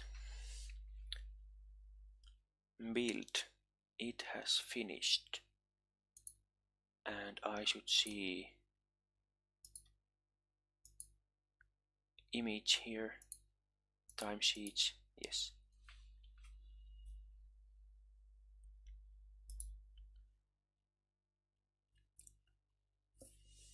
So just select the registry and the image and apply, and tag,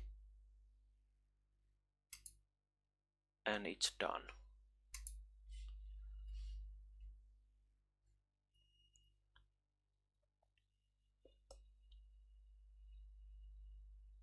Now wait for that.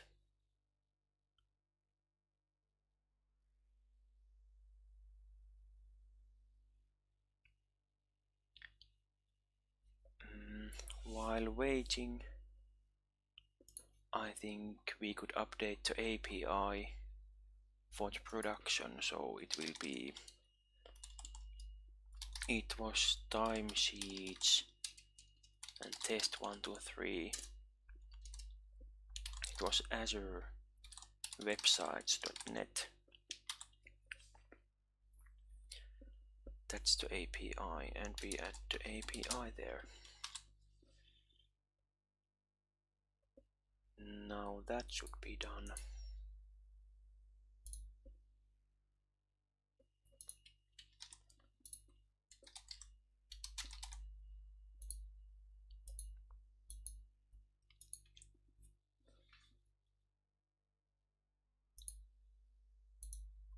And we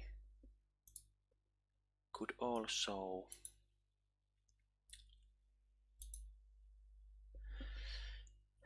enable the continuous integration for the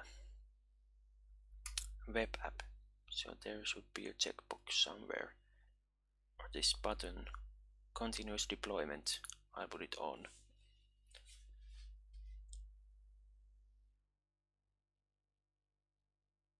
And save it. And I'll need to hide this for a moment.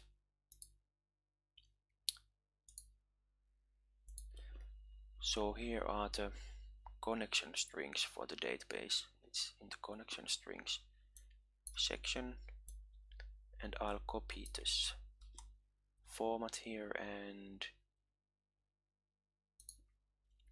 go to the application settings in the web app, and there's connection strings section.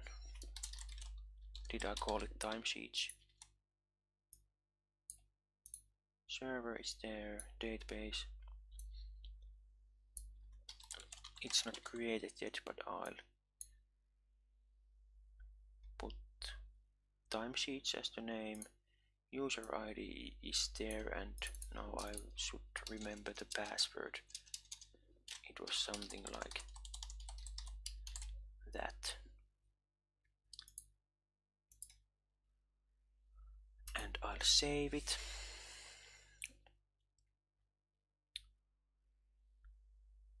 then I'll go to the MySQL workbench.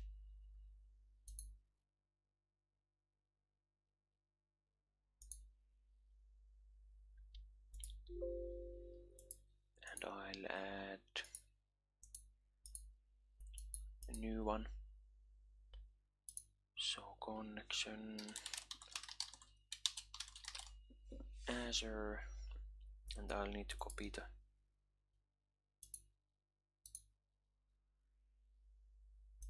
that is the server name.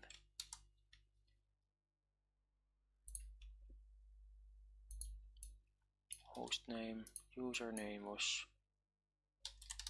timesheets.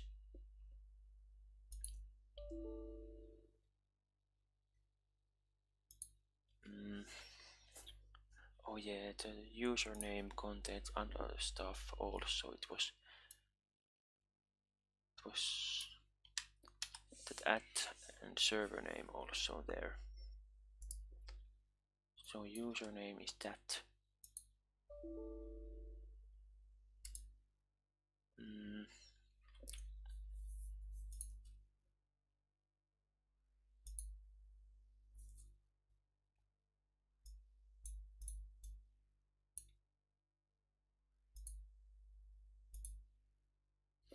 Now it asks the password,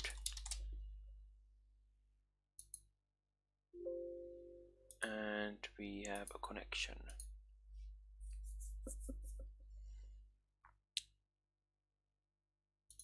There's no database, so I'll create it first. So create schema, timesheets, apply, and it's there. And then I need to get the migration. So I'll run script migration, and now I need to remember the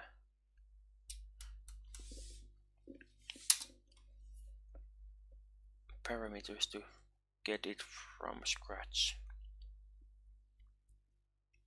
So from 0.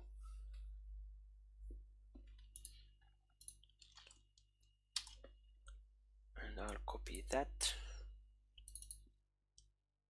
and run it there. First create this table for the migrations, and then create the rest.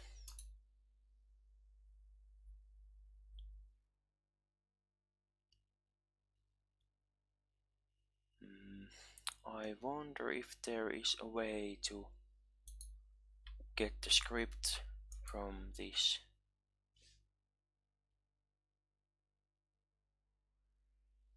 I haven't used MySQL for 10 years.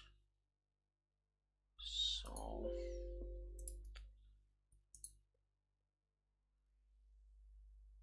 is there?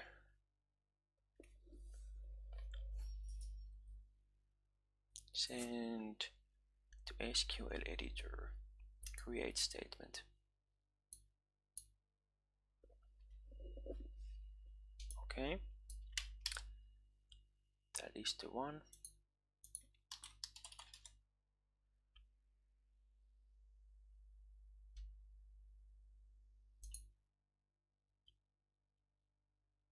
Unknown collection.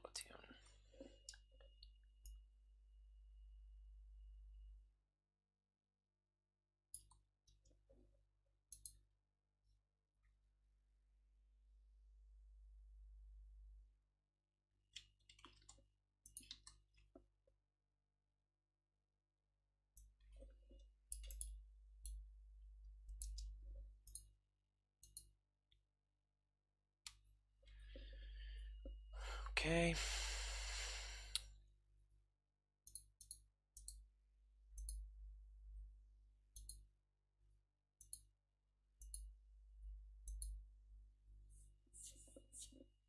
Now the tables are there. What else did I need to do?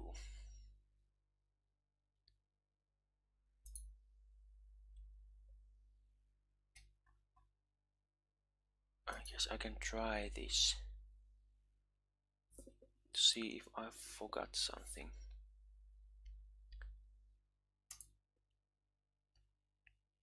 Okay,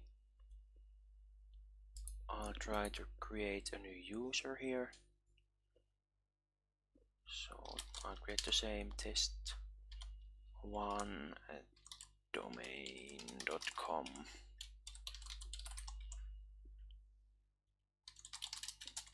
First user.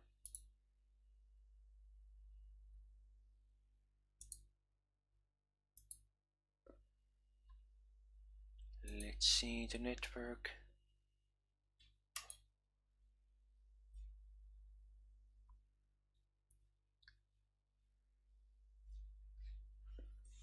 Okay, what is the problem there?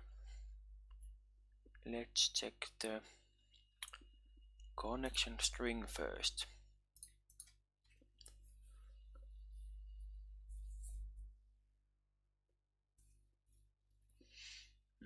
Timesheets was here, and let's check the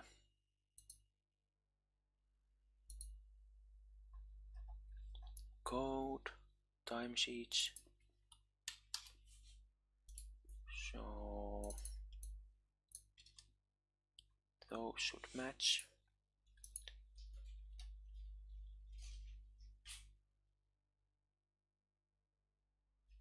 Database timesheets, that matches. What else could be wrong?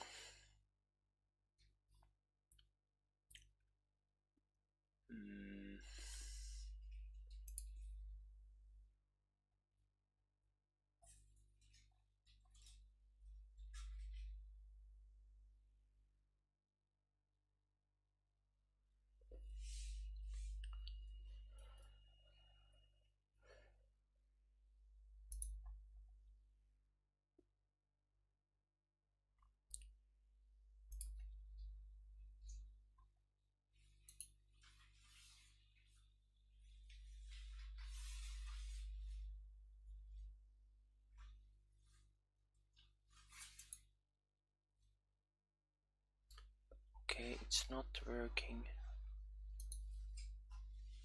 for some reason.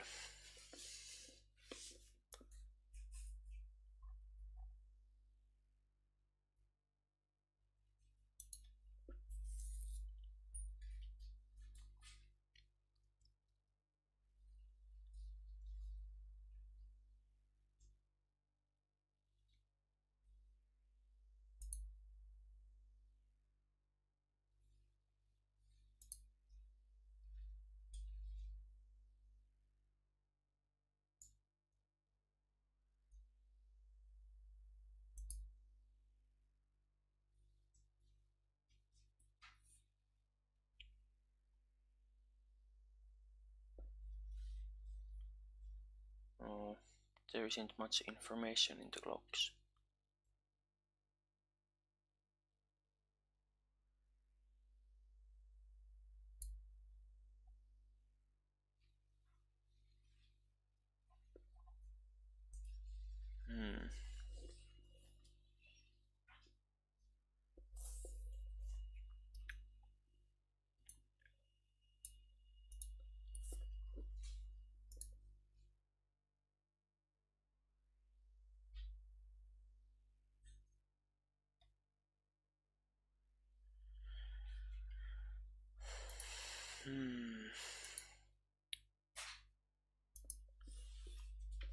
What could be the problem?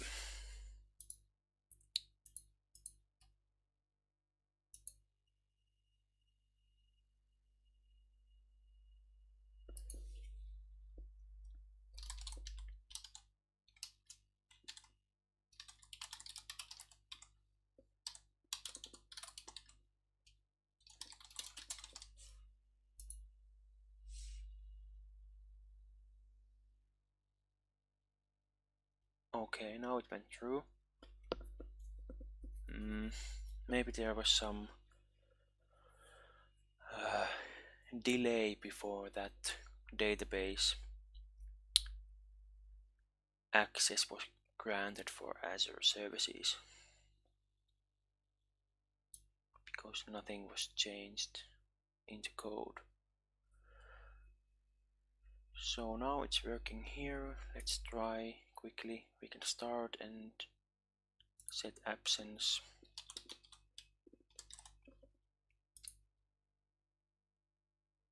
Absence is not working.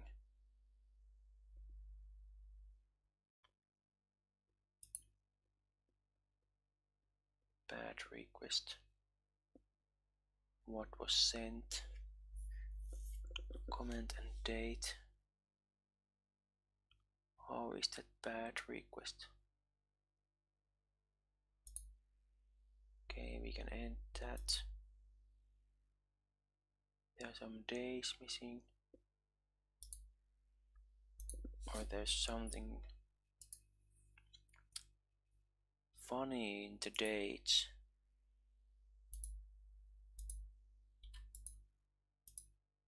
It's not working as expected. Maybe there was some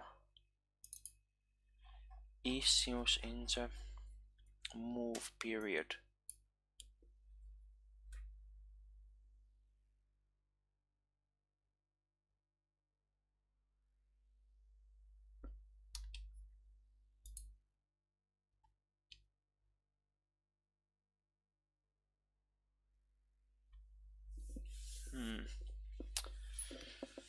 Start date is the start date, end is this end date.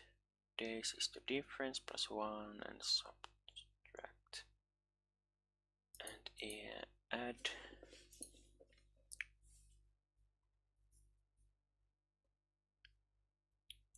I don't see issues there.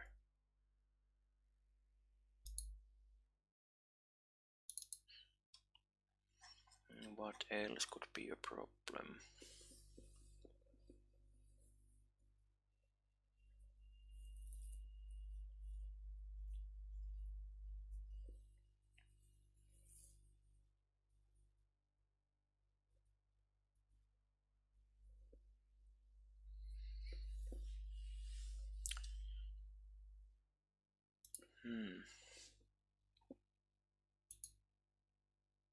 So there's this week now, and when we go to the next, this has changed, but that one hasn't.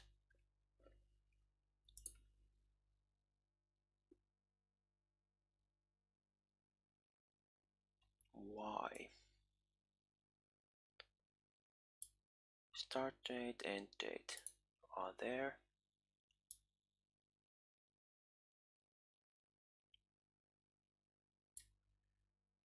Let's see if I can get the source code. Although it's kind of hard now because this doesn't look readable. So is it still running in the local host?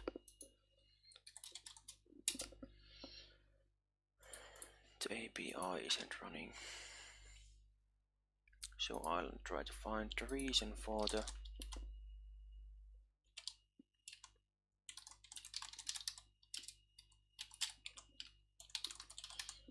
date problem.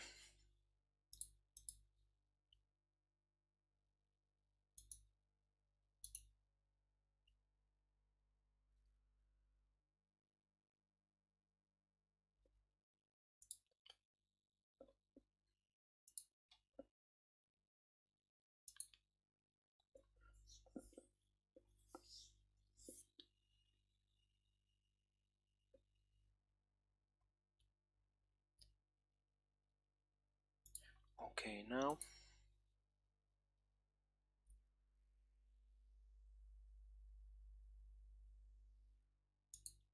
so I'll press this here and check the view dev tools to see the values.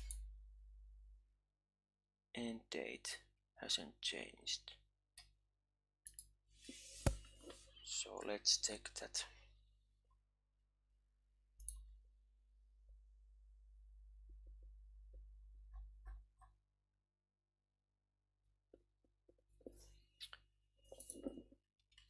This method here.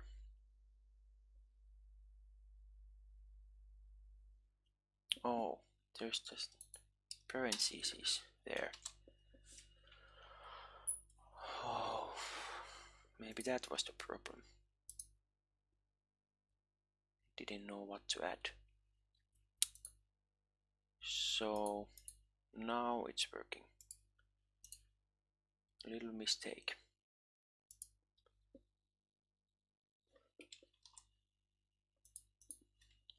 Fix typo.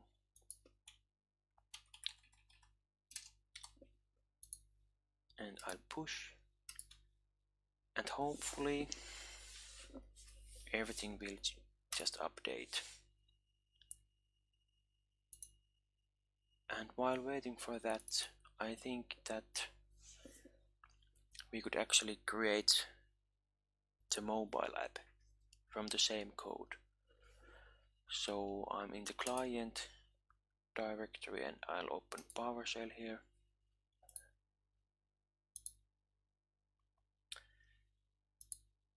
And now I have to remember the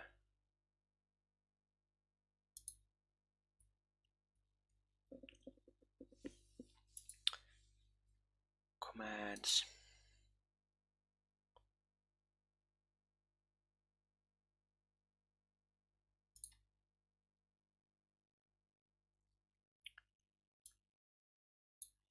I'll go to Quasar framework page.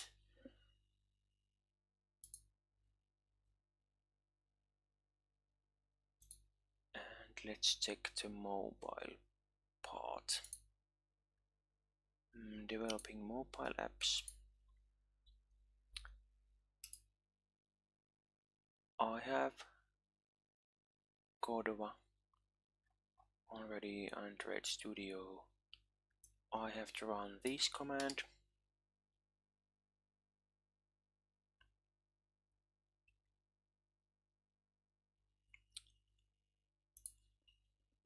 In the client directory.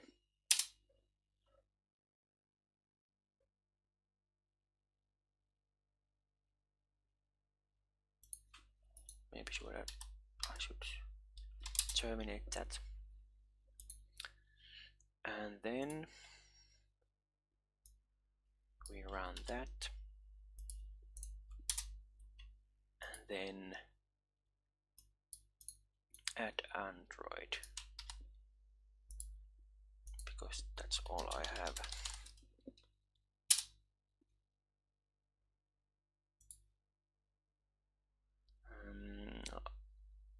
I expect that to work, so I don't need it.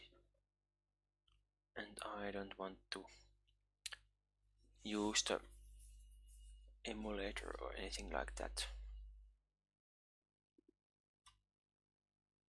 So that's all from here, and then just building for production.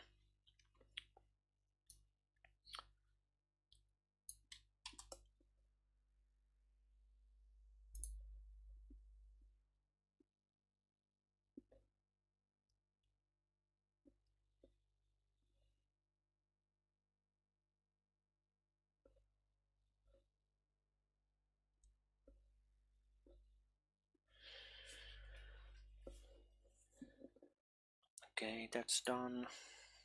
And then just build for production. Anything else? No. Then when that's done, I need to create a key.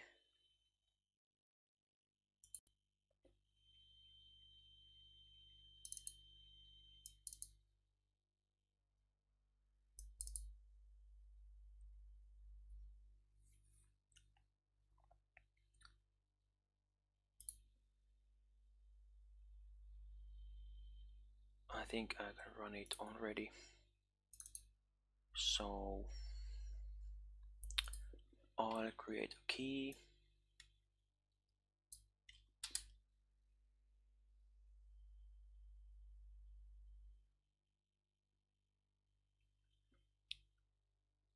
And I'll put it here, so I'll open new PowerShell window, and I need to of course change, so I'll change the alias and the key file name.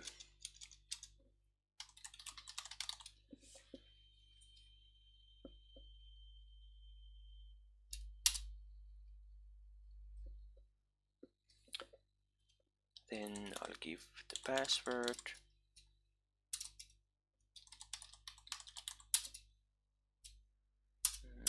I'll just leave these empty. Yes.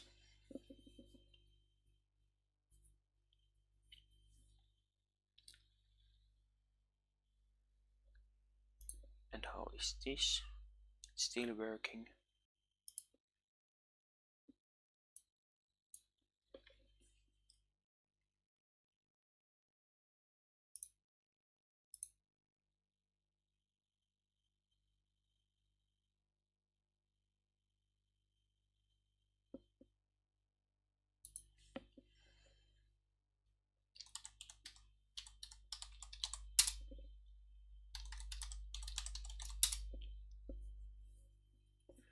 Okay, now there's the key.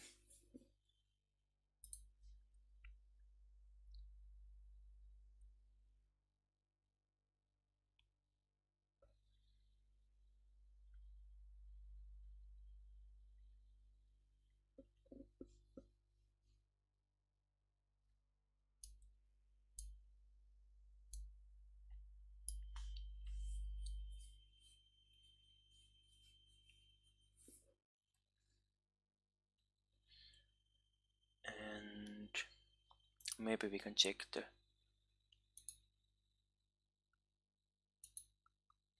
client application now to see if this navigation works.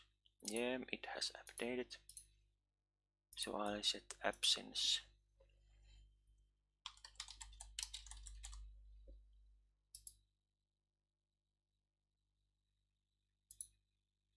Oh, see, still some problems.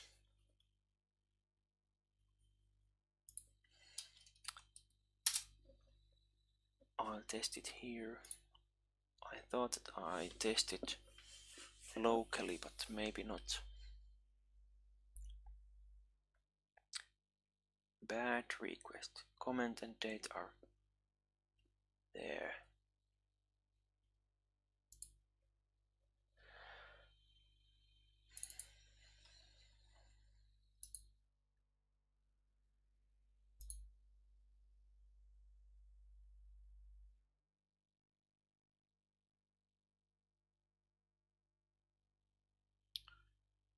Oh, there's the problem.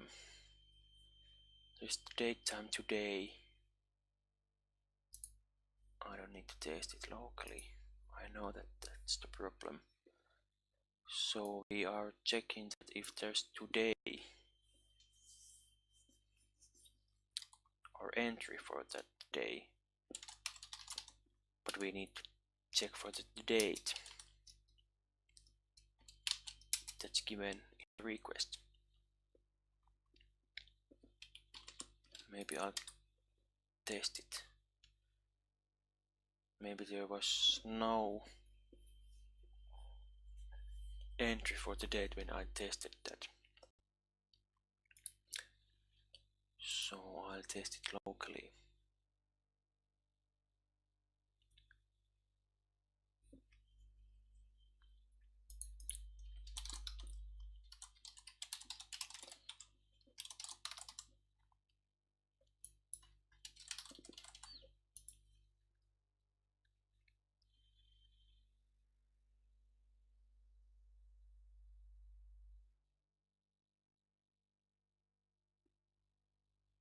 Isn't it running? No, it's not.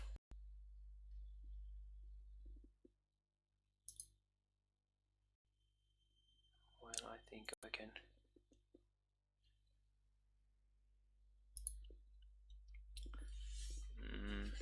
Okay, to Android is published, it's unsigned. But before signing the package, I'll test that. Where is this hanging?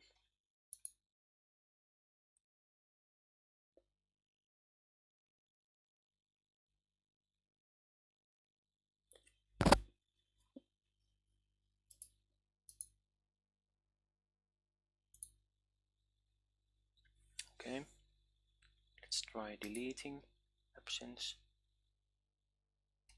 and create absence.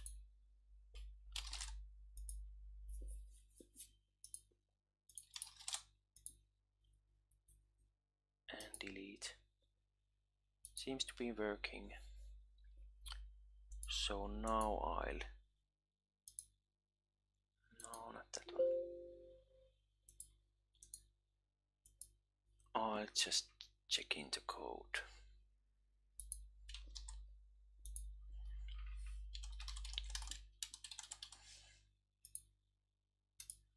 Push it.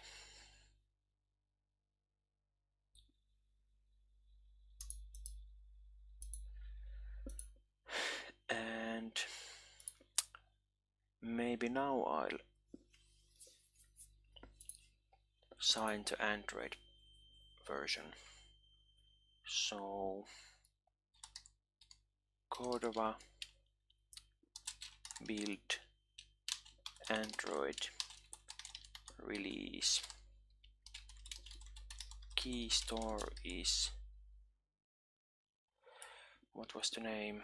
Timesheets.keystore. Store password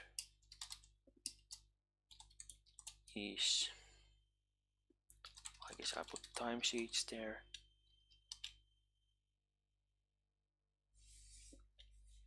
And alias is timesheets.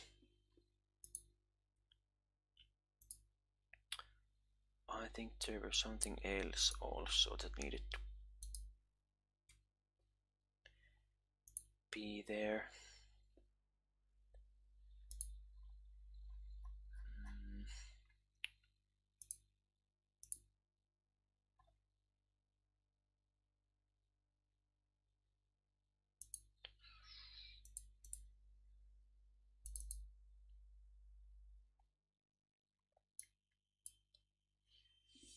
So Cordova build Android release key store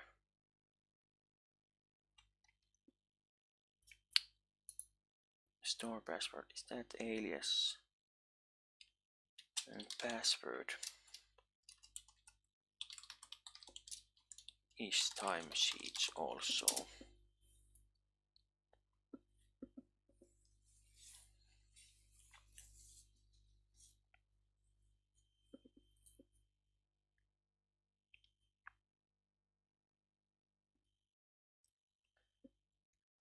Okay, now there is that signed APK file.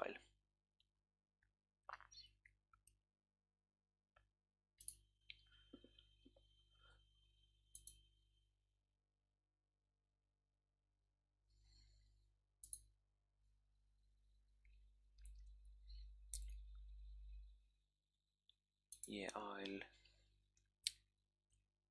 send that APK file to my mobile and then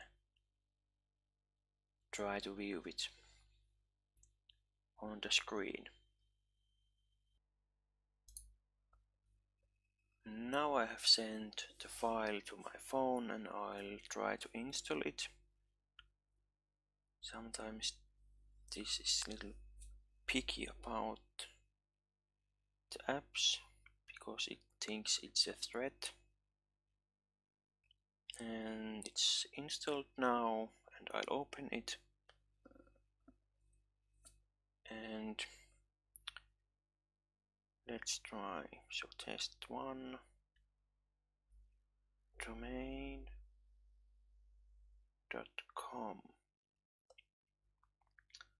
and password, and let's try to log in.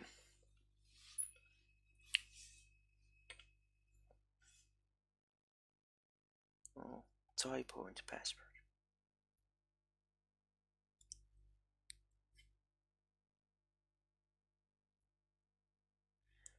And now we are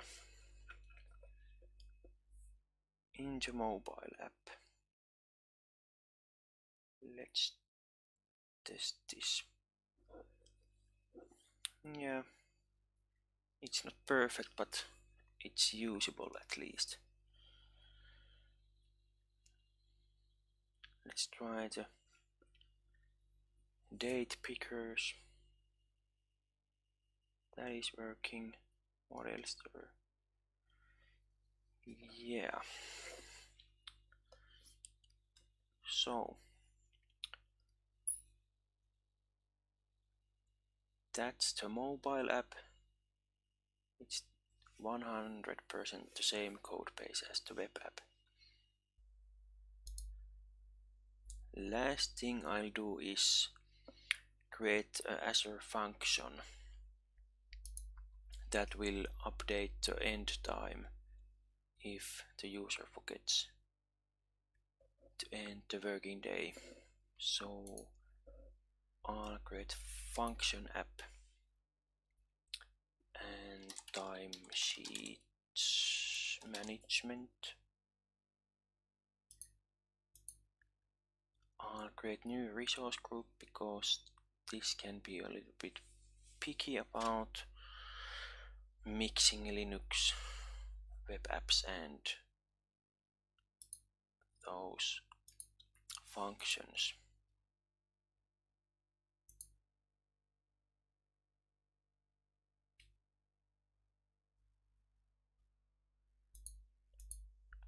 Yeah, so I'll create new resource group. I'll use Windows this time. Hosting plan is consumption plan. It's basically free for small stuff. And .NET runtime stack. New storage.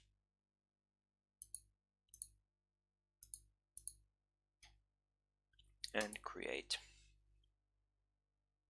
And then I'll go to Visual Studio and add new project, and it will be Azure Functions. I'll call it Timesheets Management also, and I'll use timer trigger.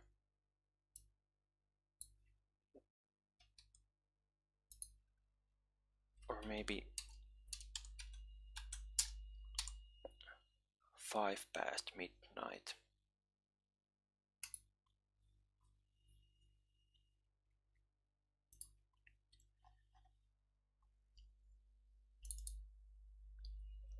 So I'll rename this function update end time, for example.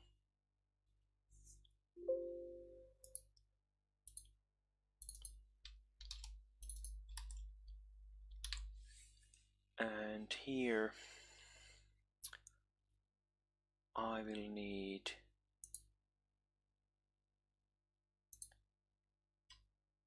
the MySql data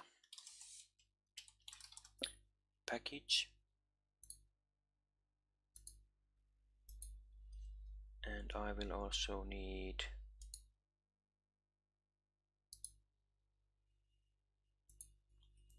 the way to get the connection string from the app settings. So I will add Microsoft extensions configuration. and environment variables. I'll install that.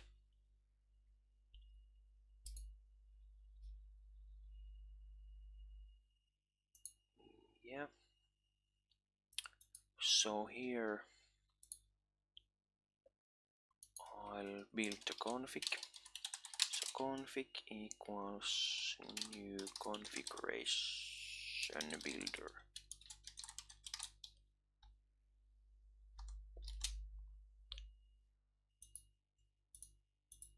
And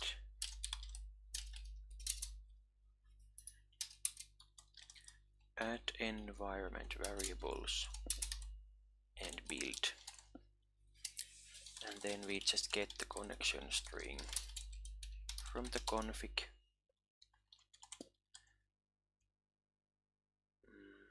I'll call it the connection string.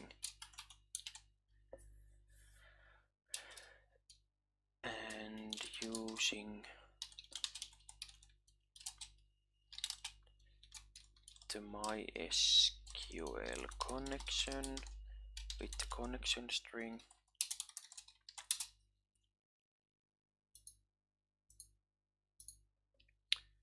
and using a command also, MySqL command. So text is update timesheet set and time equals end time, where date is less than or equal some date, and end time is null. And then we give the connection here.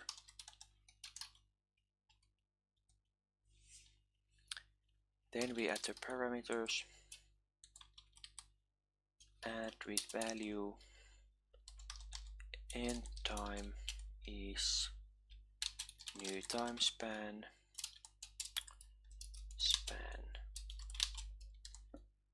so that one, and then add another, add with value to date, so it's date time today, add days -1, and we open the connection, and then we execute the command.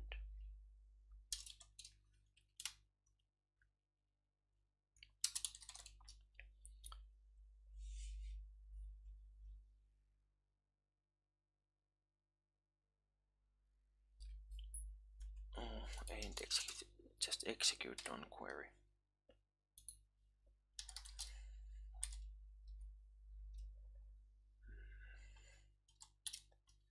Log information,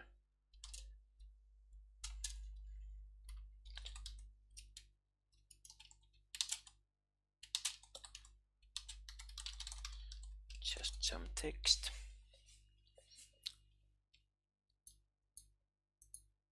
and is there anything else? Maybe not. Let's try building this.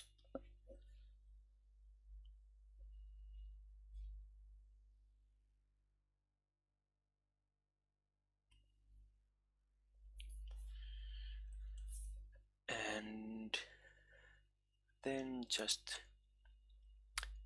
publish,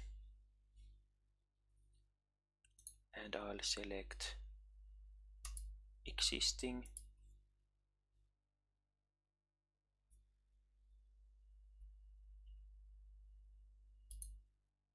here's the function, okay, and just publish.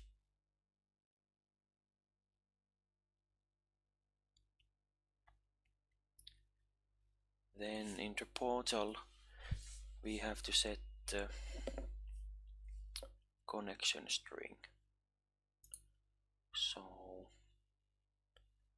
let's go to the app service and copy the connection string from there.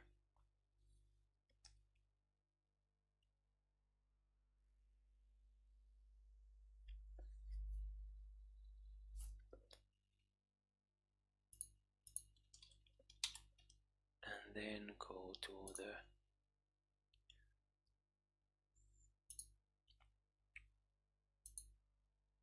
function and find the settings. It's not there, it's application settings. I think application settings, connection string, and I want to set, where was it? I need to find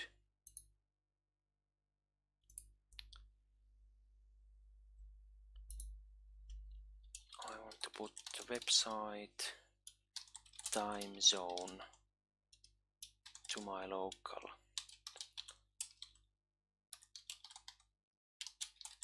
So that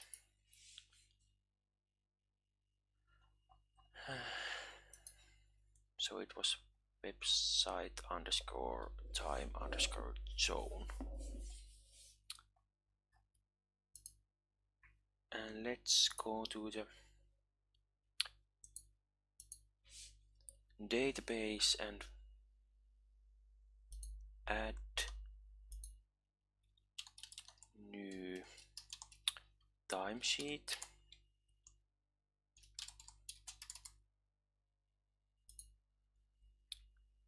So 27th day was forgotten to end.